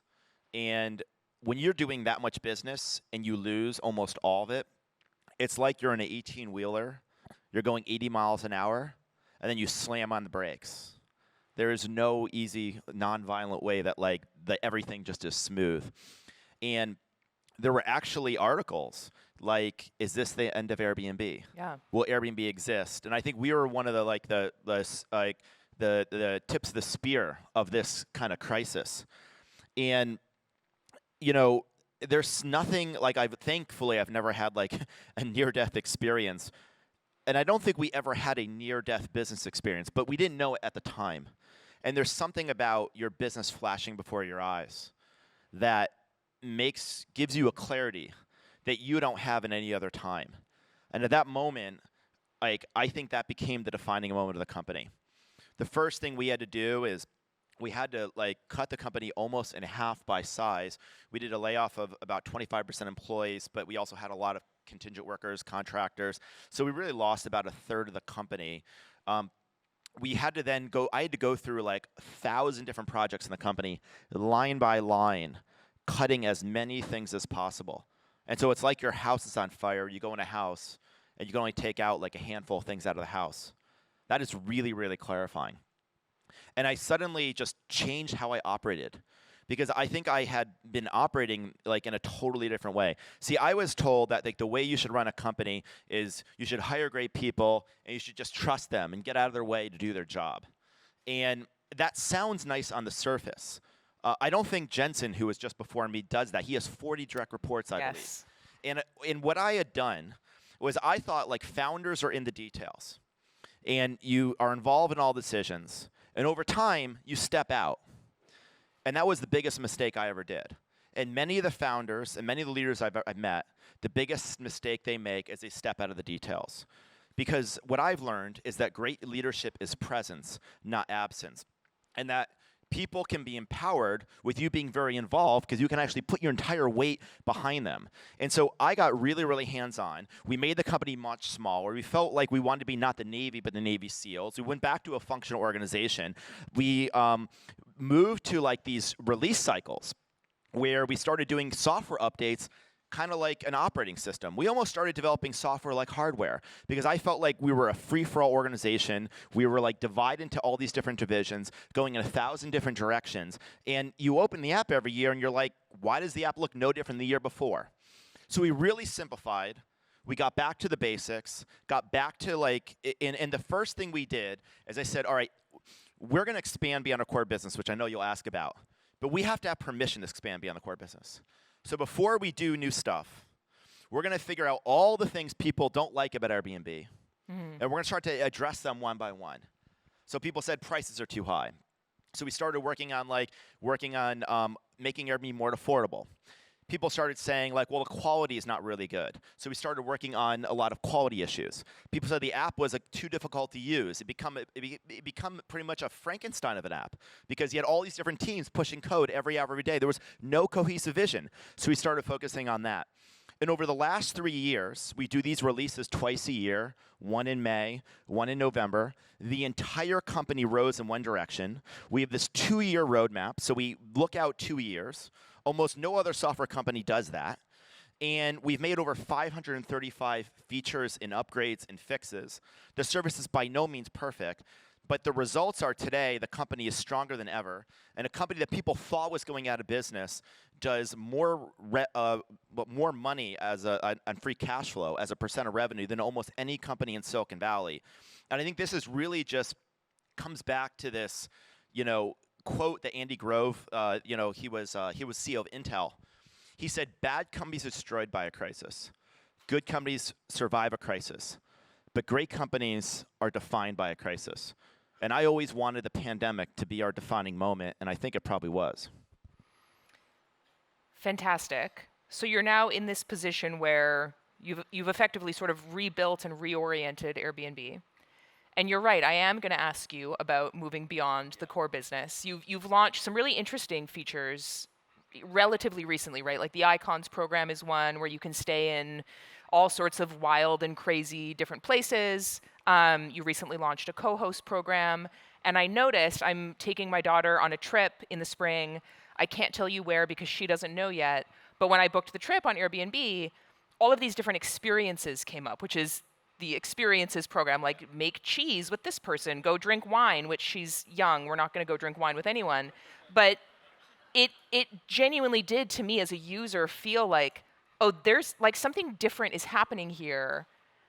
And now I'm on stage with Brian Chesky, and I can ask him what it is and where it's going. Where is this all taking us in terms of Airbnb, the core business, how we think about it now? You go, you book a room, or you book a place to stay on vacation or a business trip. Where are we headed? So when we started Airbnb and it originally took off, I thought we would like expand beyond housing. I thought we could take the Airbnb model. You know, people were saying like the Airbnb for this, the Airbnb for that. There was an entire ecosystem of startups started around this kind of idea. And I thought that we were going to do that. And we tried to do it in the 2000 teens, like 2014, 15, 16. And it was a little premature. We were still in hypergrowth. We weren't really ready. And then, of course, the pandemic occurred, and then we decided to get back to our foundation. So I've looked at a couple companies for inspiration. Maybe one company that is a decent like reference point is Amazon. And we're a pretty different culture than Amazon. You know, we're probably closer in our product development philosophy to Apple than Amazon. But the business that Amazon had in the late 90s, it was a bookseller. And the only thing you could buy on Amazon was books. Now, books are not nearly as big a market as vacation rentals. We're approaching $100 billion a year. But because books isn't a very big market, they had to go into other adjacencies very, very quickly. And so baked in the early days of Amazon was, what did they do after books? They did DVDs, and then they did CDs when people used to buy those. And then they moved on and on and on. And eventually they sold everything. And I don't know if you can will sell everything on Airbnb, but I think one day you'll be able to Airbnb a lot more than just an Airbnb. And, you know, we're going to, you know, we don't really disclose ahead of time what we're going to do, but the one thing I've already said is we are going to reimagine experiences. I think it's an underrated product. People generally like it, but it never really like caught on, and I think that we can totally reimagine that product. And I'm just like so excited because I very rarely, like maybe here's a way of saying it, like there are so many founders that like they have this idea, like, and if you're lucky, you have an idea and it just takes off. I was 26. My parents are social workers. I didn't think I would have an app that ever took off. And my life completely changed. Everything about my life changed because of this rocket ship I went on. And I went on this rocket ship, and there's been a couple other dozen people. If you like, how many people like me are there that like go on this rocket ship? A few dozen. And you get to know them. They're at the same conferences, and you talk to them. And then we all go through this like trough of despair. Most of us do. It's almost like corporate adolescence, and it was probably almost as awkward as my real adolescence. And only a few people, Jensen before us, the greats, they get to the other side, and they get an opportunity to have a second act. They get an opportunity to reinvent themselves. And that's what I hope next year is the beginning of for Airbnb. I hope it is. I hope people say that that was one of the biggest reinventions of a company in recent memory. Reinvention is a big word to use. I'm bookmarking that. Reinvention. Oh, that's I'm going to be checking in on this. That's an aspiration. Fantastic. I saw you speaking earlier this year. It was an off-the-record session, so I can't share what you said.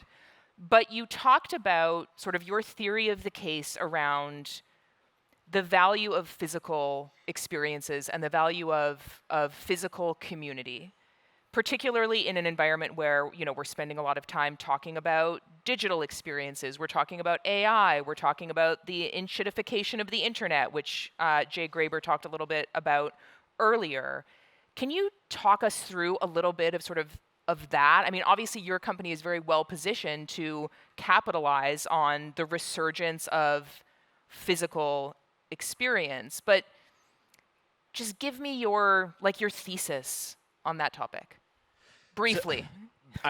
So very briefly, up until 2 years ago, very few people were talking about AI, and then of course ChatGPT launched, and then the generative AI revolution basically started. And while it's been so exciting, I bet you very few of you, your daily life has any different because of AI. Here's a test. Take your phone out, look at all the apps in your home screen, and ask what of them have changed 2 years later because of generative AI, like truly changed. I doubt there are, other than using an AI native app, I bet you none of the apps you use, including Airbnb, are fundamentally completely different in a world of AI. And then ask yourself, what did you do today that was different because of AI? Zero, I saw in the audience. What have you done today or yesterday that changed fundamentally because of AI? Maybe some things, but I think it leads to this bigger topic. I remember when the internet came out, I was born in 1981, so my memories of the internet were like 1993. It was before search engines.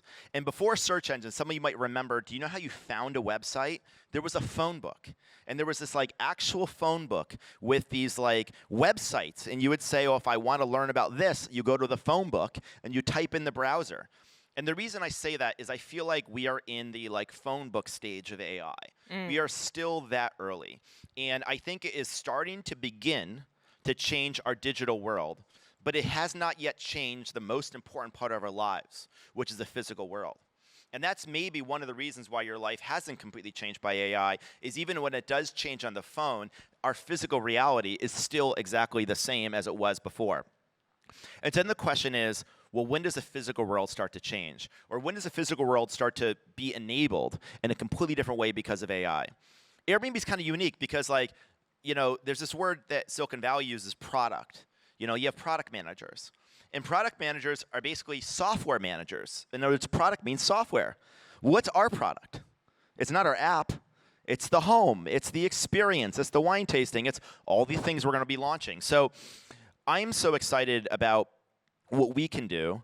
And I think that AI and all these different revolutions that are going to, certainly AI, I think is going to enable a lot more. And I think if you think about AI, maybe in a stack, you have what Jensen's doing, which is the GPUs. On top of that's the second layer, which is the LLMs. There's been a lot of innovation. But the world will change at the layer above that. And the layer above that's the applications. And so when the apps in your phone are totally different, we have reached the application layer. And when we reach the application layer, the world will completely change. But it's kind of like AI is the infrastructure is like the highways. We need to still build the cars. And 10 years ago, everyone thought we'd all be in self-driving cars right now. And there are a bunch on my street. Yeah. But there aren't a lot on a lot of streets. And so I think the point is we overestimate how much technology can change in the short term, but we probably underestimate how much it will change in the long term. And it is going to take some time, I think, to permeate the physical world. But once it does, I think it's going to change everything. And it's not going to be limited to asking the agent something and getting an answer. Interesting. Yeah. I like this vision. No, it's interesting. Is there other technological progress? I think one of the recurring jokes of this day is that every session, the person in my chair asks the person in your chair about AI, right? There's a lot of... of... 1995, you'd say the word internet. Right, yes, or as Stephen Levy pointed out earlier, 5 years ago, it was the metaverse, right?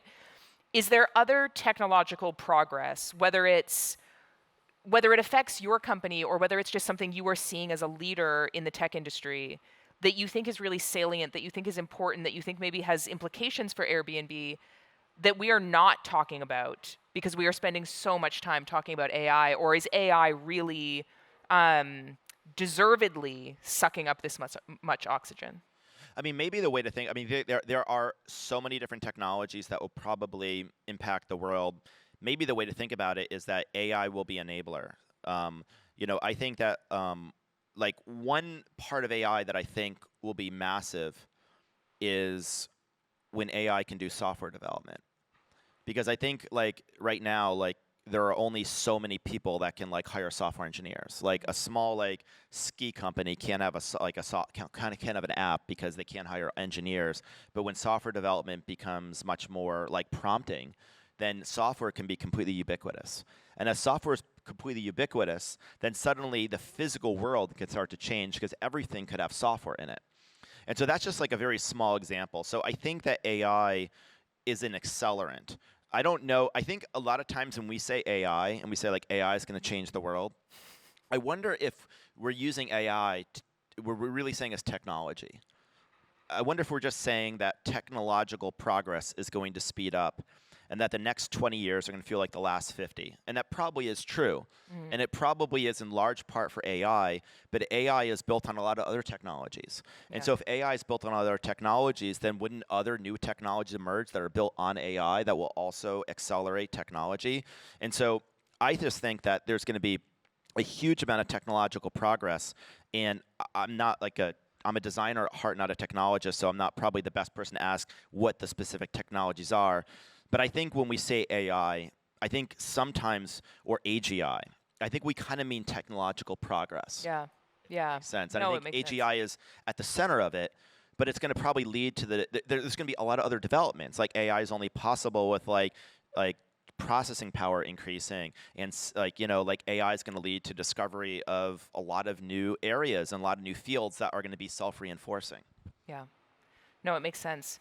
We have a few minutes left. I wanted to make sure to spend a little bit of time on your leadership style. I was telling you backstage that of all of sort of the tech CEOs, the leaders in this industry, I see Brian Chesky's name associated the most with leadership advice, tidbits of, you no longer believe in one-on-one meetings. It's founder mode, baby. Like, it's all this sort of noise about how you run your company and how you sort of have evolved as a leader, your sort of theory of leadership, which brings me to the question, not so much about leadership advice. I kind of want to know what a day in the life of Brian Chesky is like a work day.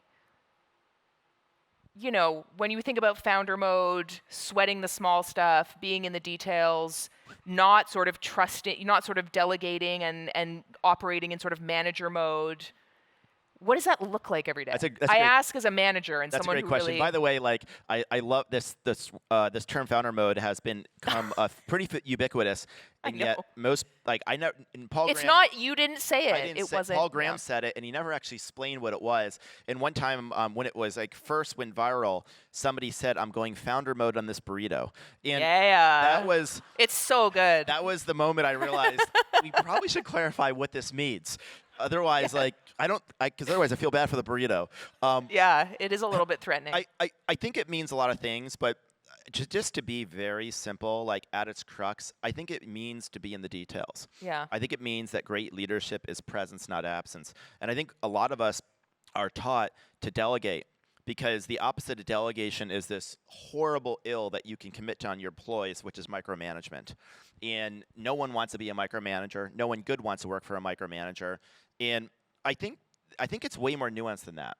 I remember there was an executive that once asked me, "Is this your decision or is this my decision?" And I kind of exaggerated when I said this, but I kind of said it should never be either.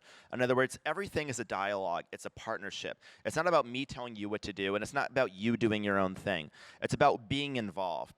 And the way I basically spend my time is I basically review the work. I basically say, I don't like managers, and I put managers in quotes, meaning people who manage the people absent the work. If you're not managing the work, what are you doing all day? Are you doing one-on-ones? Are you acting like their therapist? Are you dealing with bureaucracy all day? And so I think the best way to manage people is through the work. And that's actually how they learn. They learn by doing, by watching, and you mentor them through the work. So what I do all day is I basically review work. So every day is a little bit different, but I might wake up and every Sunday night, I have a head of program management at Airbnb. Program management, unlike most companies, is a tier 1 function. And we have 75 to 80 projects that I'm monitoring. And I review every project in the company that's customer facing. And I review everything every week, every 2 weeks, every 4 weeks, every 8 weeks. There's a cadence. And I'll probably do 30 hours of reviews. And maybe that's approximately half of my schedule. I don't know exactly how many hours I work. Maybe some weeks I work more than that. But and so I'll basically be in reviews. And so the reason I don't do one-on-one meetings, if somebody needs to talk to me, I'll talk to them. And I do a lot of calls. I'll call somebody and I'll ask them a question. What I don't do is recurring scheduled one-on-ones where the employee owns the agenda. And I know Jensen said he doesn't do that either. And what I do is I basically run the company in group meetings where I'm reviewing work. And I have the boss, the person doing the work, their boss, and their boss. So no one ever has to go up the chain to get to me. You can get to me in front of everyone. And I will ask everyone's opinion, And then I might disagree with them, but I'll like ask them to talk me out of it, change my mind. And that's probably the main thing I do. In other words, the simple way I run a company is we have a release, a big product release. We set a big goal, and then we review the work every few weeks towards that goal.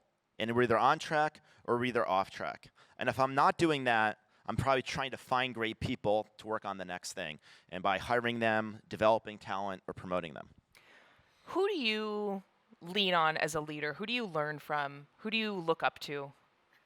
I mean, it changes because when I was starting out, I think my investors, which were my board members, taught me a lot. I had Reid Hoffman and Mark Andreessen on the board, and and then eventually Alfred Lin, and I had all these different people join the board. And your investors are kind of like your mentors. Mm-hmm. Then I started learning from the executives I hired. I hired these executives, and I learned from them. Then I started learning. Became like shameless about seeking out other CEOs. So like I went to this conference called Sun Valley. All the like big shots of Silicon Valley were there. So I remember one time like there's this duck pond outside of Sun Valley, and it's like a pond with all these ducks, and I was chasing not chasing, but like trying to practically chase Jeff Bezos down to get advice from him in the duck pond. No, it's a good visual. Let's go with that. And so I would people like that, and now last night I had a dinner with like 20 other founders of companies like Airbnb size or maybe a little smaller, some were a little bigger. And we do a lot of comparing notes now. And we were talking about like how we run our companies. And I do look at like historical references. I think Walt Disney and Steve Jobs I like in particular because they were creative people running technology companies. I think of myself like that. Mm-hmm. So those are kind of who I learn and lean on. That's interesting. Interesting to hear about how it has evolved over the years. And speaking of time, we are coming to the end of ours. And as you are the last speaker of the day, we've asked a couple of folks this throughout the day, but parting words from Brian Chesky, what I want to know and what I think you could leave everyone here with is that little bit of optimism I promised all of you at the beginning of the day. Brian, what gives you hope? What makes you feel optimistic? What can these fine people take away from you today? Oh, that's a great question. Maybe I can put it in the context of like what's happening in the world today. Yeah. I don't know if people today in this world are super optimistic. That's first of all. There seems to be a lot of despair. There seems to be a lot of pessimism. There seems to be a lot of division. Mm-hmm. I mean, I remember when I came to Silicon Valley, there was another election going on in 2008. Oh, yeah. Senator Barack Obama against Senator McCain. And in hindsight, they both looked a lot more purple than the kind of red and blue divide of today. Yeah. I mean, to give you an example, like we sold collectible cereal boxes. And we had like this Barack Obama themed cereal with this John McCain themed cereal. Do you know the outrage there would have been if we had like Trump and Harris cereal? Like both sides would have been completely, how dare you make cereal by the other candidate? That is how divided we are. And I'm like pretty concerned about that. But I want to bring it just back to Airbnb because that's like kind of my only point of reference.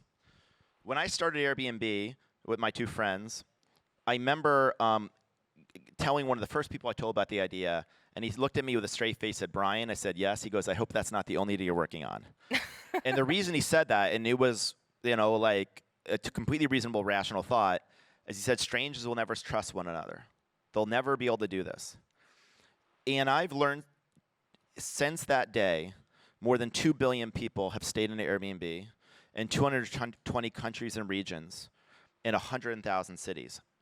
And people have asked me, well, what have you learned about human nature because of these 2 billion people staying together?